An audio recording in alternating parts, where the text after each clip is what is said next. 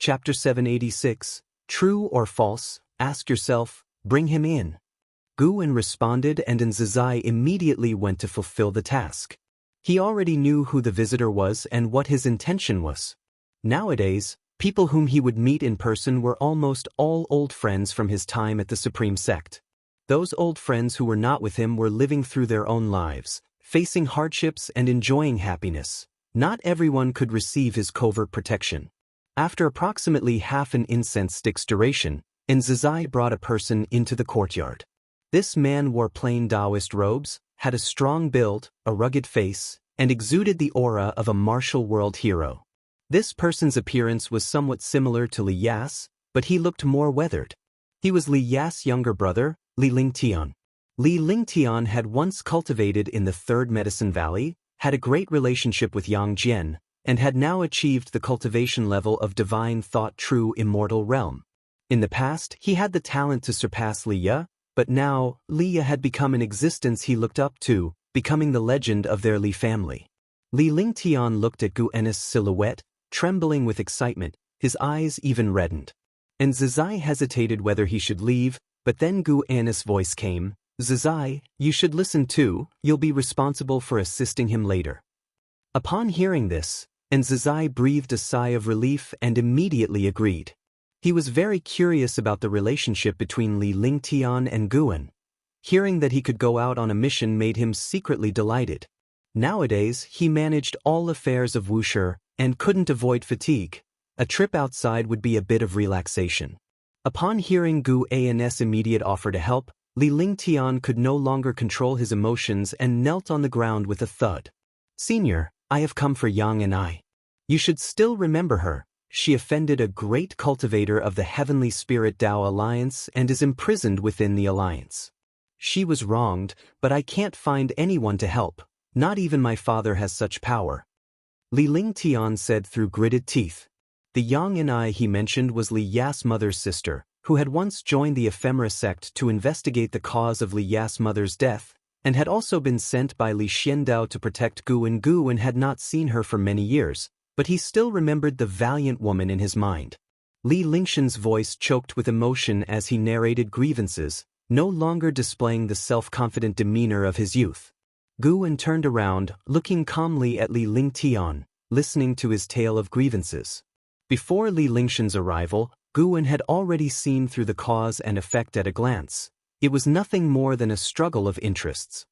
After joining the Heavenly Spirit Tao Alliance, Li Lingtian and Yang and I had offended an internal faction, which did not pique Gu'en's interest much. He only needed to confirm that Yang and I was indeed wronged. Though Gu'en protected his old friends, he would also make distinctions in his actions. If they brought trouble upon themselves, he would ignore it, letting them learn through hardship. When Li Lingtian finished speaking, he looked at Gu'en with anticipation. The Heavenly Spirit Tao Alliance was strong, and their opponents were also very powerful, a family of timeless giants surpassing the Zizai immortal realm, but Li Lingtian believed no family was a match before Gu'en. Gu'en smiled, helping Li Lingtian to his feet, and said with emotion, "How old were you when you first came to me? Now you can manage things on your own. Truly, how much things have changed." These words made Li Lingtian burst into tears. In his heart, Gu'en had always been a senior. Although he hadn't seen him for many, many years, restraint held him back. In his mind, Gu'en's appearance and personality had blurred, and before coming, he had imagined various possibilities, but never expected Gu'en to treat him so kindly. Even his father, who once doted on him, now felt distant.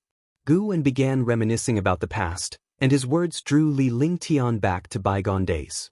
And Nzizai was also very curious about Gu'en's past, standing by and listening attentively. Later, Shenzhen and Shengguan Xiener joined in. Shenzhen still remembered Li Lingtian. Seeing him so downcast now, she sighed deeply. The best decision she had ever made in her life was to follow Gu'en. At first, she only wanted to escape from her sect, and due to her compatibility with Gu'en, she cut off all ties and solely followed him. Unexpectedly, Gu'en turned out to be the supporting Tao Sword Venerable. Over time, Shenzhen couldn't distinguish why she initially followed Gu'en. Occasionally, she doubted whether she had seen something extraordinary in Gu'en that led her to him. Either way, the outcome was good, and she felt herself to be the luckiest person in the world, even more fortunate than an Exen, celestial demon child, and others. Until dusk, and Zizai left with Li Lingtian. He planned to gather several Wuxia disciples and personally go to Heavenly Spirit Tao Alliance to rescue Yang and I. Shengguan Xiener also followed, leaving Guwen and Xinzhen alone in the courtyard. Shenzhen looked at Gu An's profile, lost in thought. What kind of trouble could make this man frown? In his eyes, how did he view this world? How did he perceive those around him? Li Lingshen's appearance triggered Xinzhen's memories of the past and sparked numerous puzzles and curiosity within her. Guwen looked at the sky and said, "Do you think a life without longevity matters?" Shenzhen recovered from her thoughts and responded, "Of course it matters. To walk through the human world, whether in suffering or in joy, at least one has lived, hasn't one? But for many people, living is not as good as dying. That's because they faced hardships.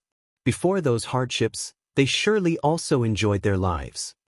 Once a person dies, what meaning does everything before their death hold? Just like the supreme sect of the past, too many people have already died, even forgotten by us, leaving no trace in this human world." After Guwen finished speaking, he turned his head to look at Xinzhen. Xinzhen pondered for a moment and said, "Why does everything have to be meaningful?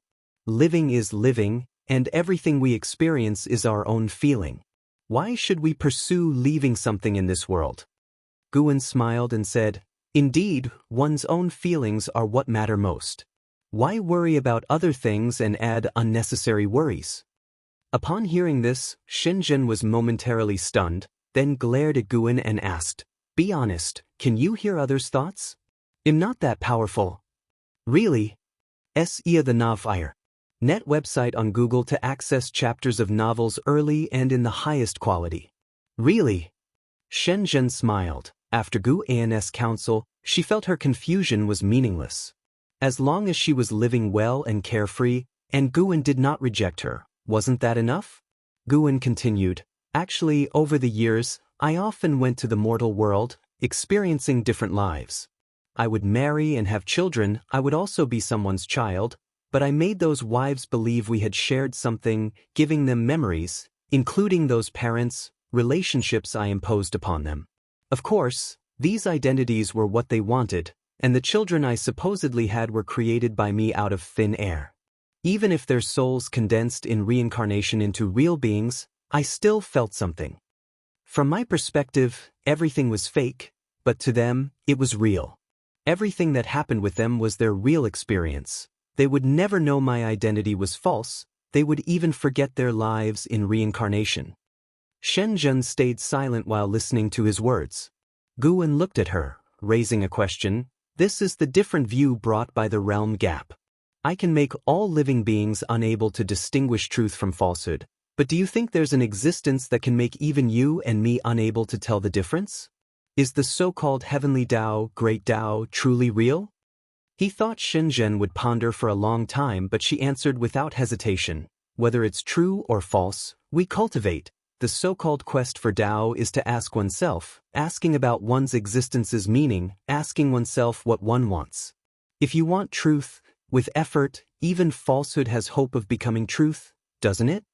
Even if everything is false to me now, I still thank you, cherish everything now, and enjoy every day."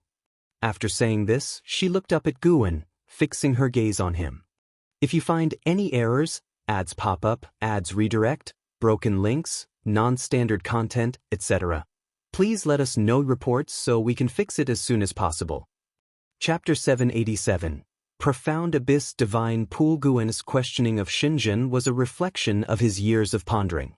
Besides increasing his mana and Tao practice, he felt there was an indescribable realm that required his contemplation.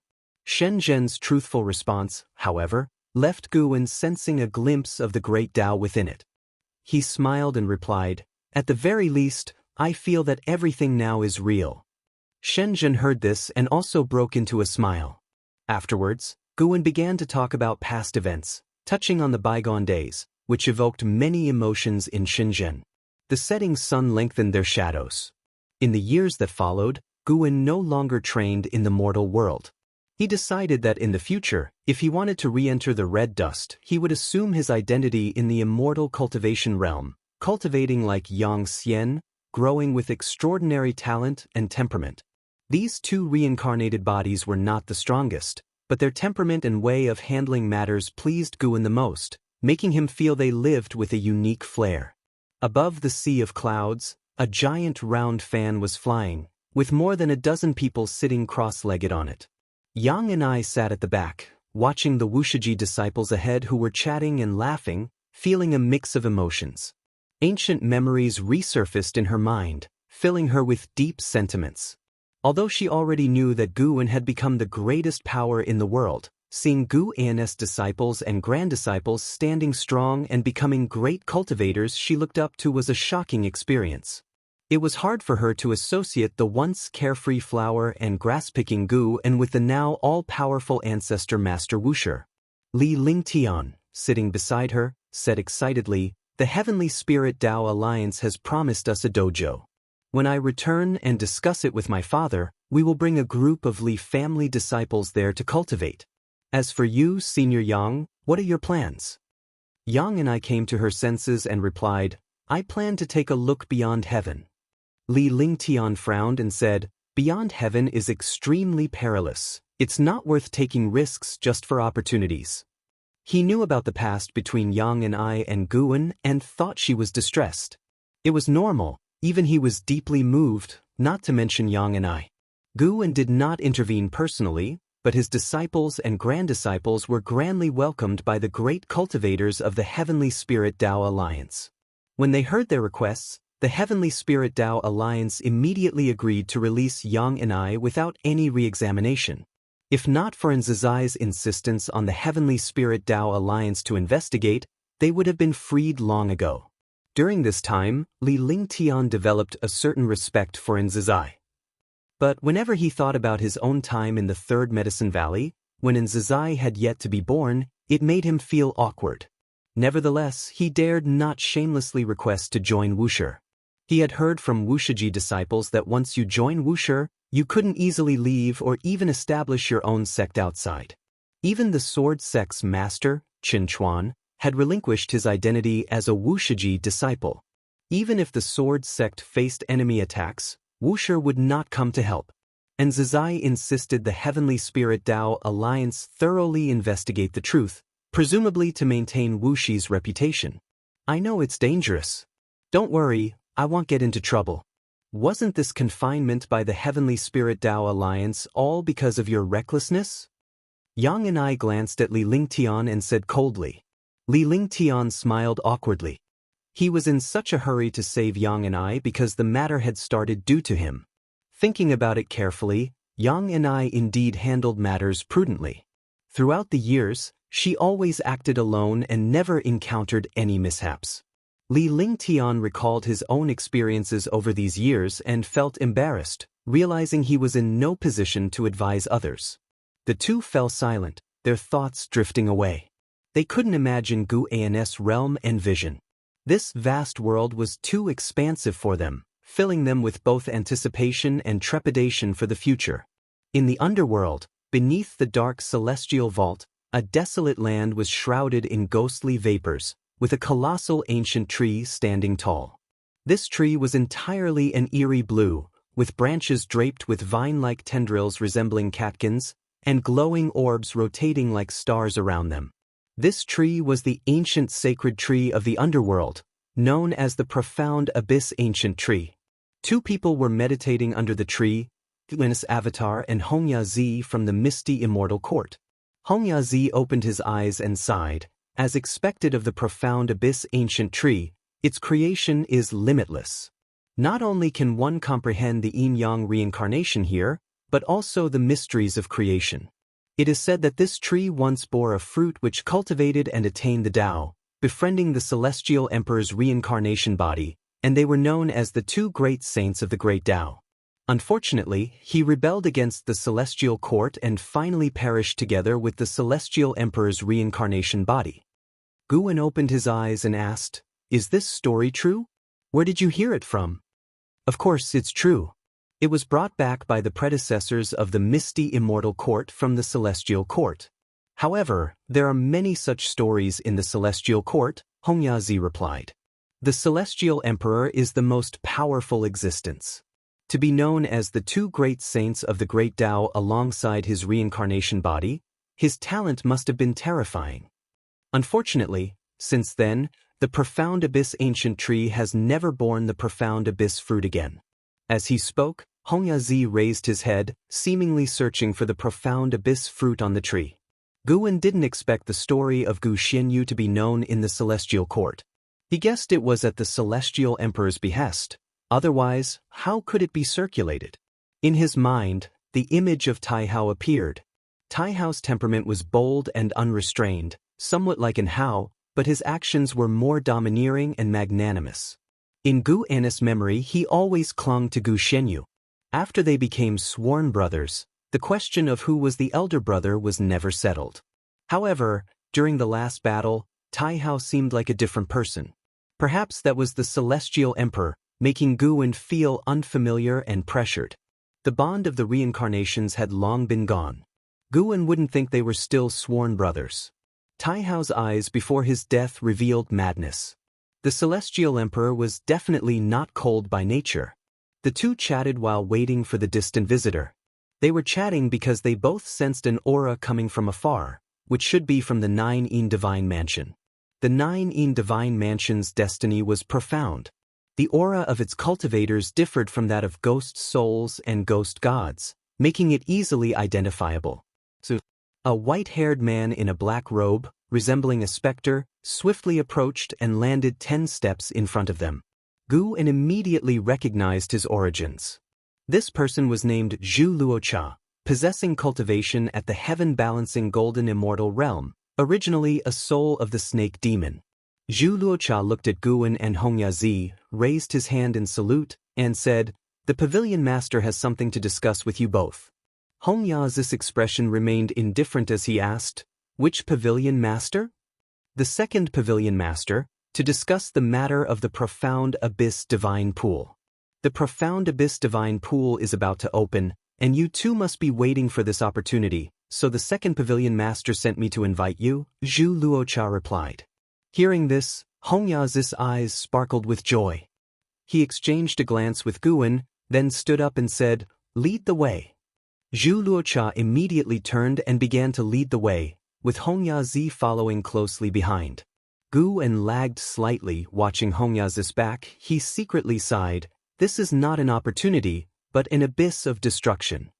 SEA the Novel Fire. Net website on Google to access chapters of novels early and in the highest quality.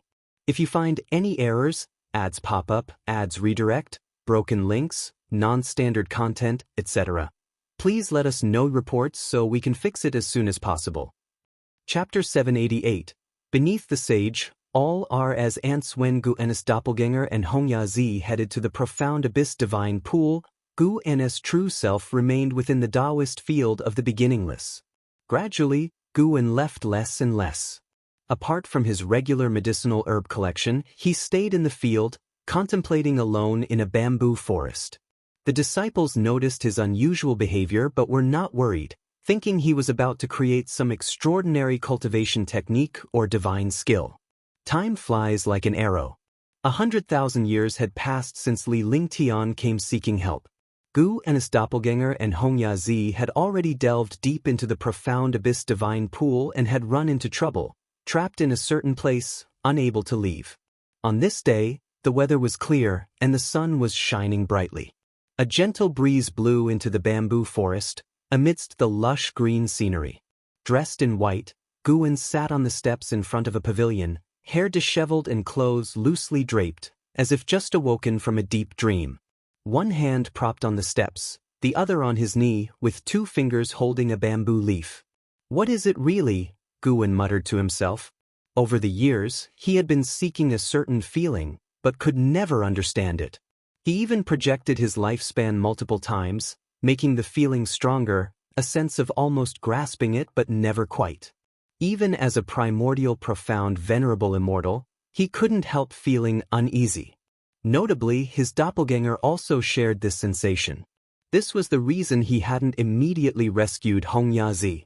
Trapped in the profound abyss divine pool, they were bound to encounter great difficulties, yet the emergence of that inexplicable feeling made their tribulations seem vague. Throughout, Gu An's cultivation had always been an enhancement in his Tao practice. Although he refined his Tao heart and used various methods to deepen his understanding of the great Tao, he had never before felt the presence of his mental state like now. In the unseen, it seemed a mental state awaited his breakthrough. After breaking through, it might not make him stronger, but he still yearned to achieve it. This feeling appeared after reaching the primordial profound venerable immortal realm. It seemed a power was guiding the primordial Tao fruit, thereby affecting Guan. At this moment, a figure walked out from the forest, approached Guan, and bowed. "Master, my immortal emperor's eye has been unsettled recently, causing my Tao heart to become aggressive. Why is this? I haven't encountered any stimuli." An Xen asked Guan, her face full of worry. Since handing the affairs of the beginningless to an Zizai, she had dedicated herself entirely to cultivation. Now she had reached the cultivation level of the heaven-encompassing free immortal, leading all disciples of the beginningless. Gu An's gaze didn't leave the bamboo leaf in his hand. He softly answered, "Another pair of immortal emperor's eyes has emerged in the 3,000 great worlds. Your immortal emperor's eye senses its rival, disturbing your mind." On hearing this, an Xen hurriedly asked, "How should I resolve this disturbance?" "Either go and eliminate the person, or temper your mind to overcome the influence of the immortal emperor's eye and truly master it." Gu An's answer left an Xen in deep thought. Killing was not an option. Without grudges, even if the immortal emperor's eyes repelled each other, an Xen couldn't bring herself to do that. Temper her mind? An Xen felt challenged as she had been suffering recently. But no matter how hard she had to overcome it, she couldn't bring shame to her master. "By the way, master, you've often come to this bamboo forest these years. What have you been studying?" An Xen asked curiously. Guan glanced at her, the corner of his mouth lifting into a smile. "Just like you, I need to overcome mental confusion." Hearing this, an Xen showed a smile, feeling oddly relieved. Even a master as powerful as him faced similar situations. She felt inspired. The two continued chatting, with Guan inquiring about her cultivation, and she answered truthfully. The development of the beginningless to this point meant Guan no longer needed to personally guide the disciples. They could pass on their teachings themselves. And Zizai's management skills were impressive, even surpassing an Xen, organizing the beginningless excellently, with no disciple treated unfairly. After staying for a while, an Xen finally took her leave. Guan continued to sit where he was, thinking. Profound abyss divine pool, where the celestial vault was a dark red, mountains undulating, though there were trees, no flowers or leaves, and not a spot of green. Guan and Hongyazi walked among the mountains. Hongyazi looked around, frowning with impatience. He suddenly stopped, speaking in a low tone, "I've had enough. No matter where we walk, fly, or even destroy this place, we can't get out." Guan stopped, turned slightly, and glanced at him, asking, "If you don't move, will you wait for death? If it gets worse, we can cultivate here, maybe we'll break through and find a way out." "How long will it take to break through?" "But walking aimlessly, who knows how long it will take to get out? This profound abyss divine pool is too peculiar. Why haven't I heard of such a world restriction before?" Hongyazi said gloomily. As a heaven-opening Daluo immortal, had never encountered such a powerless situation since reaching this realm. Guan withdrew his gaze, continuing forward, leaving a sentence, "Then stay here. I'll move on alone.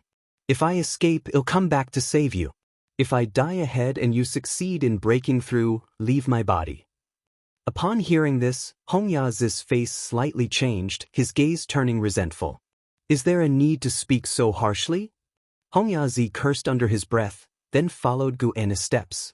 "I'm curious, why are you so calm?" Hongyazi asked as he came beside Guan looked ahead, retorting, "I'm curious too. Why are you so impatient? After all these years of cultivation, is our time trapped here even close to your seclusion time?" Hongyazi was at a loss. reflecting on himself. Could it be that his Tao heart really had issues? The two continued in silence for the rest of the journey. It's unclear how long they walked, maybe half a day or decades, centuries, even millennia.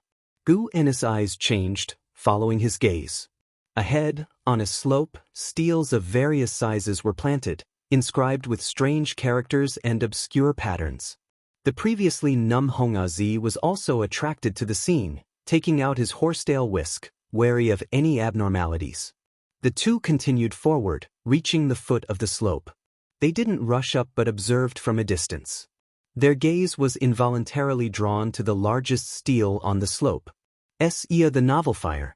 NT website on Google to access chapters of novels early and in the highest quality. That seems like old celestial court script, Hongyazi muttered. Guan asked in surprise, old celestial court? There used to be other celestial courts? Hongyazi shook his head. The ancient heavenly court belongs to the previous celestial emperor, who lived longer than all beings of the heavenly Tao. So, earlier celestial courts became mere legends, known as the ancient heavenly court. An immortal god from the misty immortal court once obtained a cultivation technique from it. I was taught some and recognized the script. What does the stele say? Guan asked. Hongyazi's expression turned peculiar. After hesitating for a moment, he said, it says, without becoming a saint, all is ephemeral. Beneath saints, all are ants. If you find any errors, ads pop up, ads redirect, broken links, non-standard content, etc., please let us know reports so we can fix it as soon as possible. Chapter 789. Hongmeng Immortal Ancestor. If one does not become a saint, all is illusion. Beneath the saints, all are as insects. Guan heard this realm's name again, his intuition telling him that becoming a saint is not something achieved by simply accumulating Tao practice. Looking far and wide within and beyond the great Tao, not to mention saints, even the primordial profound venerable immortal is as rare as phoenix feathers and unicorn horns, hard to encounter. As for those who surpass the primordial profound venerable immortal, Guan could only be certain that the celestial emperor was one such being. Hongyazi was also pondering this sentence, equally curious about what it meant to be a saint. As a heaven-opening Daoyuo immortal, how far was he from becoming a saint? The two men were each deep in thought, staring blankly at the steles scattered across the mountain before them. The realm of saints had greatly impacted them. Although Hongyazi's realm was lacking, he understood something of the ancient heavenly court. Seeing the words on those steles, he vaguely sensed that the being who left that sentence had an extremely deep Tao practice and a high immortal position. After a long while, Hongyazi snapped back to reality and said, these steles seem like the last words left by the immortal gods, filled with regret, despair, and anger. Who knows what they encountered? Guan spoke up, let's keep moving forward. With that, he took the lead, heading uphill towards the mountaintop, with Hongyazi following closely behind. The two of them passed through the steles. Hongyazi remained vigilant, looking around cautiously, while Guan carefully felt the steles. These steles were not simple, containing many Tao intents, which were very subtle and completely imperceptible to Hongyazi. The Tao intents of the steles did not seem innate but rather clues left by the cultivators of the ancient heavenly court. When Guan's divine sense connected with these Tao intents, he saw many scenes. Immortal gods fighting fiercely. No demons, no monsters, no ghosts, all were immortals exuding celestial Tao destiny. These scenes were merely fragments, not continuous. Guan patiently explored, hoping to see the figure of the celestial emperor. Unfortunately, after they crossed this hillside and looked ahead, the uneven slopes in the distance still had many steles standing, but these steles were much more sparsely distributed than those behind them. Hongyazi quickened his pace, having seemingly discovered something, becoming more interested in these steles. Guan felt the same. As time went by, he still hadn't seen any images of the celestial emperor, but instead became aware of a celestial Tao venerable. Hongmeng Immortal Ancestor. This Hongmeng Immortal Ancestor was the enemy of the immortal gods in the images, and his might was the source of many immortal gods' despair. It's uncertain whether this Hongmeng immortal ancestor is still the celestial Tao venerable of the heavenly court today. If so, doesn't that mean the Hongmeng immortal ancestor lived even longer than the celestial emperor? After all, according to Hongyazi, the ancient heavenly court was presided over by the previous celestial emperor. Guwen held many speculations in his mind, but his steps never ceased. In the darkness of the night, hundreds of cultivators gathered on the wasteland, all meditating to heal, Liya among them. Liya was still dressed in black, a treasure sword imbued with a silvery blue aura floating behind him. His pale complexion made it clear he suffered from severe internal injuries. He slowly opened his eyes, gazing upwards. Amidst the night, few stars were visible, making the celestial vault unsettlingly oppressive. He turned his head, his eyes betraying a look of fear. Following his gaze, at the edge of the world loomed an enormous figure, like a giant shadow encompassing half of heaven and earth. The place he stood was not the world but the palm of a giant hand. The vast wasteland below was just a small part of the palm. In the dim, oppressive void, a figure enshrouded in black mist moved slowly, its form humanoid, seemingly clad in heavy armor, adorned with menacing and sharp spikes. In its right hand, at first glance, the palm seemed empty, but in reality, Liya and hundreds of cultivators were within, appearing even smaller than dust. This terrifying figure walked through the void, its steps unhurried. Just seeing the figure caused a chill to run through Liya. His gaze drifted to the distance, amid the clustered people, where a yellow-robed elder sat meditating, his complexion also grim. Not only Liya, but many others were watching this yellow-robed elder. The yellow-robed elder was the most powerful existence among these cultivators, with a cultivation level reaching the heaven-balancing golden immortal realm. Previously in the profound yuan-free immortal realm, Liya couldn't even imagine how strong a heaven-balancing golden immortal could be. It was said to be comparable to the cultivation level of a celestial god. The yellow-robed elder possessed not only profound cultivation but was also the patriarch of a sect from a great thousand world, establishing a dojo in the great Tao void. Liya originally went to hear the Tao, but during the session he and other attendees were captured by mysterious evil demons. While listening to the Tao, the yellow-robed elder's Tao intent felt unfathomably profound to him, incomparable even to Guen's level at the time. When the evil demons attacked, the yellow-robed elder wielded a magical treasure, displaying great divine skills, shaking the entire universe, with myriad dharma aspects emerging endlessly, broadening his horizons. Yet, with a single counter, the evil demons suppressed the elder and the Tao listeners entirely. The mighty heaven-balancing golden immortal had no power to resist. Liya couldn't fathom the extent of this evil demon's Tao practice level. He couldn't help but think of what the Golden Crow Divine Sovereign once told Guwen when faced with him. Miaozhen Daoyuo Immortal Realm Perfection. This was Guwen's realm. Afterward, he traveled the world, never hearing the words Miaozhen Daoyuo Immortal anywhere, not even in outer heaven. Bringing up this realm's name caused him inexplicable trepidation, so much so that he dared not inquire further. Junior Brother Gu, if you were here, with such a realm of Miaozhen Daoyuo Immortal, could you defeat this demon?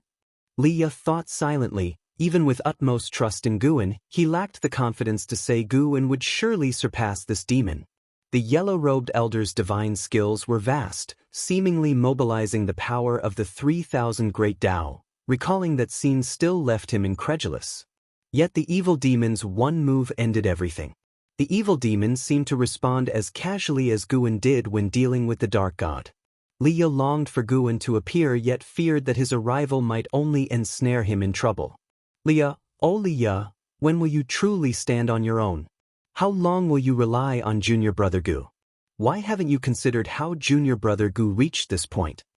Liya gritted his teeth, internally resenting his weakness. At this critical moment, he still longed for Guwen's intervention.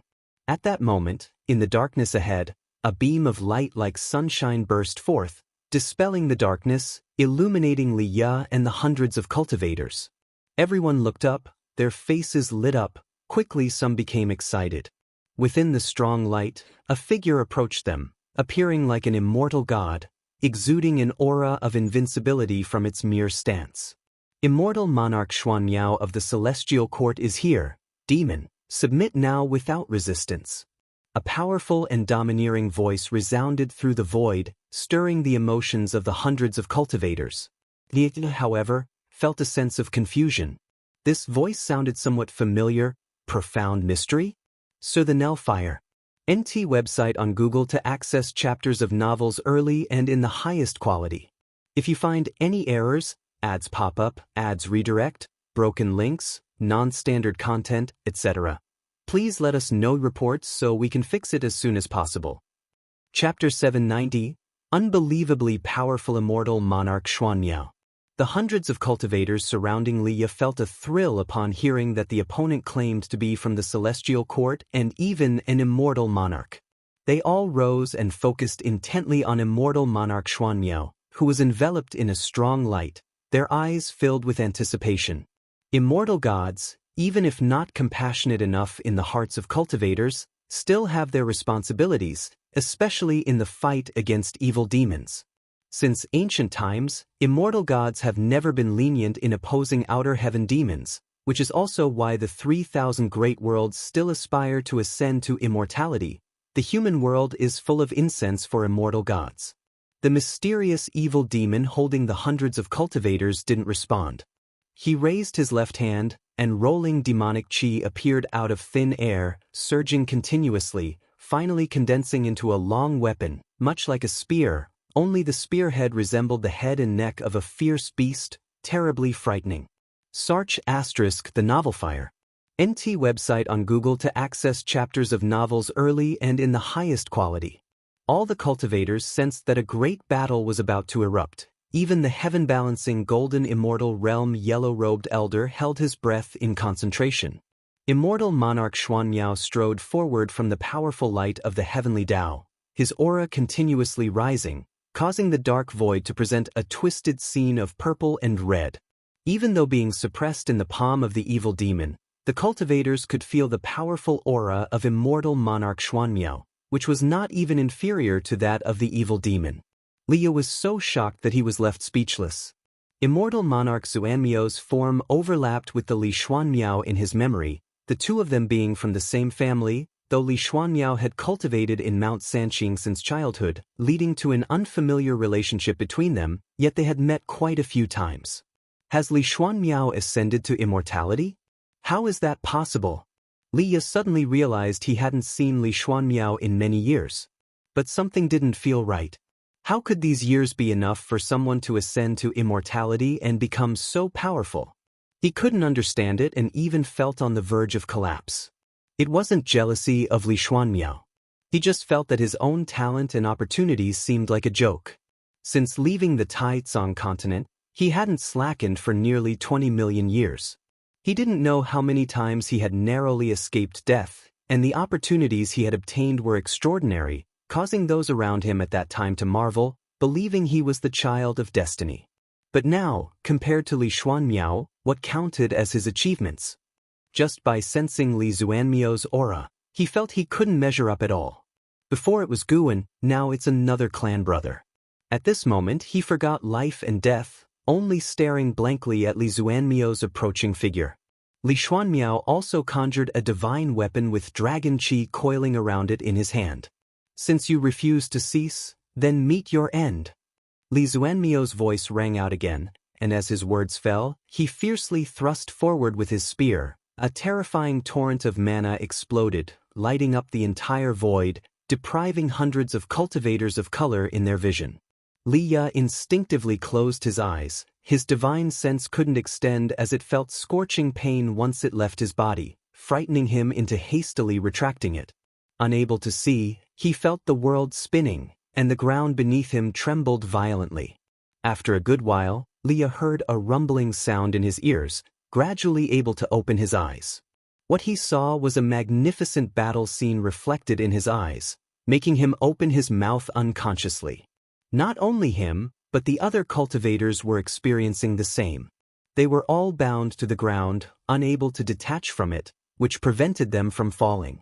In their vision, the external void rotated quickly, causing dizziness, with demonic qi and golden flames interweaving, forming various spectacular scenes, like a kaleidoscope. Li Xuanmiao and the mysterious evil demon had already started battling. Li Xuanmiao displayed his Dharma aspect, his form not inferior to the mysterious evil demon in the slightest. Both wielded their divine weapons with incredible speed, divine skills moving effortlessly, without the need to cast a spell. Various Dharma aspects and divine skills collided, shaking the void. Soon, the void shattered, and the surging wind of the great Tao swept them into deeper darkness. The heavenly Tao's strong light on Li Xuanmiao was so bright, illuminating the cultivators, none of whom spoke, engrossed in watching the battle nervously. Powerful, inconceivable. This was everyone's impression. The momentum of those divine skills was not only magnificent but also incomprehensible to them. As Li Xuanmiao swung his spear, it spun, causing slices of heaven and earth to shoot out along the spear's body, colliding with the mysterious evil demon. The mysterious evil demon seemed to have invisible clones, causing the Jin Qi around Li Xuanmiao to be continuously impacted. In the midst of battle, the mysterious evil demon would sometimes open its mouth, releasing countless demons that charged forward one after another toward Li Xuanmiao. They were actually able to penetrate the celestial Tao flame and land on Li Xuanmiao's armor. Li Xuanmiao frowned slightly. Although he could disperse the demons on his body, he could feel a power of cause and effect eroding his mana. While he hadn't fallen into a disadvantaged position, he couldn't suppress the mysterious evil demon in a short time either. This was his first battle after ascending to immortality. The dark heavenly court had invaded. He was responsible for roaming the 3,000 great worlds, eradicating the dark demons that infiltrated, and the reason he arrived in time was that he calculated Li Ya's peril. He wasn't familiar with Li Ya, but the bloodline cause and effect was there, and he could feel it. Saving Li Ya was merely a convenient act, unrelated to anyone's relationship. Now, Li Xuanmiao only wanted to defeat the dark demon in front of him. Even though he was not obedient to the will of the celestial court, at this moment, he had to defend the dignity of the heavenly court immortals and must not disappoint his master's expectations. Li Xuanmiao's gaze sharpened, blood-red Tao patterns surfaced on his forehead as he swept across with his spear single-handedly. A terrifying and vast golden rainbow erupted, pushing back the mysterious evil demon. The golden rainbow pierced through the darkness, as if cleaving everything in two. Immediately, countless golden chains emerged from within the golden rainbow, quickly binding the mysterious evil demon. The mysterious evil demon struggled madly, unable to break free in a short time. They continued descending, below appearing a vast river of qi, a long river of the great Tao. Li Xuanmiao paid no mind to where they had arrived, continuing to cast his spells. Over the mysterious evil demons had appeared layers of golden wheels, from which a golden giant cauldron descended, directly falling and enshrouding the mysterious evil demon. A strange and ear-piercing chant echoed, as if countless people were chanting together, causing Li Ya and the other cultivators to feel their divine souls turn upside down. Fortunately, the feeling came swiftly and dissipated just as quickly.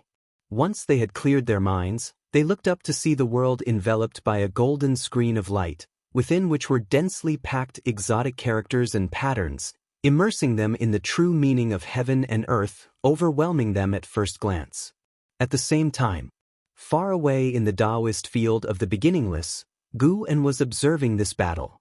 His avatar was in the profound abyss divine pool, seeking more information about the saint, and Li Xuanmiao was engaged in the battle. What a coincidence indeed. Li Xuanmiao's current cultivation level had already reached the Taiqing Golden Immortal realm, while the mysterious evil demon was also a Taiqing Golden Immortal. However, compared to the mysterious evil demon, Li Xuanmiao's realm was forcibly elevated by the celestial Tao destiny, resulting in a certain disparity in strength between them. Guan also heard Li Ya's inner voice.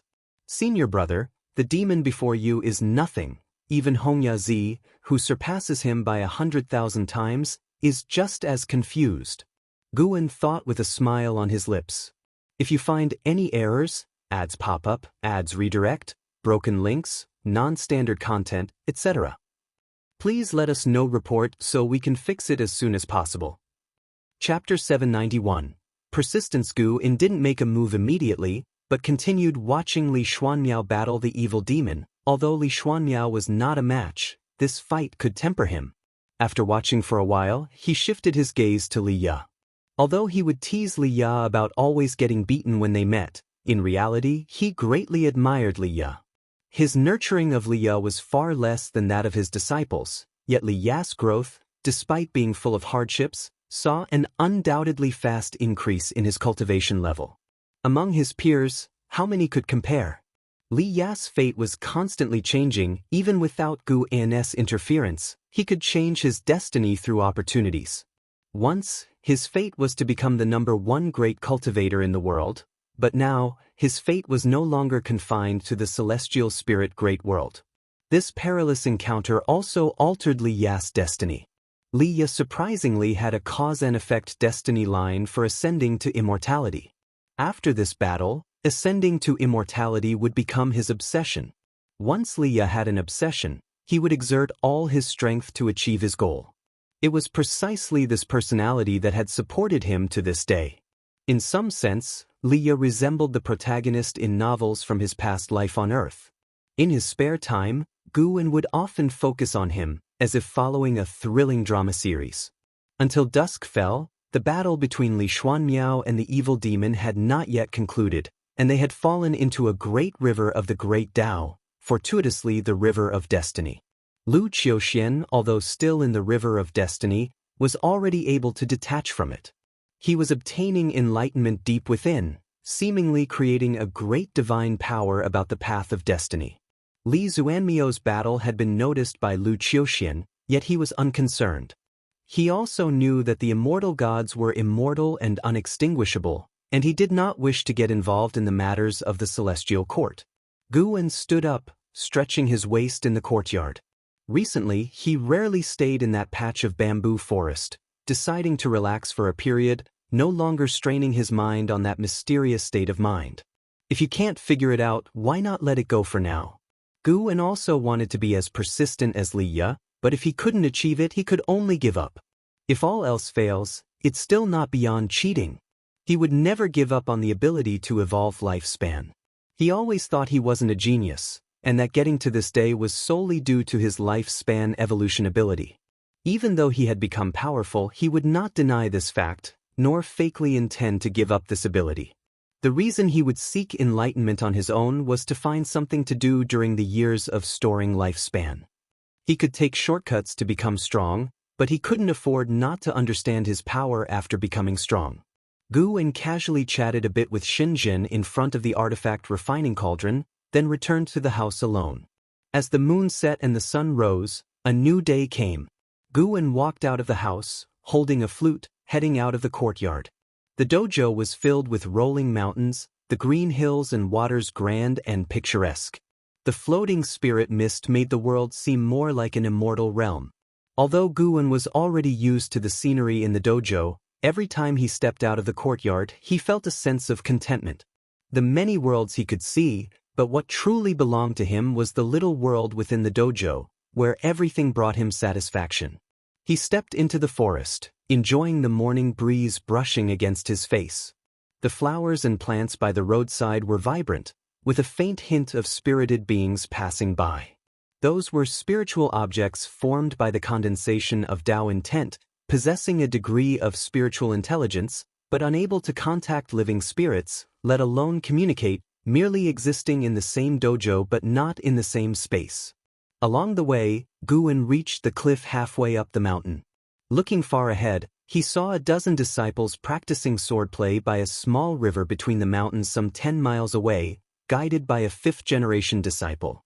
Such scenes were present in several places within the dojo. Wuxia had already formed its Taoist lineage, with complete regulations and order, requiring no effort from Gu En. Having developed to the present, Wuxia was no longer just a dojo belonging to Gu En alone, but also an embodiment of the disciples' efforts.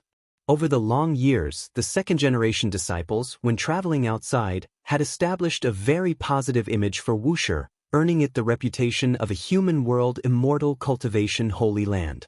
Every year, People would come to the edge of the 9-spirit continent seeking to join Wuxia to cultivate immortality, but even entering Wuxia was difficult, let alone becoming a citizen of the 9-spirit dynasty. Guwen raised the flute in his hand and spun it with one hand, his gaze already falling on Li Xuanmiao. Li Xuanmiao was beginning to fall into a disadvantage.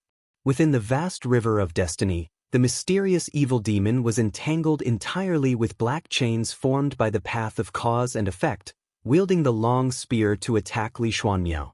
His offensive continued to intensify, forcing Li Xuanmiao to retreat step by step. Li Xuanmiao, hair disheveled, his armor on the verge of breaking, seemed quite in distress, as if heading towards a dead end. Li Xuanmiao furrowed his brows tightly, as the demonic creatures spewing from the mysterious evil demon's mouth were devouring his mana, and now the black chains around the mysterious evil demon were shattering his mana each time they struck. He had exerted every means he possessed, repeatedly deploying all the divine skills and secret techniques at his disposal. The best scenario he managed was to shatter the mysterious evil demon's physical body, yet within a very short time it would regroup again, leaving him feeling powerless. Could I be defeated? Li Xuanmiao thought with unwillingness in his heart. Being an immortal god, even in death he could resurrect in the celestial court. Still, he was unwilling for his first battle as an immortal god to end in failure. Hundreds of cultivators trapped in the palm of the mysterious evil demon once again fell into despair. His speed is getting slower. I can barely make out some of his moves. If even the celestial immortal monarch can't deal with this demon, then we're really doomed.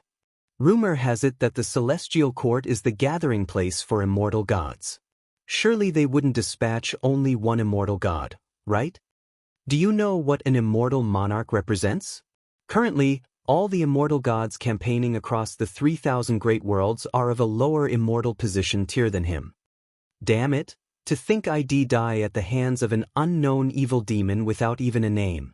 How frustrating. The cultivators were discussing among themselves, with many remaining silent, their eyes filled with fear. More than death, they feared enduring tortures worse than death. This demon was so powerful, yet it did not kill them, instead taking them somewhere, clearly not allowing them an easy death. Leah had long since come out from his complicated emotions, now filled only with concern, fearing Li Xuanmiao might encounter misfortune. He didn't believe such a coincidental occurrence. With his cultivation level, he could already perceive the cause and effect between people. Being an immortal monarch, Li Xuanmiao was naturally capable of the same. He felt Li Xuanmiao had come specifically to save him, even though they were not well acquainted, but after all, they were of the same lineage. Don't be stupid, finally reaching immortality, there's no need to fight to the death for us, Leah muttered softly, hoping Li Xuanmiao could hear. At that moment, the mysterious evil demon roared angrily, the chains around its body quickly intertwining, unexpectedly revealing a black coffin. Tia the novel and Fung. Et website on Google to access chapters of novels early and in the highest quality. As soon as the black coffin appeared, the surrounding great Daos air currents surged towards it, and even Li Xuanmiao felt a horrible pulling force. Li Xuanmiao, looking at the black coffin larger than the mysterious evil demon itself, was filled with intense unease. The existence within this coffin was undoubtedly very dangerous. If you find any errors, ads pop up, ads redirect, broken links, non-standard content, etc., please let us know reports so we can fix it as soon as possible. Chapter 792. The black coffin was suspended behind the mysterious evil spirit, its lid slowly opening amidst the chaos of the great Tao. Even those like Leah, who were held within the palm of the mysterious evil spirit, couldn't help but feel a chill run down their spines. They all turned their heads to look and saw the black coffin, larger than the evil spirit itself. From their vantage point, they couldn't even see the top of the coffin. What could be in there? Everyone held a sense of unease that was more torturous than awaiting death. Li Xuanmiao, who was also being pulled by the black coffin's force, sensed something amiss. His intuition told him that if he were to come into contact with that black coffin, it would certainly lead to a bad ending.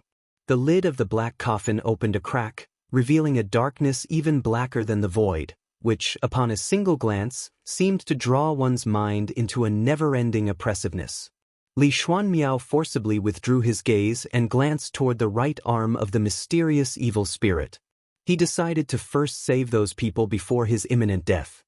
His expression suddenly changed, becoming cold and fierce.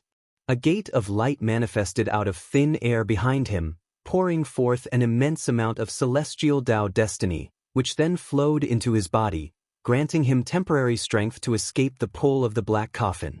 He leapt into the air, moving agilely to the side of the mysterious evil spirit. In his hand he wielded a divine spear, gathering his most powerful mana, intending to thrust it toward the right arm of the mysterious demon. At that moment, Li Xuanmiao's face changed dramatically. He suddenly found himself in a place of absolute darkness, without the mysterious evil spirit around him and without the river of destiny beneath his feet. To his horror, he realized he couldn't move.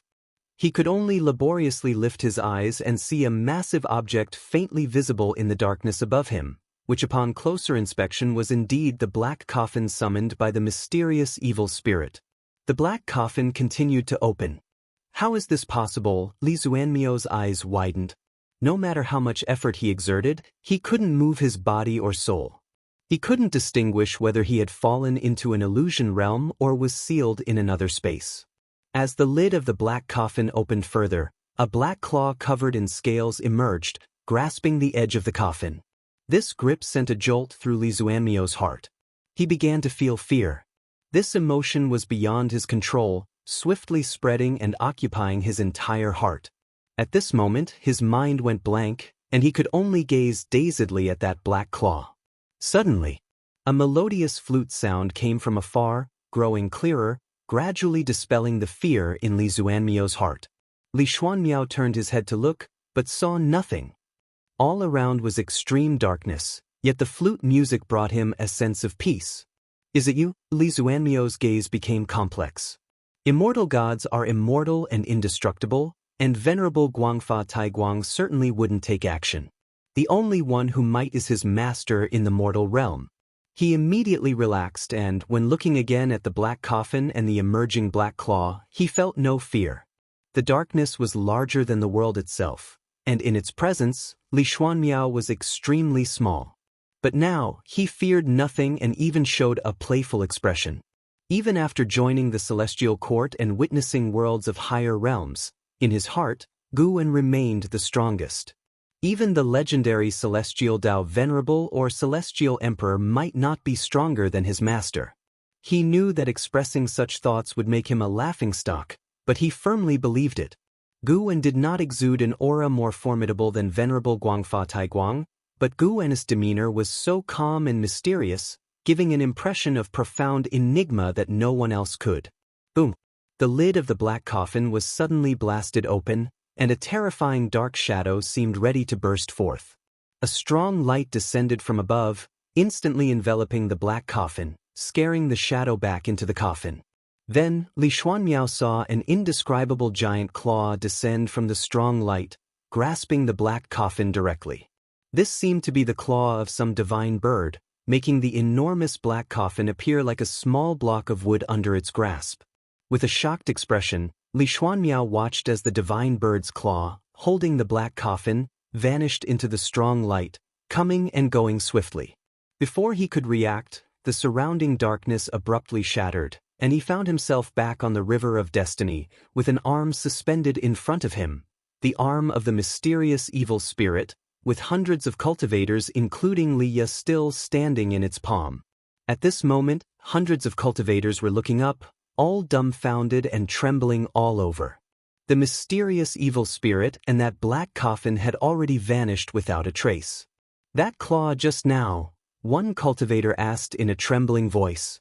The mysterious evil spirit was tremendously terrifying, and the earlier battle had already driven them to despair.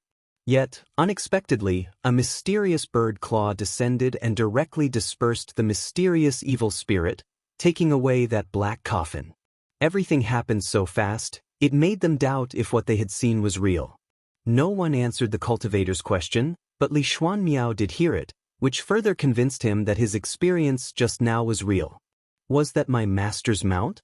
But I've never seen him raise any divine birds. Li Xuanmiao looked at the mysterious evil spirit's arm, his mind filled with bewilderment.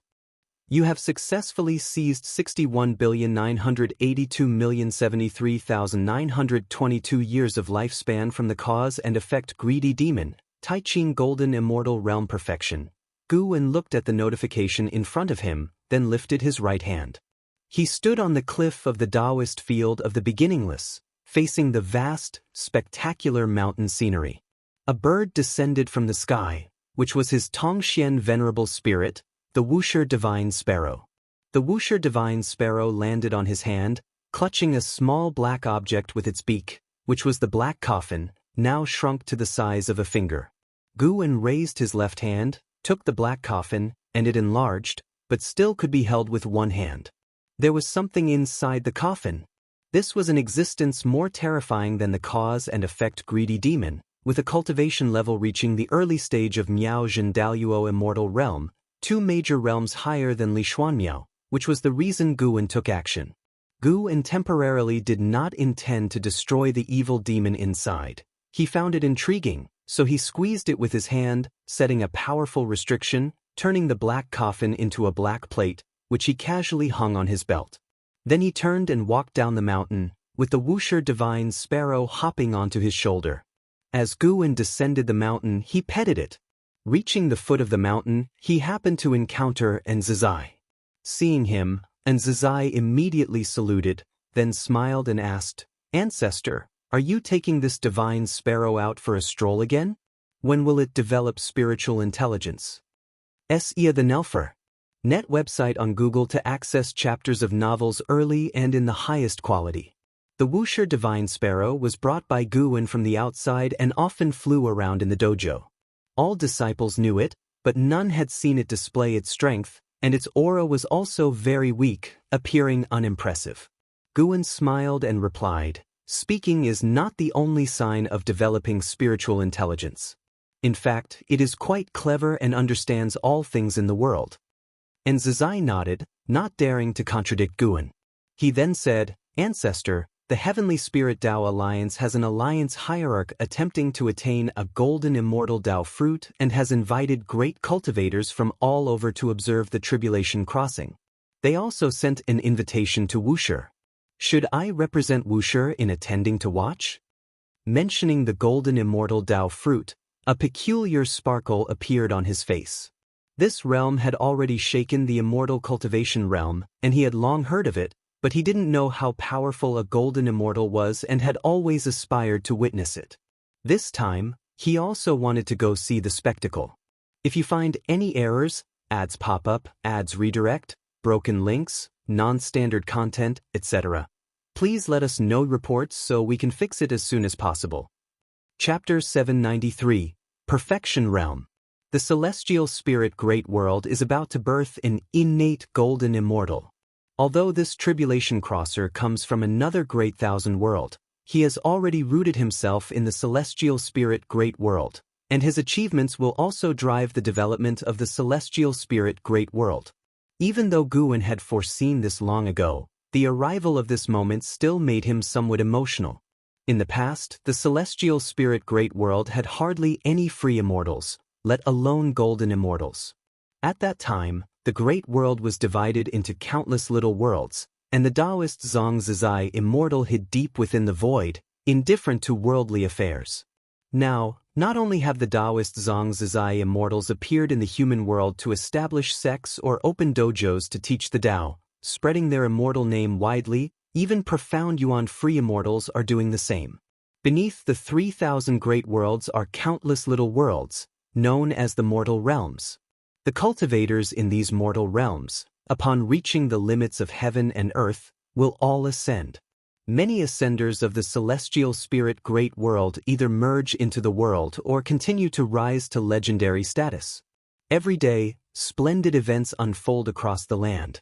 During Gu Wen's leisure, he always finds matters that pique his interest when he takes a sweeping glance at the world. Since you wish to go, then go. You may take a group of disciples. Decide the number yourself, Gu Wen said to Nzizai with a smile. Upon hearing this, Enzazai immediately flashed a smile, quickly bowed, and thanked him. Ancestor, in your opinion, will that person succeed in breaking through? Enzazai asked curiously. Guwen replied, he will succeed. In the future, the world will welcome the era of the Golden Immortals. In the years to come, each era will be longer, and the changes from one era to another will not be defined by great calamities. Hearing this, Enzazai felt even more eager for the future. Guwen did not say more and left with the Wuxia divine sparrow. Enzazai watched him leave and, observing his leisurely demeanor, felt deeply moved. What about Golden Immortals? The ancestor's cultivation level is much higher than that of Golden Immortals, yet he never becomes arrogant because of it, nor is he greedy for power. He prefers a quiet pastoral life. Enzazai most admired the ancestor for this ability to remain calm and peaceful. He had once tried to imitate this, but regrettably, after a long time in seclusion, he would always yearn to go out and could never fully convince himself to let go of fame and fortune. Currently, he manages the affairs big and small of Wuxia, and although it is arduous, he finds it meaningful. If he truly let go of the power in his hands, he definitely would feel some reluctance. Guwen, with his back to Enzazai, heard the youngster's inner thoughts and his lips curled into a subtle smile.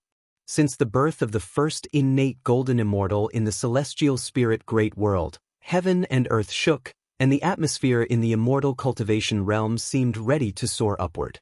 The innate golden immortal preached to all living beings, and the sound of the Tao resonated throughout the entire world, benefiting countless living creatures, and even those mortals who had not cultivated gained many insights. The passage of time accelerated. Guwen's range of activity remained within the celestial spirit great world. If an old friend encountered trouble, he wouldn't personally appear because the Wuxia divine sparrow's intervention was sufficient. The Wuxia divine sparrow could extend his lifespan, which was far more advantageous than avatars or puppets, allowing him to relax more. As the constellations changed and earthly agitations unfolded over countless years, the human world had undergone significant changes. Now arrived at the Taoist beginning era, cultivators soared on celestial inquiries, pursuing higher realms, thus sparking a significant development in Taoist techniques. Great cultivators from all around the world taught the Tao, advancing the celestial Tao destiny in the human world, hence it was known as the Taoist beginning era. All living beings could feel the rise of the celestial spirit great world. The future could only become better, thus it was named beginning, symbolizing that the path toward the great Tao of this great thousand world had only just begun. That year, at the beginning of autumn, nearing noon, Guwen appeared out of nowhere within a bamboo forest and walked towards a pavilion among the woods. He had just gone to break through and had now reached the primordial profound venerable immortal realm perfection. The progress from the middle stage to the perfection realm took nearly 30 trillion years of lifespan, reducing his accumulated lifespan over many years to more than 15 trillion years. Although the consumption was great, the effect was significant. The higher the great realm, the greater the gap between small realms. Take the primordial profound venerable immortal, for instance. A mere one-level difference in a minor realm signifies an absolute disparity in strength. Given this, striving for higher realms requires at least having an accumulated lifespan of 1 billion years. 1 billion years should indeed be called 10,000 trillion years. 10,000 trillion years can also be referred to as a quadrillion years. Guwen thought about the Suanzi algorithm of ancient Wuxia, which recorded, in the method of large numbers, 10,000 is called a, 10,000 is a zhao, 10,000 zhao is a jing, 10,000 jing is a gai, 10,000 gai is a zi, 10,000 zi is a liang, 10,000 liang is a go, 10,000 go is a jian, 10,000 jian is a zheng, 10,000 zheng is a zai. His lifespan number had not yet surpassed the imagination of the ancients of Wuxia, indicating it was still not enough. As Guwen reflected, upon reaching the primordial profound venerable immortal realm perfection, his vision expanded once more, allowing him to see more unknown territories and a grander great Tao. He realized that the road ahead was still long. Fortunately, within the known range, no one could threaten him. The novel, I. NT website on Google to access chapters of novels early and in the highest quality. As for the Celestial Emperor and a few Celestial Dao Venerables, their whereabouts were unknown. Perhaps they were exploring more vast and distant domains, having likely grown weary of everything within the Celestial Dao over the long years. Guwen strolled back leisurely as usual, making people feel as if he had merely gone out for a brief distraction. Though only away for 2 hours, his power had transformed profoundly. 2 hours, even giving a primordial profound venerable immortal 10 million years, or a billion years, couldn't result in such progress. Gu and his eyes turned toward the 3,000 great worlds. The struggle for the Son of Heaven had reached its final stages, with 90% of the great thousand worlds already under the great immortal divine Yuan's command. Xianyuan human venerable continued to resist stubbornly, but the outcome was clear, and the immortal gods under his command were restless, feeling anxious about the future. Su Yu, who often accompanied Jianghu, seemed to be plotting something. With him, Guwen wasn't worried that Xianyuan human venerable's defeat would implicate Jianghu. Guwen arrived at a small river and stopped just before crossing, looking into the distance where a giant 7-colored light shield stood amidst the mountains, forming its own barrier world. Within, 2 Wuxia disciples were sparring, both being free immortals. This made Guwen somewhat sentimental. The 9th generation disciples already had some reaching the free immortal realm, and though it was the 2 strongest of the 9th generation, it still gave Guwen the sense that the era of the Holy Court had become distant. He stood in place, starting to observe intently. His relationship with his disciples and grand-disciples wasn't particularly close. He rarely guided his grand-disciples' cultivation, but he occasionally viewed their cultivation results. The time needed to achieve free immortal status was becoming increasingly shorter, but the transition from free immortal to Taoist Zhang Zizai immortal still remained long. The reincarnation tribulation was difficult to complete, with countless free immortals stuck at it for millions of years. To bypass the reincarnation tribulation, the only path is to become a primordial Dao Emperor. Because of this, the primordial Dao Emperor has gained high status in the celestial spirit great world, symbolizing ultimate talent. Striving to become a primordial Dao Emperor is equally challenging, but at least for the world's cultivators, it represents a possible path. If you find any errors, ads pop up, ads redirect, broken links, non-standard content, etc., please let us know reports so we can fix it as soon as possible. Chapter 794. Turning the tide by sheer effort. Guwen stood by the river for quite a while, then crossed the small river and walked toward the mountain where he resided. An hour later, he entered his courtyard. Coincidentally, Shangguan Xianer was also there, discussing a major event of the world with Shenzhen. Guwen had become accustomed. Although Wuxia does not intervene in worldly affairs, he is not completely detached from the world. The disciples always have exchanges with the sects, and whenever a major event occurs in the world, Wuxi's disciples will always make an appearance. Of course, this is also the thought of the sections.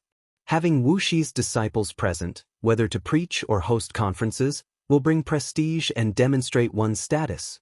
Although Wuxia does not seek domination, countless legends have been passed down since antiquity, and no one dares to shake Wuxi's prestige. Till now, the world has not witnessed the birth of a second innate golden immortal.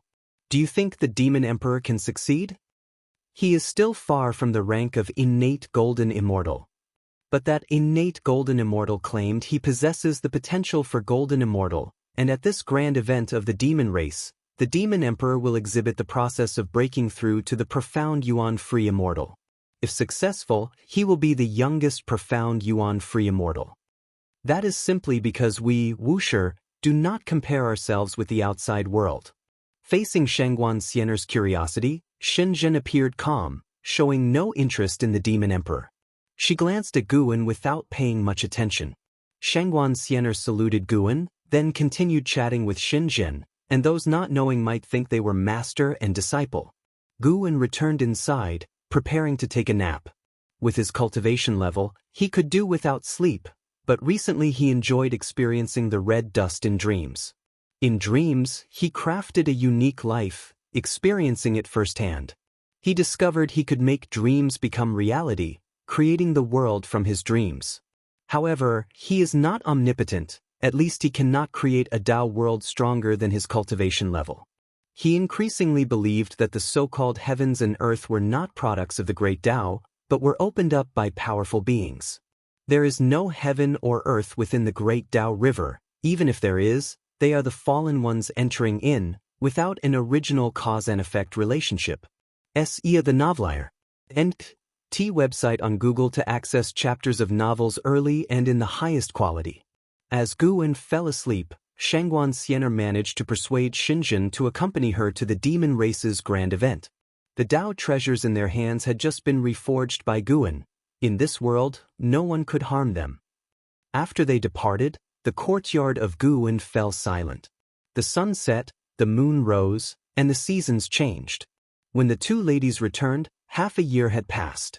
Guwen stepped out from the house, stretched lazily under the sun. "You didn't sleep until now, did you?" Shenzhen questioned with a suspicious look. Guwen glanced at her, countering, "Why not?" Nowadays, his medicine gardens around the region flourished anew, planted with high-tier spiritual grass. Each time he harvested, he could prolong the time. High-tier cultivation herbs mature over decades, and do not much diminish lifespan. Now, he not only gained ample time but also his annual income of lifespan increased to nearly 3 billion years. In Wuxia's Taoist field of the beginningless, the medicinal herbs planted were too numerous to count. Every disciple had their own medicine garden. Guwen would not interfere, and if he wanted to explode in lifespan, he could do it any time, but only if a crisis arrived beforehand. He would not reveal even a trace of his ability to seize lifespan. "Well, would you like to hear about our experiences at the demon race?" Shenzhen walked toward Guwen, asking with a smile.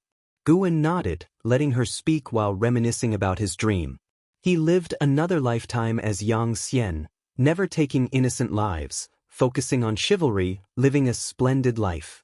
The name of the Sword Dao Saint ancestor re-emerged. Acquiring this title is not only due to his strength but also his merits.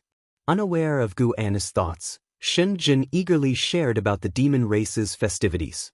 Initially, she wasn't interested in the demon emperor, but seeing the demon emperor crossing the tribulation and his attitude towards people and matters, she had a change in perspective. She thought the demon emperor truly might become the second innate golden immortal. Interestingly, why did I feel the demon emperor's form and voice resembled yours somewhat? Although there's a significant difference, from afar, his silhouette looks like him seeing you. Shenzhen looked at Guwen suspiciously, curiously asked, hoping to discern something from Guwen's expression. The origin of the demon emperor has always been a mystery worldwide. Rumors once suggested a connection between the demon emperor and the ancestor master Wuxia.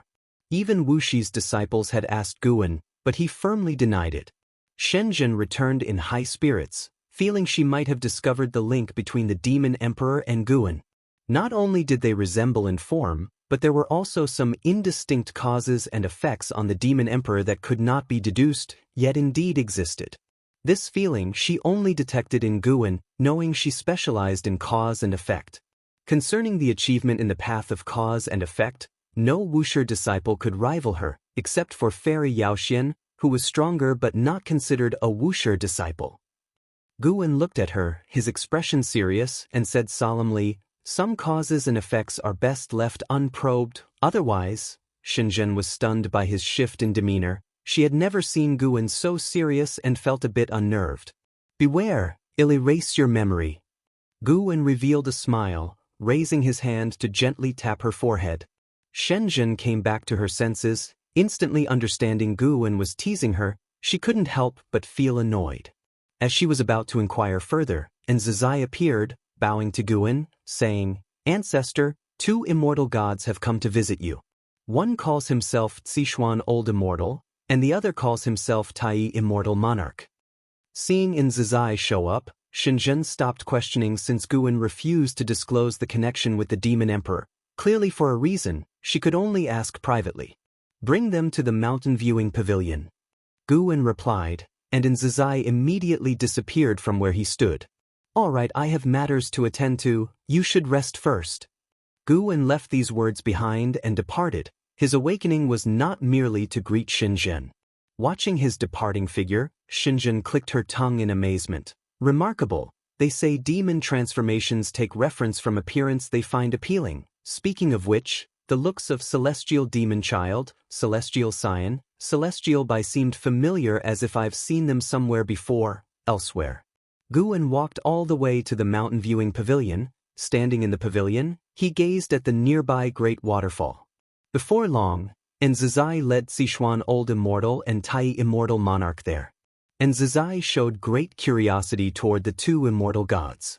Although immortal gods are no longer just intangible legends, he had yet to truly interact with immortal gods. Guan nodded slightly at Enzizai, indicating for him to leave. After Enzizai left, Sichuan Old Immortal stood in the pavilion, bowing to Guan and saying, "Please, Ancestor Master Wuxia, intervene and save the world for human venerable." Guan turned around, looking at him, expressionless. Tai Immortal Monarch stood beside Sichuan Old Immortal, saying nothing, but observing Guan's expression. "I am not a celestial court immortal god, nor do I have the ambition to ascend to immortality. Why should I assist him?" Guan asked coldly. This moment, his look imposed immense pressure on Sichuan Old Immortal. Compared to last meeting, Sichuan Old Immortal felt as if facing another person entirely. If you find any errors, ads pop up, ads redirect, broken links, non-standard content, etc., please let us know reports so we can fix it as soon as possible.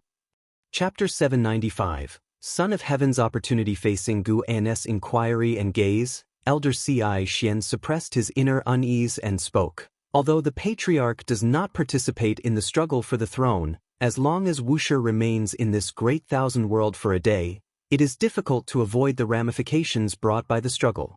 If the great immortal divine Yuan wins, the 3,000 great worlds will be destroyed and recreated into the 3,000 great worlds he desires. If Xin Yuan succeeds, he will not change the 3,000 great worlds. All he wants is to thwart the provocation from the great immortal divine Yuan. He does not need the 3,000 great worlds to transform into anything else." As Ci Xian spoke these words, his gaze was firmly fixed on Gu, and Tai Immortal Monarch had already heard this narrative, which was also the reason for Tai Immortal Monarch's accompaniment. If the great immortal divine Yuan were victorious and became an enemy of Guan, at that time, should Guan resist, he would face the entire celestial court, and Tai Immortal Monarch would also have to oppose Guan, which would be unacceptable for Tai Immortal Monarch. After all, he had invested so many years of effort and was unwilling for it all to be in vain. The rapid development of the celestial spirit great world has been supported significantly by Tai Immortal Monarch behind the scenes. Looking at Guan, Tai Immortal Monarch's eyes already indicated his stance. Guan responded to the gaze of Elder Ci Xian, saying, "I can leave with Wuxia. I can even leave with the celestial spirit great world. The ambition of the great immortal divine Yuan poses no threat to me." Elder Ci Xian followed up, saying, "While you are capable of departing with the celestial spirit great world, all living beings are creations of the heavenly Tao, and if the celestial court strips them of their celestial Tao destiny, they will inevitably disperse into ashes." Guan approached the table and sat down, choosing not to respond verbally. Instead, he picked up the teapot and poured himself some tea. Each day there is new tea at the mountain viewing pavilion, prepared by the ghost mother of ephemera.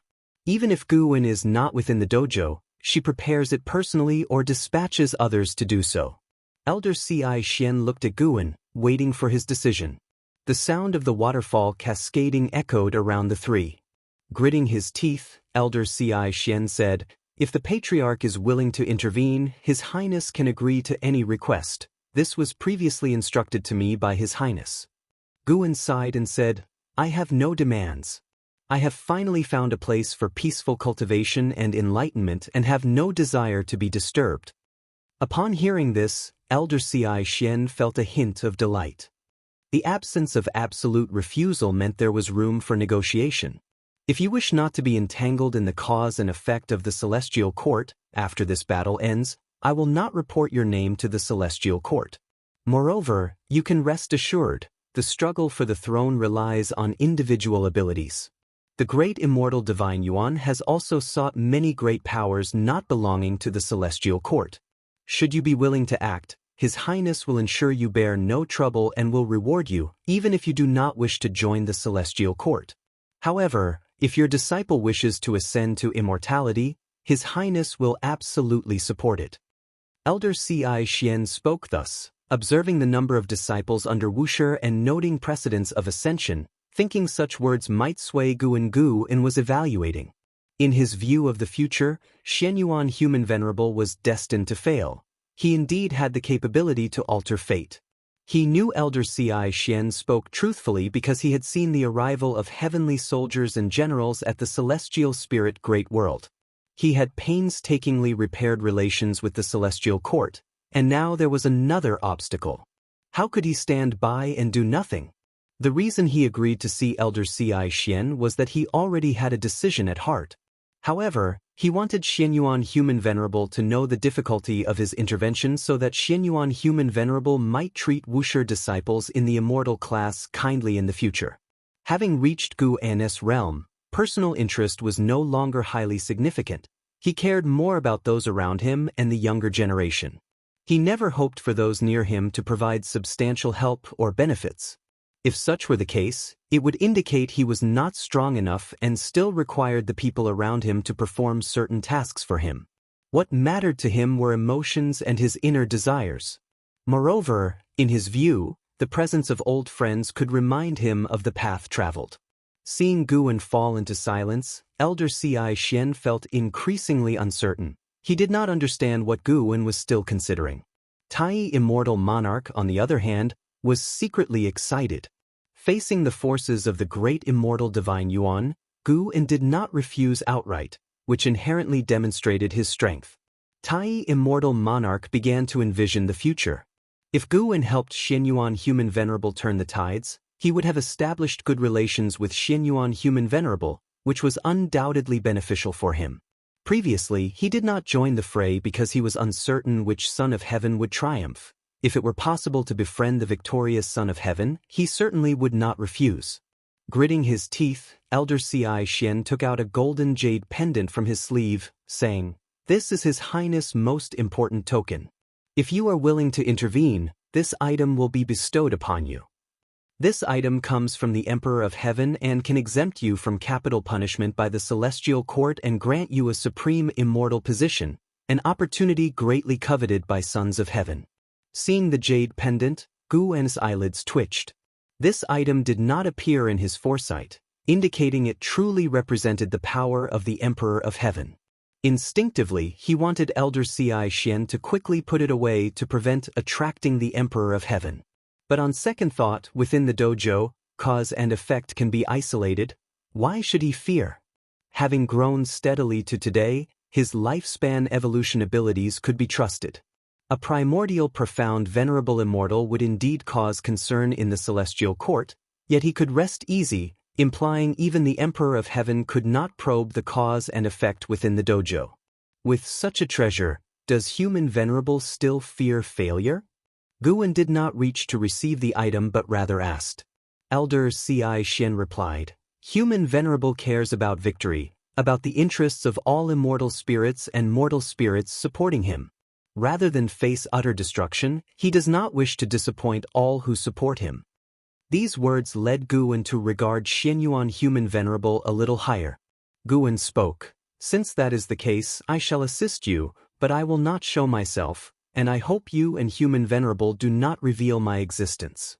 Upon hearing this, Elder Ci Xian was overjoyed and immediately expressed gratitude to Gu. "May I ask, Patriarch, when will you act?"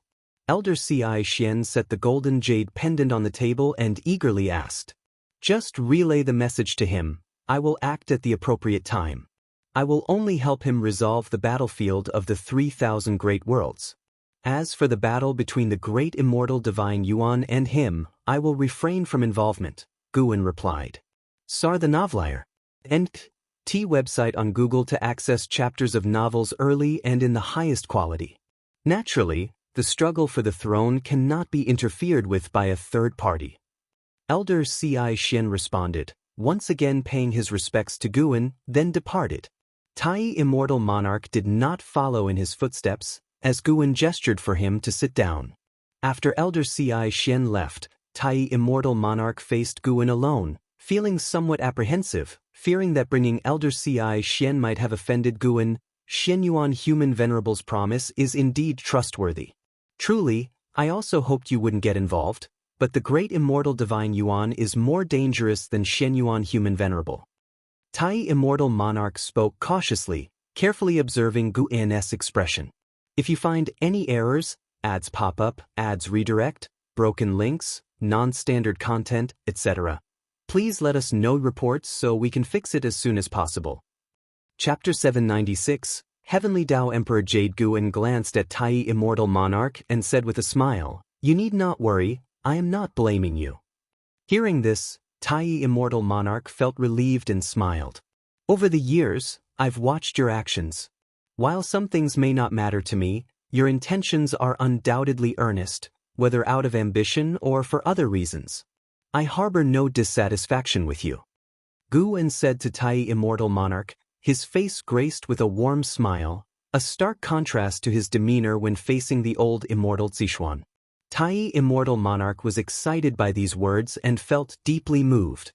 He could sense Guan's sincerity, and he didn't consider it a bad thing that his ambition had been revealed, as he indeed harbored no ill will towards Guan. In fact, after spending so many years in the celestial spirit great world, he had many insights. He found his Tao heart had become more serene, realizing that if immortal gods distanced themselves from all living beings, they would inevitably become arrogant and narrow-minded. Most immortal gods also grew from mortal spirits, and to be arrogant towards mortal spirits is to be arrogant towards one's past self. His own arrogance was why Guan suppressed him for so many years. Whenever he thought of this, Tai Immortal Monarch felt that working for Guan could not impress him, yet what he did was not meaningless, for he gained something himself. Having convinced himself of this, hearing Guan's praise brought him unexpected joy and even a sense of loyalty akin to a soldier willing to die for a confidant. Guan raised his hand to point at the golden jade pendant on the table and asked, "Are these jade pendants common in the celestial court?" If there was only this one, he would have to give it away or always keep it in the dojo, never giving it to his disciples. Tai Immortal Monarch collected his thoughts and said, "Not many, but I have indeed heard of it. This jade pendant is called the Heavenly Tao Emperor Jade, and only a few sons of heaven favored by his imperial majesty and those with great merit can hear of it. The celestial court actually values merit more, which is why the ranks of immortals differ. Over the long years, one's cultivation level can always be improved, but to bring blessings to all living beings requires genuine effort. Immortal gods receive the incense of all beings and are naturally obligated to protect them. Some immortal gods who accomplish little, no matter how high their cultivation level, will not ascend." Guan shook his head with a laugh and said, "You didn't say that before." Tai Immortal Monarch felt embarrassed, cleared his throat and said, "At that time, my mind was clouded. I always thought finding a patron was easier than accumulating merit.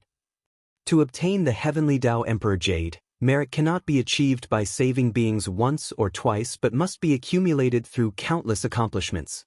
Guan nodded and asked, "Then how many Heavenly Tao Emperor Jades do you think there are?" Tai Immortal Monarch replied, "At least 1,000, given the countless immortal gods in the celestial court. Even I don't know the exact number." Guan felt relieved. In the future he could give the Heavenly Tao Emperor Jade to his cherished disciples.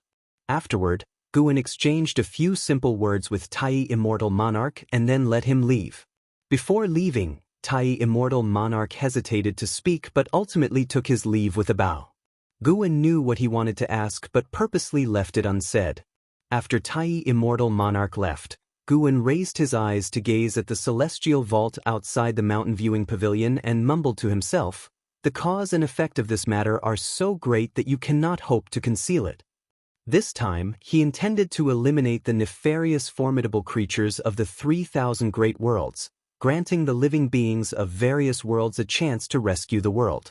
Striking in such a manner would certainly yield him an exceptionally vast lifespan. Guan, who relied on growing medicinal herbs for longevity over the years, unexpectedly felt anxious. After all, lifespan reincarnation holds too many past lessons. Rampantly killing to gain strength quickly would invite annihilation by more formidable beings, including the attention of the celestial court. Guwen did not plan to involve his true self but instead used the Wuxia divine sparrow to intervene. As the thought arose, the Wuxia divine sparrow transformed into a beam of white light and flew over to land on the table, then lay down. Guwen raised his hand to gently stroke its head, feeling as if he were touching his own head. Within the rolling thunderclouds, lightning flashed and thunder roared, making the entire world overwhelmingly oppressive, dim, and eerie. The land was barren, the mountains lifeless. Above the mountains, a cloud soared past, carrying a dozen people, among whom Zhu Shi was present. "When we meet His Highness, you all must kneel and do not raise your heads to look at him, understood?" Standing at the front, an elder spoke.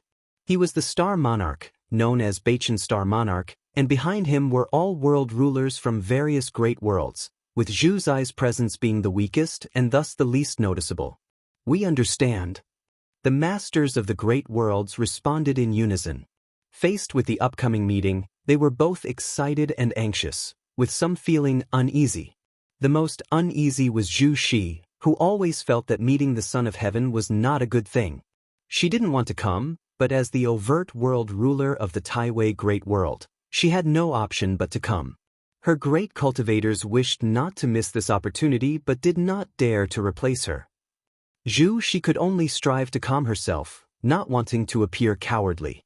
Soon, a colossal stone hall appeared ahead, far larger than any mountain in the world. CTH novel, F.I.R. at website on Google to access chapters of novels early and in the highest quality. Everyone's gaze was drawn to the stone hall, while Beichen Star Monarch accelerated his cloud-soaring technique. They swiftly rode the clouds into the stone hall. The hall's passage was immensely broad, its ends shrouded in darkness, discouraging prolonged gazes. Flying forward for a while, Beichen Star Monarch's voice echoed, "Lower your heads." Upon hearing this, everyone inclined their heads downward, not daring to look ahead, Zhu Shi included. A few seconds later, the auspicious cloud landed and quickly dissipated. Zhu Shi felt the ground beneath her feet and her heart raced with anxiety. "Your Highness, these people are the masters of the Great Thousand World, whose foundations rank in the top 20 among the 3,000 great worlds." Upon hearing Beichen Star Monarch's voice, Zhu Shi and the others knelt down, their foreheads touching the ground, afraid to accidentally look up. A lazy voice sounded, uttering just one word, yet it brought a boundless sense of oppression to everyone present. Zhu Zai's heartbeat quickened, and she subconsciously envisioned the Son of Heaven's visage in her mind. At this moment, her Dao fruit trembled, plunging her into an unprecedented state of unease. It's hard to imagine how high the realm of the Son of Heaven is, that merely uttering a single word could instill such fear. It wasn't just her. The world rulers on her left and right were equally affected, even those whose cultivation had reached the innate golden immortal realm, all felt as powerless as ordinary mortals. "Your Highness, we are close to bringing the 3,000 great worlds into our fold. Do you have any instructions?" Beichen Star Monarch inquired respectfully. The voice of the Son of Heaven followed, "I have but one requirement. Ensure the beings of the 3,000 great worlds worship me. If they fail to satisfy me, with a flick of my finger, I shall annihilate the world. All beings related to this realm will vanish into nothingness, their souls dispersed, their bodies and Tao extinguished. If you find any errors, ads pop up, ads redirect, broken links, non-standard content, etc., please let us know reports so we can fix it as soon as possible." Chapter 797. The so-called Hope A flick of the finger to annihilate the world. Souls shatter and scatter. Life ends, Tao disappears. Zhu Shi listened to the great immortal divine Yuan's words, feeling as if she were in an icy cellar, her spine chilled. This Son of Heaven was even more arrogant and brutal than she had anticipated, filling her with worry about her future. Following such a Son of Heaven, even if they won, it seemed unlikely to end well. Beichen Star Monarch's voice rang out, "They will do it. Before coming here, Baichen Star Monarch had instructed all the masters of the great worlds to speak as little as possible and to agree to anything the Son of Heaven demanded without refusal. The great immortal divine Yuan responded, and immediately she felt a powerful and warm force envelop her. An endless stream of Tao's spiritual qi and true meaning of the great Tao surged from all directions, causing her vestment robe to billow, strands of her hair floated up, and her lowered head showed a look of surprise. No matter how much she feared the great immortal divine Yuan in her heart, at this moment, she felt delighted by the opportunity she received. Not just her, but the other masters of the great worlds felt the same, believing they made the right gamble. At least for now, they have already benefited. She quickly felt a strong dizziness, causing her to lose consciousness rapidly. Uncertain of how much time had passed, she seemed to have had a very long dream, as if she experienced another life, but this life was different from a mortal's life, consisting only of continual enlightenment. When her consciousness awakened, she opened her eyes and found herself still in that dim great hall, surrounded by a mist of silver blue. Not just her, but the other masters of the great worlds were in the same condition. Some had already awakened and were cultivating, while others were still lying on the ground, not yet awake. She looked forward, and on the steps ahead was a gigantic, unoccupied treasure throne, while Baichen Star Monarch stood before it, gazing into the distance, seemingly spying on something. She retracted her gaze, then got up and began to meditate in place. As she closed her eyes again, the insights from before erupted in her mind. Her understanding of the 3,000 Great Tao was insanely enhancing, and even her cultivation level was rapidly increasing. The silver-blue mist surrounding her was Tao's spiritual qi, more advanced than the Tao's spiritual qi of the 3,000 great worlds, making her so immersed that she couldn't extricate herself. Meanwhile, Baichen Star Monarch frowned deeply, his eyes revealing a look of astonishment and doubt. What is that? In the bright celestial vault, a magnificent palace stood above the sea of clouds, with immortal gods constantly flying in and out. Inside the palace, Xianyuan Human Venerable sat on the emperor's throne, with one hand supporting his face and the other tapping lightly on the armrest. From his furrowed brows, he appeared anxious. A figure flew into the hall, the light dispersed, and Sichuan the Old Immortal revealed his true form. Taking a few steps forward, he said, "Your Highness, he has agreed." Upon hearing this, Xianyuan Human Venerable jumped up with a look of surprise and immediately asked, "How did he say it?" Sichuan the Old Immortal recounted all his exchanges with Guwen word for word, and after listening, Xianyuan Human Venerable also calmed down, slowly sitting down. "He indeed is an extraordinary great power. I have implicated him," Xianyuan Human Venerable remarked with emotion. Back then, when he held the advantage, he invited Guwen, who politely declined. Now, as he reaches his downfall, Guwen instead extends a helping hand for the celestial spirit great worlds, all living beings, filling him with admiration for Guwen. Sichuan the Old Immortal nodded, sensing that Guwen indeed disliked trouble, even hesitating when presented with the heavenly Tao Emperor Jade. Xianyuan Human Venerable followed up with the question, "Can he truly turn the tide alone?" Sichuan the Old Immortal replied helplessly, "Now only he is willing to act. Those Supreme Immortals are unwilling to intervene at this time, even that Supreme One refuses to send disciples to aid you, and there's no response from other realms." Xianyuan Human Venerable was silent. Sichuan the Old Immortal also felt conflicted inside, but he understood that it wasn't because those powerful beings were too ruthless, but rather that in everyone's eyes, Xianyuan Human Venerable was indeed destined to lose. Even though he had gained Guan's consent, Sichuan the Old Immortal merely felt there was hope for a comeback, without absolute confidence. The great immortal divine Yuan's forces had too many great powers, coupled with 90% of the 3,000 great worlds already under the great immortal divine Yuan's control, making it seem that this struggle for the Son of Heaven was already over. Did he mention when he would make a move? Xianyuan Human Venerable asked again. Sichuan the Old Immortal shook his head, saying, "He said he will choose the timing himself." Xianyuan Human Venerable frowned, feeling uncomfortable with this passive predicament. Before this struggle for the Son of Heaven began, he had been very popular in the celestial court, facing any immortal position with composure and nobody refusing his requests. Now, he had not yet returned to the celestial court but already felt the pressure from it, with everything he once had gradually slipping away, and those who once showed kindness perhaps now looking on coldly, watching him fall into the abyss. Xianyuan Human Venerable took a deep breath, trying hard to adjust his emotions. Just then, he heard a wailing sound, causing him to raise an eyebrow involuntarily, and he looked outside the hall, asking, "What is that sound?" Sichuan the old immortal was also startled, turned to look. A breeze blew outside the hall, stirring his white hair. In his pupils, a dim void was reflected, with a silver light cutting through the darkness. "What is that?" Sichuan the old immortal's divine sense locked onto a great thousand world captured by the great immortal divine Yuan.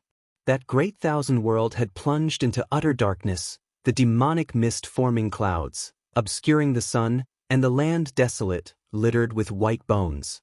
A gigantic divine sparrow carrying a seven-colored glow flew into this great thousand world, dispelling the darkness. Amidst a pile of rubble, there were dozens of human race cultivators meditating and healing.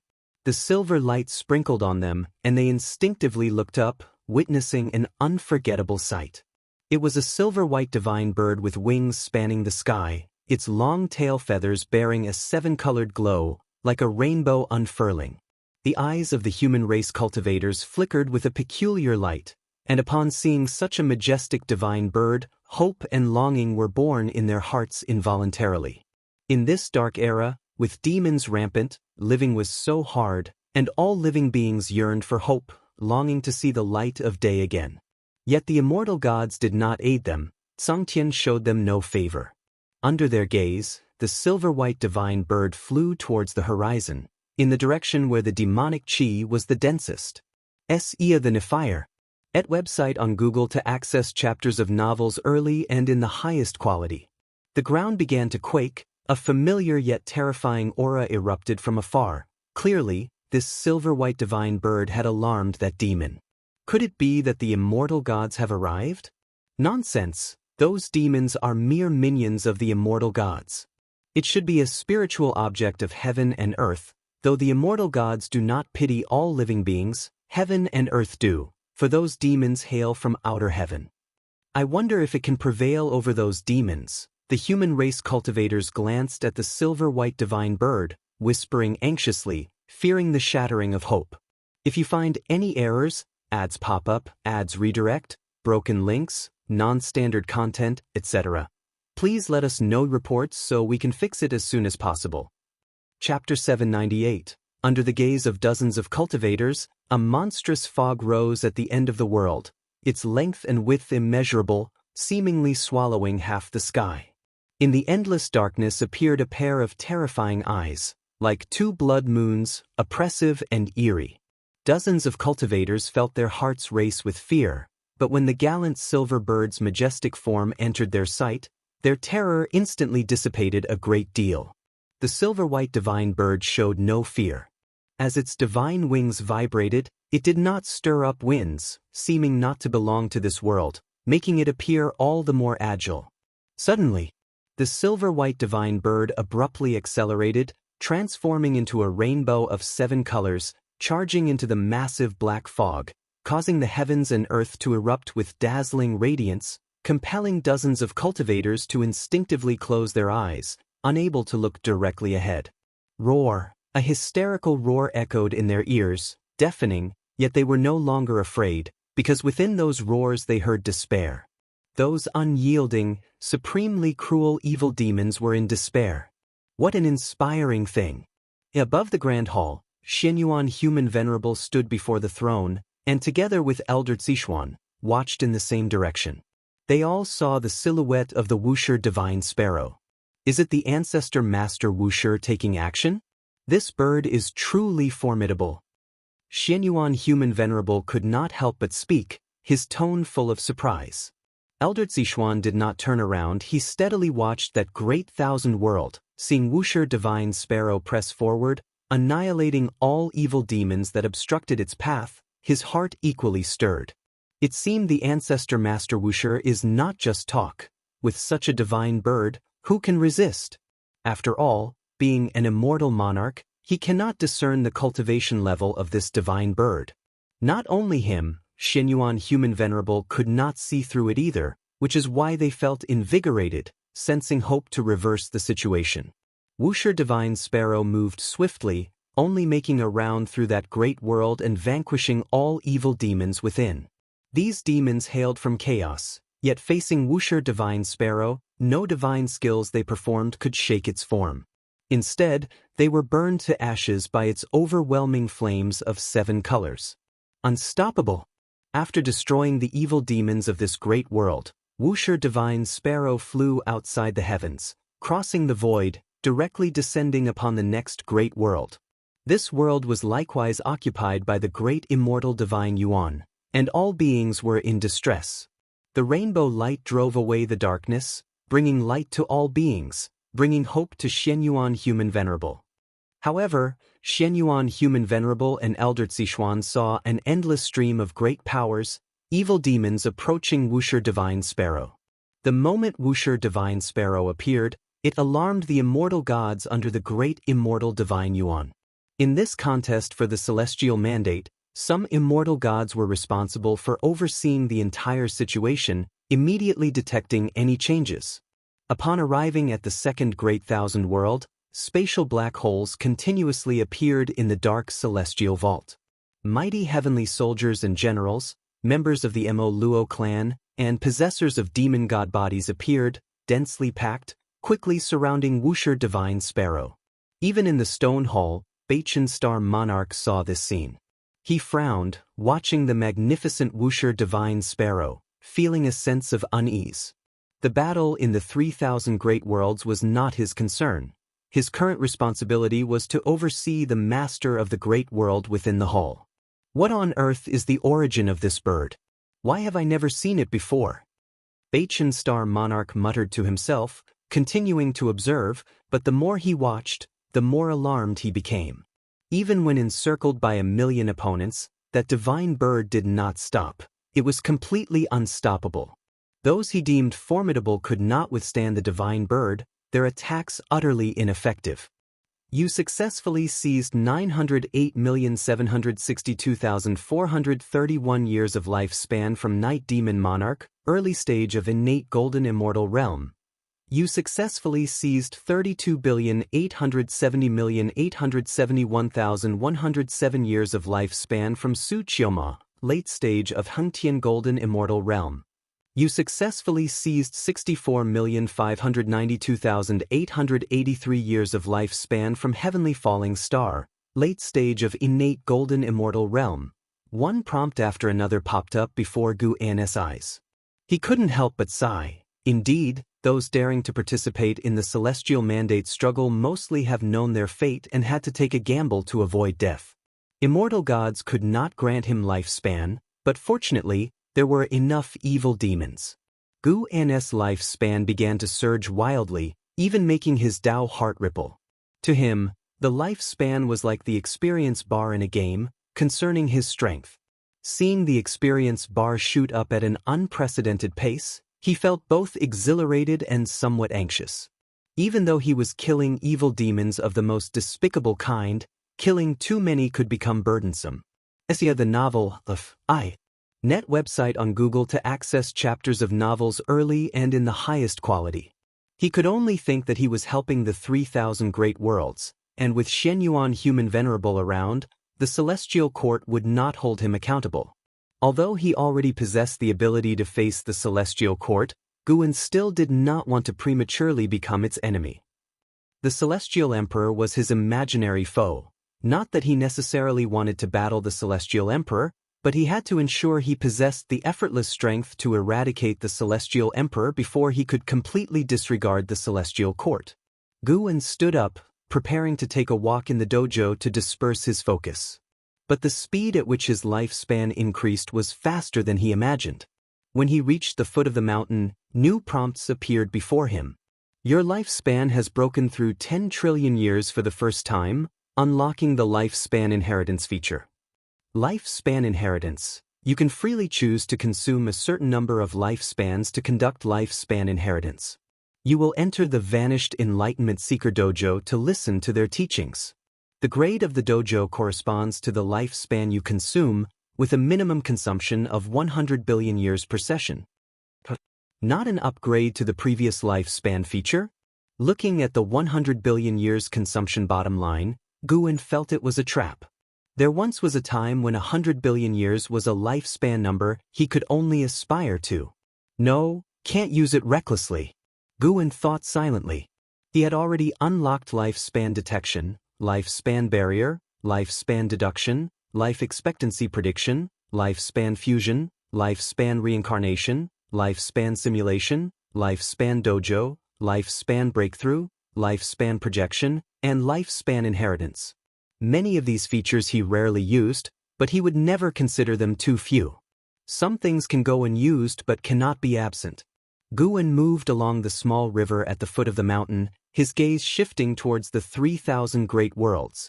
Wuxia Divine Sparrow flew over one great thousand world after another, attracting the pursuit of great immortal divine Yuan's minions, while immortal gods were ceaselessly obliterated and resurrected, continuously returning to battle. Meanwhile, the Amo Luo clan was frightened, and the number of those going to support dwindled.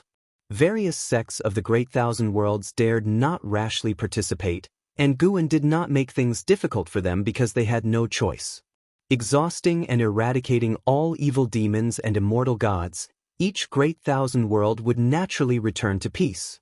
After the calamity, each world's sects would need to govern and restore the heavens and earth. Arriving at a valley, Guwen saw Nzizai teaching a disciple a lesson. The disciple was a young man kneeling before Nzizai. Facing the stern Nzizai, the disciple wore a defiant expression, meeting his gaze without fear. Guwen became intrigued, and Nzizai's prestige within the Wuxia far exceeded Nzin's. With Nzizai not present, the disciples feared him most. Yet there was a disciple daring to be stubborn with Nzizai? If you find any errors, ads pop up, ads redirect, broken links, non-standard content, etc. Please let us know report so we can fix it as soon as possible. Chapter 799. Major Variables. Do you still not realize your mistake? Nzizai glared angrily at the disciple kneeling in front of him and shouted somberly. The disciple looked up, gritting his teeth, and said, "What mistake did I make? That person relied on his family's influence to bully others. As a Wuxia disciple, I ought to take action when I see such things. Do you not know the rules of the Wuxia sect? Wuxia disciples must not interfere in the affairs and grievances on the continent. If you encounter injustice, you can report it to the officials.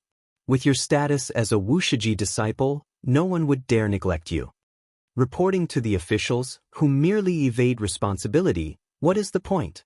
Is my cultivation not meant to punish the wicked and eradicate evil?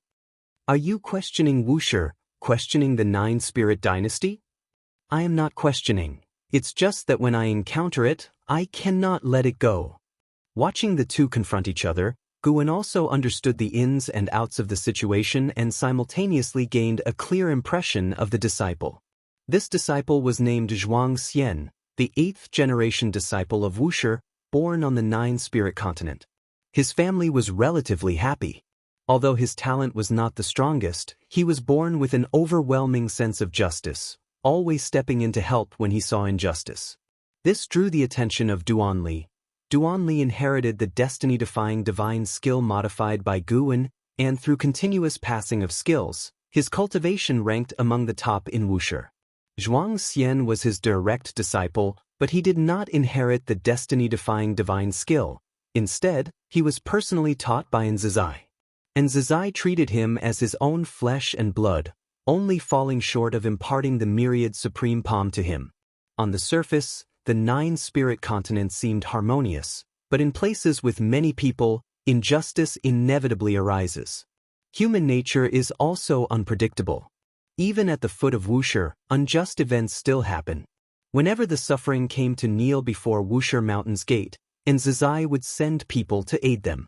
He didn't want Wuxia disciples to interfere too much in worldly affairs, as this would accumulate more conflicts and alter the disciples' mindset. After all, Wuxia was an immortal cultivation arena, not a product of power. Seeing Zhuang Xian still stubborn, and Zizai, irritated, wanted to slap him, but his right hand hovered over his head, unable to come down. "You truly want to anger me to death?" And Zizai scolded with glaring eyes. As he was about to speak harshly, he suddenly noticed Guwen walking towards them, his anger dissipating instantly. He hurriedly sidestepped Zhuang Xian and approached Guwen. Zhuang Xian instinctively turned to look, and when he saw Guwen, his face changed dramatically. He immediately bowed his head, his heart suddenly in turmoil. He was not familiar with the ancestor but had met him a few times. Although they didn't have much interaction, he admired the ancestor the most. Thinking he might embarrass himself in front of the ancestor threw his heart into chaos. However, he did not regret it. He believed he hadn't done anything wrong. Even if he were expelled from Wuxia, he wouldn't regret it. "Do you intend to strike your junior?" Guwen came to Zizai and asked with a smile, and before his eyes, messages about seizing lifespan kept popping up, putting him in a very pleasant mood. And Zizai almost broke into a cold sweat hearing this. He helplessly said, "Who told him to be so stubborn?" He narrated what Zhuang Xian had done, seemingly angry, yet his tone unavoidably conveyed a sense of gratification. Zhuang Xian was righteous, loved to fight against injustice, and refused to yield. A disciple like this was rarely found even at the Wuxia dojo. Though Wuxia disciples were not evil, because of countless years of transmission, most had developed a detached attitude, put harshly, indifference. And Zizai understood Gu An's constraints were out of fear that the disciples would become too indulgent, so he was in no position to judge whether the rules of Wuxia were right or wrong. He needed to follow Gu An's established rules. He's quite good like this. Different ways should be allowed. As long as one is wholeheartedly benevolent, it's not necessarily bad. If you want to forge him, why not let him go out and train? Guwen, smiling, commented. Somehow, looking at Zhuang Xian reminded him of his reincarnation body, Yang Xian, who also loved to stand against injustice, unyielding, though not as impetuous as Zhuang Xian. Speaking of which, Liya also possessed a sense of justice, but Liya acted with more discretion, never being stubbornly fixated. He idles around every day. If he wants to cultivate to the Zizai immortal realm, he may still need some time. And Zizai shook his head and sighed. "It's all right, let him go ahead, consider it an exception." Guwen waved his sleeve with a generous laugh, but his words instead made Zizai hesitate. And Zizai hesitated in speaking, and Guwen, reading his thoughts, reproached, "I say training means training. I never beat around the bush. I also want to see if, after experiencing the red dust, he will still maintain such a pure heart. I am very much looking forward to it." With that, Guwen walked towards the distant mountains and forests, his gaze gliding over Zhuang Xian's back without a trace. And Zizai froze, then grew delighted and promptly bent in salute towards Guwen. After Guwen disappeared into the forest, and Zizai approached Zhuang Xian. At this moment, Zhuang Xian was apprehensive, uncertain if the ancestor's arrangement was to train him or to suppress his spirit.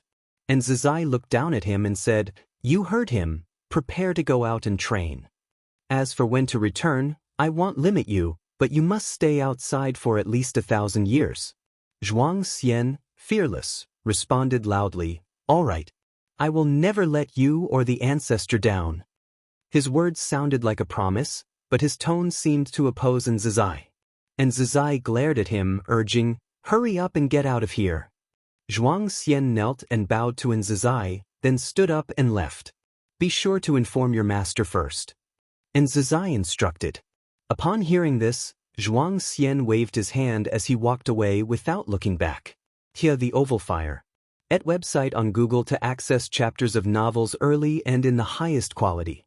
Watching his back, and Zizai's stern expression faded, replaced by anticipation. How many years had it been? It was the first time the ancestor personally arranged for a disciple to train, also anticipating whether this boy would change his will. "I hope you truly remain as repulsed by evil as you claim. If you maintain it, you will turn the tide, which is also the good fortune a righteous heart should have." And Zizai thought silently, having realized a deeper meaning. If Zhuang Xian returns and earns Gu An's commendation and inheritance, it will inspire other disciples to foster a spirit of goodwill and guide them towards the direction Wuxia should take. But then again, the ancestors seemed so happy. What exactly happened? And Zizai turned to watch where Guan had gone, curious about what had transpired. Meanwhile, Guan continued along the mountain path, sunlight streaming through the gaps in the leaves, falling upon him. The prompts in front of him had not ceased. His lifespan had already increased to an astonishing degree. He even felt that after this battle, he could pursue a higher realm. Of course, it would be best to lay low for now. If he broke through again, even amidst chaos, it might alarm the entire celestial court, possibly rousing the celestial emperor from his immersion in reincarnation. At that moment, Guan raised an eyebrow. A turn of events occurred in the battle across the 3,000 great worlds. Even such beings are joining the fight? This was an occurrence never before seen in the previous fates, indicating something extraordinary lay behind the great immortal divine Yuan.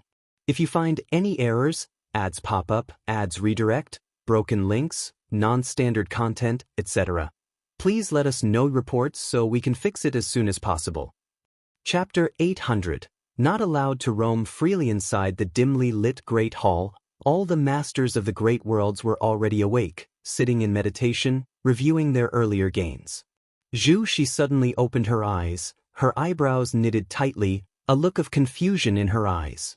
As she pondered, she lifted her gaze when she caught sight of Baichen Star Monarch, and couldn't help being drawn to his expression.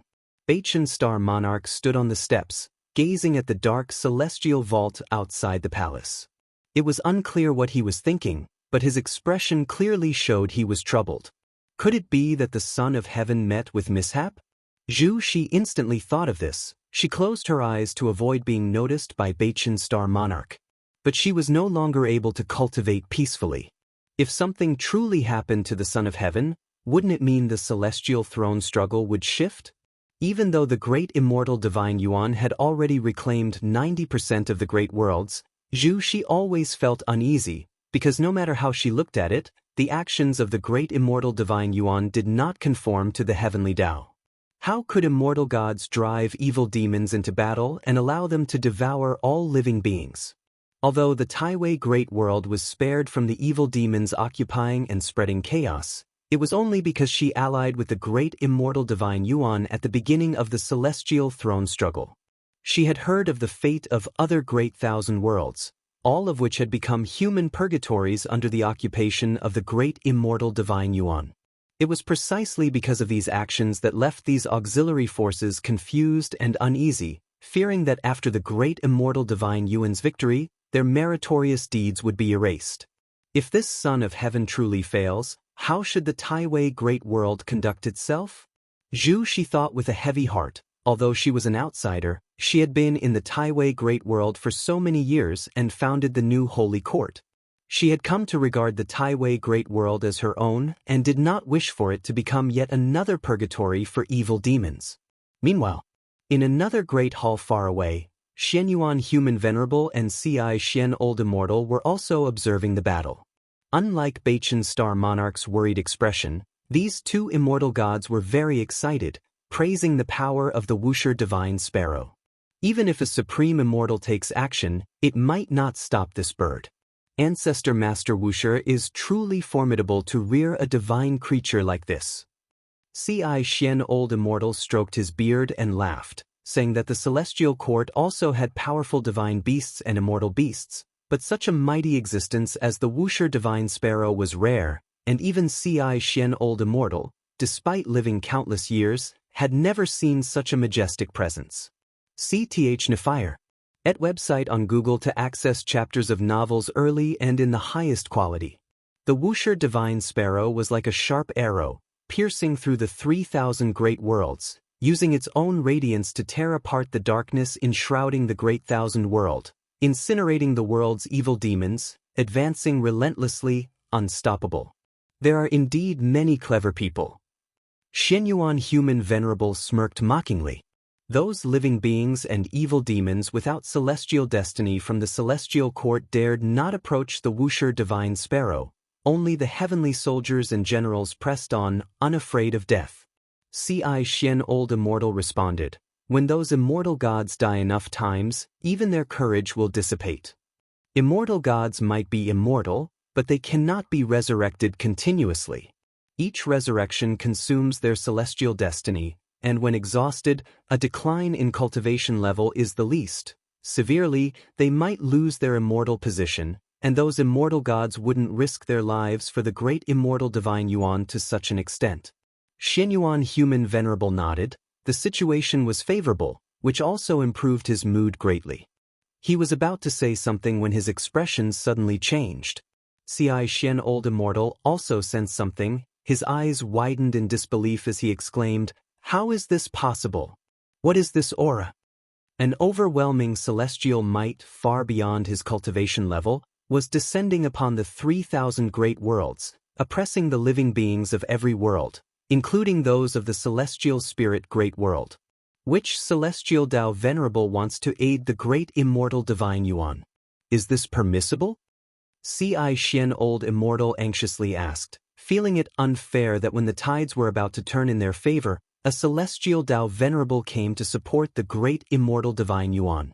The celestial throne struggle does not allow celestial Tao Venerables to intervene. The most important test is to win over the mortal spirits. Ancestor Master Wuxia lacks celestial destiny, which is within the rules. Xianyuan Human Venerable's face was solemn as he stated, "It's not a venerable, it's a supreme immortal, one of the strongest among the supremes. Tao Extreme Daoyuo Immortal." These words fell like a heavy hammer, rendering Ci Xian Old Immortal silent. The Tao Extreme Daoyuo Immortal is known as the pinnacle of immortals, and beyond that, even though still named immortal, they transcend that realm, becoming akin to the great Tao itself.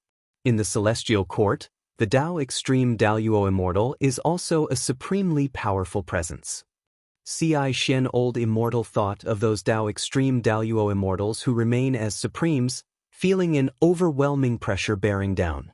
Those beings remain as supremes only due to insufficient merit or previous misaligned allegiance. They have become reclusive and unpredictable due to various reasons, making Ci Xian Old Immortal feel as though he was walking on the edge of a knife around them. After a while, Ci Xian Old Immortal managed to squeeze out a question. "Your Highness, will Ancestor Master Wuxia take action against Tao Extreme Daoyuo Immortal?" Xianyuan Human Venerable did not answer. His pupils reflected the form of the Wuxia Divine Sparrow. The Wuxia Divine Sparrow seemed unaware of the arrival of the Tao Extreme Daoyuo Immortal. Continuing to press forward, the immortal gods along the way were like countless light stars disintegrating upon contact, unable to halt its advance. Within the Taoist field of the beginningless, Guwen continued to wander, no longer seeing lifespan prompts before him, as now all the enemies besieging the Wuxia Divine Sparrow were immortal gods, which left him slightly regretful. Even the Tao Extreme Daoyuo Immortal wants to participate in the celestial throne struggle. It seems that no matter how high the cultivation level, there are times when one cannot see through the situation. Guwen thought silently, though he did not consider the Tao Extreme Daoyuo Immortal a threat. He couldn't help but reflect upon seeing the involvement of a Tao Extreme Daoyuo Immortal. In the endless Tao Mountain, the Tao Extreme Daoyuo Immortal was a supreme existence. Even immortal gods were willing to listen to their teachings. Tao Extreme Daoyuo Immortals possessed vast divine skills, capable of traversing past and future, even creating worlds. Theoretically, such beings should have found freedom, yet why engage in great cause and effect? Xianyuan Human Venerable holds the Celestial Emperor's Heavenly Tao Emperor Jade. Could it be that behind the great immortal divine Yuan, there is a will challenging the Celestial Emperor? It seems that even the Tao Extreme Daoyuo Immortals in the Celestial Court cannot achieve true freedom. A figure appeared out of thin air before Guwen. It was an Exan, her eyes already turned into Immortal Emperor's eye, her purple pupils exuding such a sinister depth, unfathomable. "Master, is there a formidable enemy approaching?" An Exian asked with a frown. She had been in seclusion for enlightenment, but suddenly felt an unsettling aura. Her divine sense dispersed, discovering that all living beings in the world felt it. some becoming uneasy, some fearful, and some confused. Guwen stopped his steps, looked up, and said, "It's not aiming at the celestial spirit great world, that individual intends to seize the 3,000 great worlds. Who is it and why do this? An immortal god, probably here for the celestial throne struggle." Guwen's response deepened the frown on Nzin's brow. "Another celestial throne struggle, how many years has it been, and why is it not over yet?" Guwen's gaze traversed one great thousand world after another, across the void universe, to the dark void outside the 3,000 great worlds. The 3,000 great worlds are not situated in the same dimension, nor are they adjacent, but a mystical cause and effect links them from different directions. At this moment, within the darkness, a hand was raised, a white right hand with a broad and long white sleeve extending from the wrist. This hand slowly turned over, palm facing forward, beginning to advance. As its 5 fingers started to close, countless star-like lights appeared in the palm, too many to count. When this hand formed a fist, the celestial vault of the 3,000 great worlds suddenly darkened, day turned to night, and night became even darker. An Exan standing next to Guwen was astonished by this scene, instinctively looking towards Guwen. If you find any errors, ads pop up, ads redirect, broken links, non-standard content, etc., please let us know reports so we can fix it as soon as possible. Chapter 801. Facing Nzin's gaze, Guwen remained expressionless and said nothing, which made an Exan have to look up again at the dim celestial vault. The entire world suddenly darkened. The all-living beings of the 9-spirit continent were in an uproar. The noise was deafening. Even under the protection of Wuxia, it was like this, let alone the outside world. The multitudes were terrified and uneasy. Countless great cultivators came to outer heaven, discovering that the celestial Tao light layer covering the celestial spirit great world had turned dark, which was why the world was in night. Looking at the pitch-black celestial Tao light layer, all the great cultivators felt a chill on their backs, always feeling that a catastrophe was imminent, which made everyone feel oppressed. Other great thousand worlds were similarly enveloped in an atmosphere of panic. In the distant darkness, that hand slowly retracted, bringing the fist to the chest. It belonged to a man in white robes, his figure tall, white hair casually draping, with a white jade head ornament on his forehead. His face was handsome, but his brows exuded a coldness. He seemed like a cold and ruthless ruler. Even as he held the 3,000 great worlds in his hands, causing countless creatures to fear, his expression did not change in the slightest. Suddenly, his eyes narrowed, focusing on his right fist. Silvery flames seeped through the gaps of his fingers, causing this Tao Extreme Daluo Immortal to feel a burning pain, and a look of astonishment appeared in his eyes. He then opened his right fist, and silver flames surged in his palm, like a mountain flood, rushing into the dark void. SAR the Novel Fire. Any *T website on Google to access chapters of novels early and in the highest quality. The white-robed Daluo Immortal raised his gaze to see a magnificent figure manifesting within the vast silver flames. It was the Wuxia Divine Sparrow. The Wuxia Divine Sparrow rapidly expanded, its wings spreading out with gusts of air, fluttering the white-robed Daluo Immortal's robes, looking down upon him. In front of the Wuxia Divine Sparrow, the white-robed Daluo Immortal was as small as sand before Mount Tai. The white-robed Daluo Immortal looked up at the Wuxia Divine Sparrow, with his right hand still held at his chest, with a dense number of spots of light hovering above his palm, and those were the 3,000 great worlds. Holding the 3,000 great worlds, his aura was so steady that he wasn't suppressed by the Wuxia Divine Sparrow. Who are you, with such cultivation level, yet not belonging to the celestial court? Perhaps you and I have met before. The white-robed Daluo Immortal spoke, his tone exuding a sense of supremacy. He may not have been the strongest existence, but he was definitely one of those who have lived the longest, having even ventured into chaos. The Wuxia Divine Sparrow did not answer him, it merely floated before him, flapping its wings. The heavenly will belongs to the great immortal Divine Yuan. I hope fellow Taoist does not oppose it. The defeat of Xian Yuan Human Venerable is already certain, so why act at this critical juncture? The white-robed Daluo Immortal inquired, his Dao Extreme Daluo Immortal aura fully erupting, causing immortal gods and great powers within the 3,000 great worlds to be awed. To think even such an existence is taking action. Su Yu, standing next to Jianghu, said solemnly, his eyes for the first time showing strong apprehension. Jianghu looked up at the dark celestial vault, saying nothing, not knowing what sort of existence had startled such immortal gods. Their celestial army was currently recuperating and had not gone to war for 10,000 years. Not just them, many immortal gods were looking up at the celestial Dao light layers of the realms, wanting to see the figure of the white-robed Daluo Immortal, but they could see nothing. The white-robed Daluo Immortal was freely displaying his aura.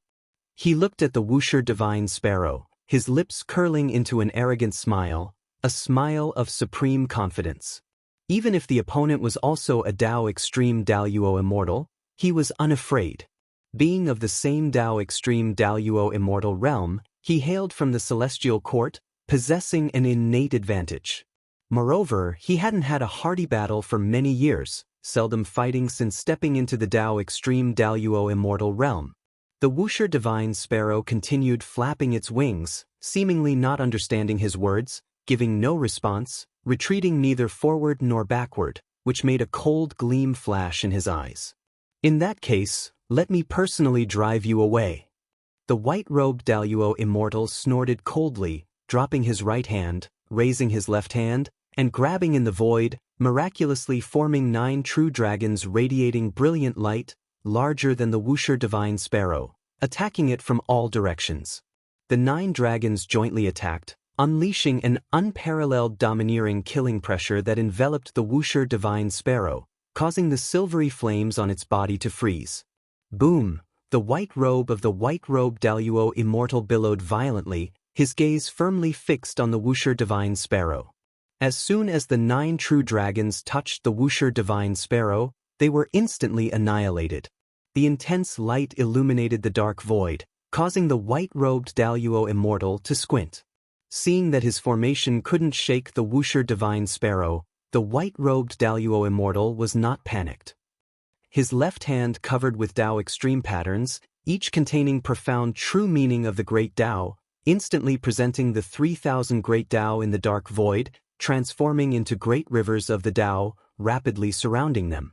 The great rivers of the Dao intertwined, countless world scenes reflected in each great river of the Dao. After blocking Wuxia divine sparrow's retreat, the white-robed Daluo Immortal's left hand then manifested a large fan made of peacock feathers, which he waved at the Wuxia divine sparrow. A violent Dao true fire rose out of nowhere, instantly engulfing the Wuxia divine sparrow, occupying the space within the confines of the great rivers of the Dao. The firelight shone on the face of the white-robed Daluo Immortal, with flames burning in his pupils. Suddenly, silver light burst out from the sea of fire, swiftly covering his pupils. Boom! The celestial vault of the 3,000 great worlds suddenly became bright, turning night into day, and even brighter than the usual daytime. An Exin saw the celestial vault brighten suddenly, her heart tightened even more, as her immortal emperor's eye was in intense disquiet. Her intuition told her that if she leapt to outer heaven now, something terrifying surely awaited her. Guan retracted his gaze and turned to leave. And Xin's gaze followed him, and she saw the world dim down to the usual daylight brightness. But compared to before, it seemed somewhat dusky. Seeing her master depart, she knew the mysterious struggle in outer heaven had concluded. The unease brought by the immortal emperor's eye quickly dissipated. She was full of confusion in her heart, what had happened, and what kind of existence had released the previous aura. Meanwhile, Shenyuan Human Venerable and Ci Xian Elder Immortal stood in the grand hall, nervously waiting. They couldn't see the battle beyond the heavens, for the celestial Dao destiny had been severed. They suddenly felt the aura of that Dao extreme Daluo Immortal disappear abruptly. The celestial Dao light layer of the 3,000 great worlds quickly returned to normal. Could it be? Ci Xian Elder Immortal began excitedly, but didn't finish, fearing another mishap. Shenyuan Human Venerable was shocked, murmuring, "How is it possible? So quickly? His mind was in turmoil. He had suspected the ancestor Master Wuxia to be strong, but he had not expected this strong. To drive off a Dao extreme Daluo immortal in such a short time? And one from the celestial court at that. He followed with a sense of awe. Such a great power was actually willing to support him. Fortunately, he hadn't been too overbearing when facing the ancestor Master Wuxia earlier, otherwise, he feared he wouldn't have walked out of the Taoist field of the beginningless. If you find any errors, ads pop up, ads redirect, broken links, non-standard content, etc., please let us know reports so we can fix it as soon as possible. Chapter 802. Vast life span above the layers of the cloud sea, the white-robed Daluo immortal appeared out of thin air. He raised his right foot, seemingly wanting to step forward, but his foot hung in mid-air, unable to land for a long time. His whole body trembled, his face looked extremely bad, and in his pupils, the image of the Wuxia divine sparrow charging at him kept reflecting. His hands and his sleeves were clenched tightly, and his mood was extremely unsettled. He possessed the cultivation level of a Dao extreme Daluo immortal in perfection. Facing that divine bird, his immortal body was obliterated in an instant. When he resurrected and flew out from the heavenly pool, even the celestial gods guarding the pool cast surprised glances at him, which he found so ironic. How could this be? Who on earth is he? Could it be the Xian Qi primordial immortal? The white-robed Daluo immortal's face shifted between clear and gloomy. Even though he had deliberately concealed the heavenly secret before striking, preventing the celestial court from noticing this battle, once Xianyuan Human Venerable won, the news would undoubtedly reach the celestial court, and he would definitely become the laughingstock of heaven. He was burning with rage, yet inwardly somewhat fearful. This conflicting emotion made it difficult for him to step forward. The opponent could so easily obliterate him, their cultivation level must vastly surpass his. Going again would only be self-humiliation. But if he didn't go, then the great immortal divine Yuan would be finished. He could see Xianyuan Human Venerable mobilizing his troops, preparing to launch a counterattack. After this battle, the morale of the great immortal divine Yuan's side had plummeted, and in the eyes of the white-robed Daluo immortal, he could already see the 3,000 great worlds falling entirely into Xianyuan Human Venerable's hands. The white-robed Daluo immortal fell silent, standing above the cloud sea for a long time, finally choosing to return to the celestial court. After the unsettling atmosphere across the 3,000 great worlds dispersed, the clamor in various realms continued for a long time. The celestial spirit great world was the first to quiet down, while other great worlds plunged back into turmoil. After defeating the white-robed Daluo immortal, the Wuxia divine sparrow once again descended on the 3,000 great worlds, continuing to gallop and exterminate the evil demons remaining in various realms. This caused more and more evil demons to flee, and the number of immortal gods coming to stop the Wuxia divine sparrow dwindled. Until dusk, Gu'an retrieved the Wuxia divine sparrow. Name: Gu'an, lifespan, 29,681,472,532,584,321,418,460, physique, primordial infinite creation Tao body, cultivation level, primordial profound venerable immortal realm perfection. Gu'an's lifespan increased to 230 trillion years. When he broke through the 100 trillion years lifespan, he didn't activate new lifespan abilities or upgrade opportunities, but he didn't mind, as he was enjoying the joy brought by the enormous lifespan. Breaking through to the next great realm is secure. Gu'an was overjoyed, but worry followed. Today, the Wuxia divine sparrow slaughtered far too many evil demons, and their cultivation levels were not low, involving unimaginable cause and effect. Now, lifespan alerts continuously appeared before Gu'an's eyes, not to seize lifespan, but to predict life expectancy in determining cause and effect nemesis. The life expectancy prediction is indeed a good thing, at least it gives him a sense of crisis. No matter how high his cultivation, seeing these endless enemies was inevitably disconcerting. Gu'an shook his head, ready to fish to soothe his mood. The 9 spirit continents' dusk was beautiful, with birds flying across the sky like they carried hope. Everything appeared so harmonious. In the distance, within a valley, Tai Immortal Monarch and the 72 immortals of Jianghu stood on the grass, looking up at the celestial vault, their gaze directed toward the other great thousand world, all immortal gods' faces filled with shock. Did it really turn around? Who on earth is that divine sparrow? So terrifying, those chaos evil demons, immortal gods turned to ash before it. The one who earlier concealed the heavenly secret must be an even more terrifying existence. That divine sparrow disappeared for a while. When it returned, the heavenly secret resumed. Something must have happened in between. Human Venerable actually still had such means hidden. The 72 immortals of Jianghu talked excitedly, not because they supported Shenyuan Human Venerable, but seeing him, seemingly defeated, suddenly reverse a defeat lasting millions of years within one day was so thrilling, making them inevitably excited. Purple Dragon Star Monarch noticed Tai Immortal Monarch remaining silent. Wondering what he was thinking, his brow furrowed. Unable to hold back, he transmitted his voice to inquire, "Immortal Monarch, do you know the origin of that divine sparrow?" Tai Immortal Monarch turned back, glancing sideways at him, which made his heart tremble with excitement. Could it be? Purple Dragon Star Monarch thought of something. He got excited as well, recalling his experience upon coming to the celestial spirit great world. It felt dreamlike. It was not the first time he was shocked by Ancestor Master Wuxia's cultivation. Who on earth is this person? He suddenly suspected Ancestor Master Wuxia to be an avatar of a celestial Tao Venerable. Only this possibility made sense. Going forward, build the celestial spirit great world well. It will be our greatest opportunity. Tai Immortal Monarch said solemnly, making Purple Dragon Star Monarch nod. Don't be fooled by Tai Immortal Monarch's calm demeanor. Inside he's laughing uncontrollably.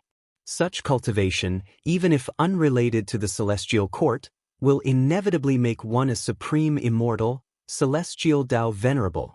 Judging by Gu and allowing his disciple to ascend to immortality, he bore no enmity toward the celestial court, coupled with his attitude toward all living beings. Following such a person, Tai Immortal Monarch was at ease, filled with infinite anticipation. After gambling so many times, he finally gambled right this time. In the dim great hall, the atmosphere was oppressive. All masters of the great world stood, no longer reminiscing about previous insights. Their gazes fell on Baichen Star Monarch. Baichen Star Monarch continued standing atop the steps, but his face was utterly sour, not hiding his terrible mood. The masters of the great world were filled with confusion and unease, yet no one dared to speak. After a long time, Baichen Star Monarch seemed to hear something. His expression changed. He took a deep breath and looked at the crowd, saying, "Go back, reorganize your forces, and prepare for battle." Without waiting for questions, he waved his sleeves, sending them out of this realm. Once the hall was left with only him, he sighed, then took out a copper mirror from his sleeve, casting magic onto it.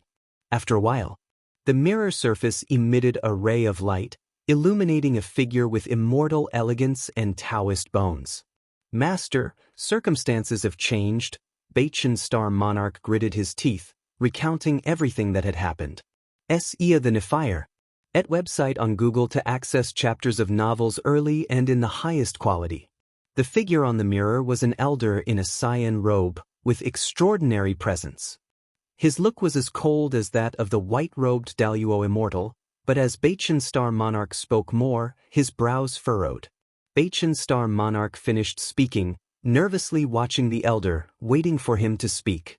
The elder remained silent for a while, then spoke. "Give up, directly return to the celestial court to face punishment. I will intercede for you. It is at least a better outcome than after the defeat of the great immortal divine Yuan."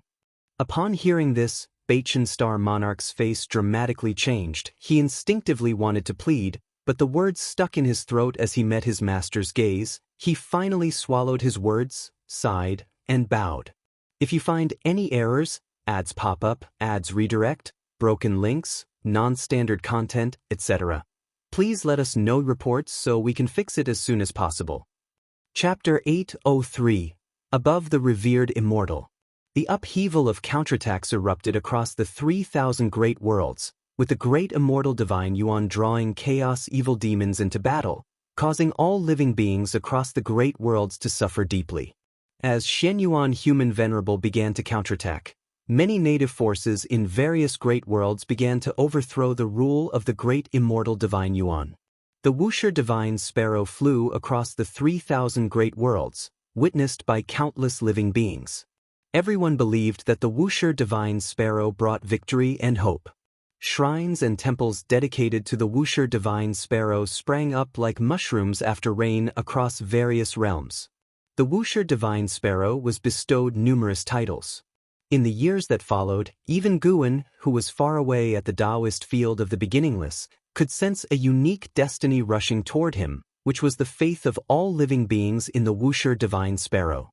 The destiny born from this faith was extremely complex. It could help him enhance his cultivation level, allow him to create magical treasures, spiritual objects, and more. It could be said to be omnipotent. No wonder the immortal gods desire incense from the human world. It is worth mentioning that merit does not belong to the heavenly Tao. Gu indirectly stored this merit within the Wuxia divine sparrow, keeping it for later use.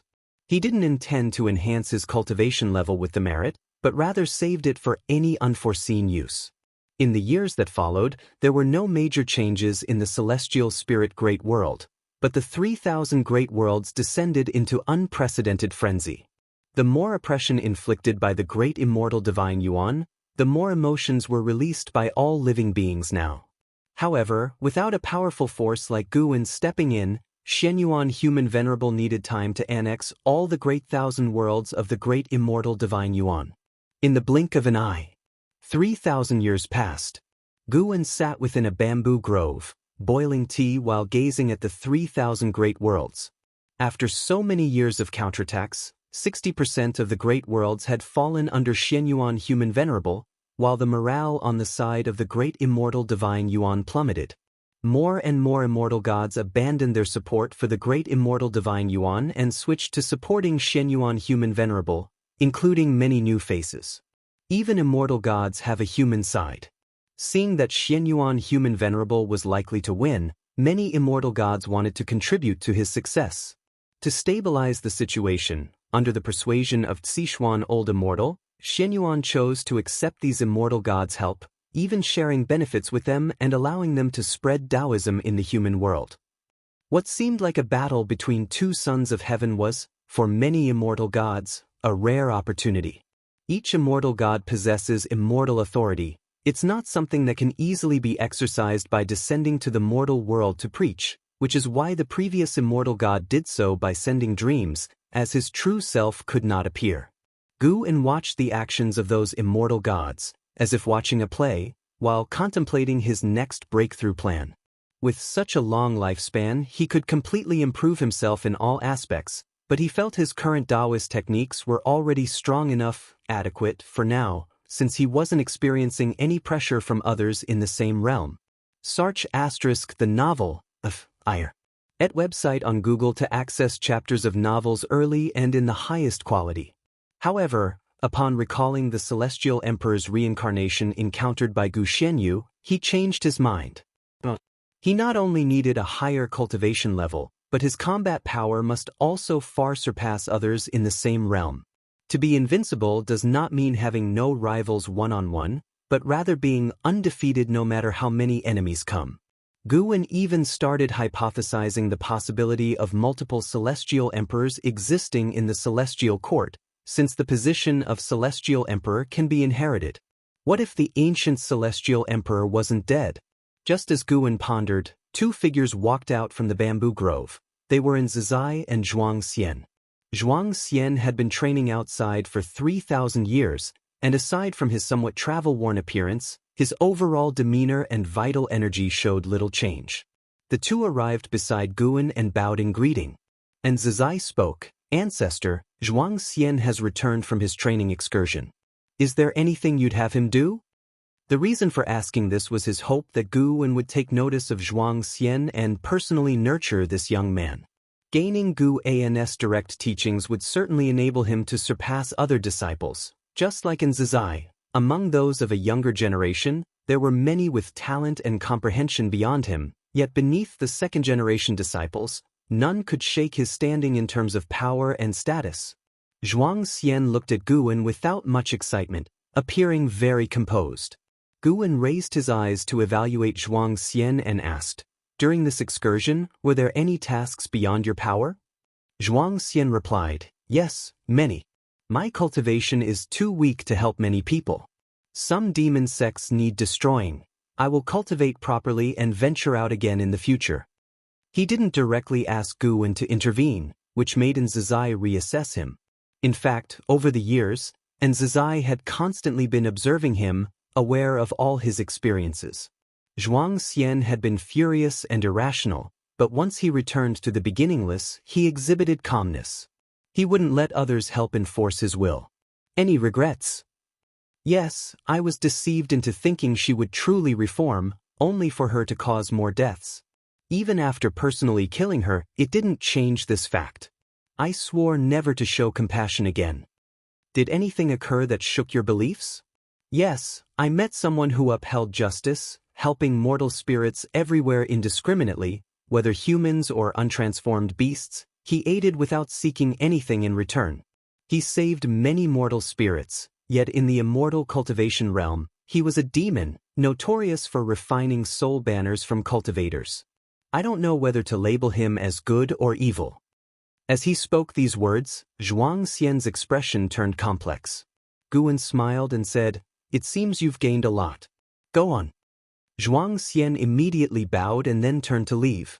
Nzizai hesitated for a moment, sometimes gazing at Zhuang Xian's departing figure, sometimes looking at Guwen, as if wanting to speak but refraining.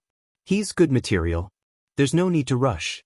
When the time is right, they'll teach him Taoist techniques. He himself feels it's not suitable now." Guwen picked up the teapot and said softly.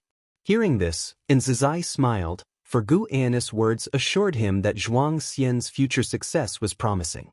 He quickly thanked Guwen and then refrained from disturbing him further. After Nzizai left, Guwen decided to make a breakthrough the next day. He had already begun to envision the realm beyond the mixed element profound venerable immortal. Not until nightfall did Guwen finally rise and leave. Returning to his courtyard as usual, he chatted casually with Shenzhen about trivial matters. On a different note, Zhuang Xian meditated within his cave mansion, the oil lamp on the wall casting light upon the environment. This cave mansion was large, complete with a small lake and a medicine garden, exuding its own special aesthetic. Suddenly, Zhuang Xian opened his eyes, exhaling turbid air. Lifting his right hand, he saw his palm was darkened, and his expression turned peculiar. Upon returning to the beginningless, this power calms down. Could it be that it fears the Tao intent within the beginningless?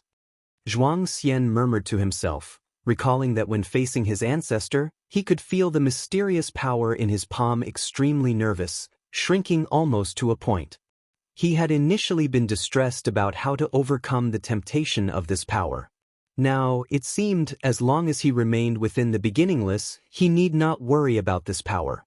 If you find any errors, ads pop up, ads redirect, broken links, non-standard content, etc., please let us know reports so we can fix it as soon as possible.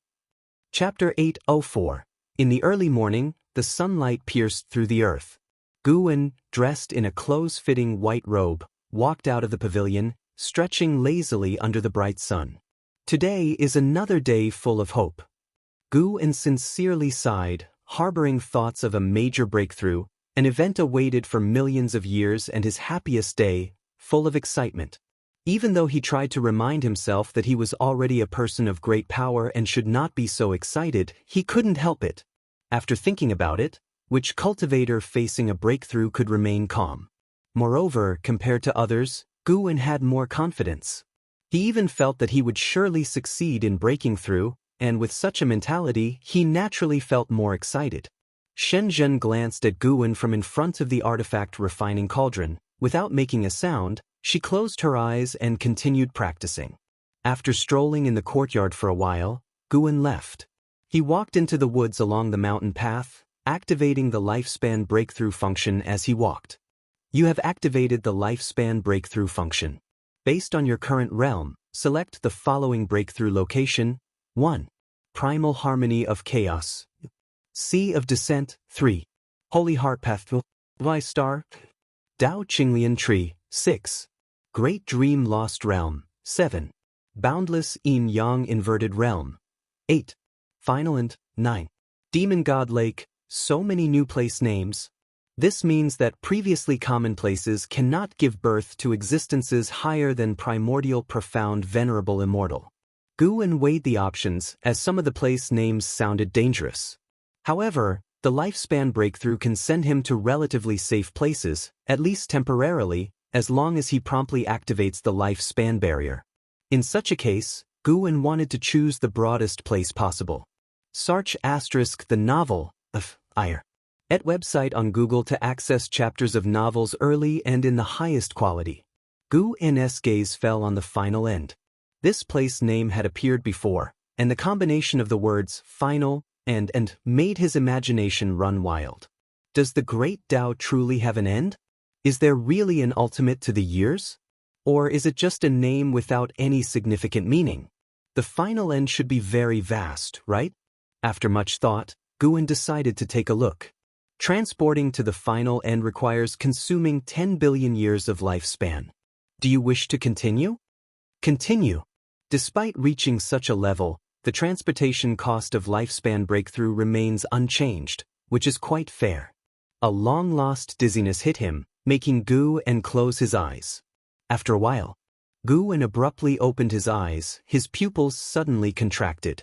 In his sight was a dark red void, endless, with barren stars of all sizes floating around.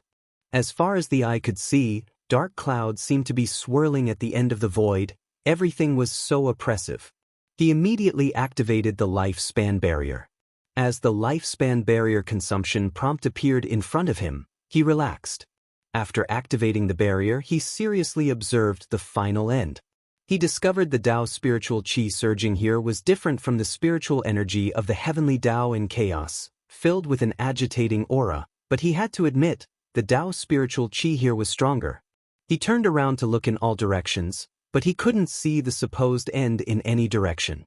As expected, the final end is just a gimmick. Guwen was secretly disappointed. Just then, his gaze fell on a corner of the void.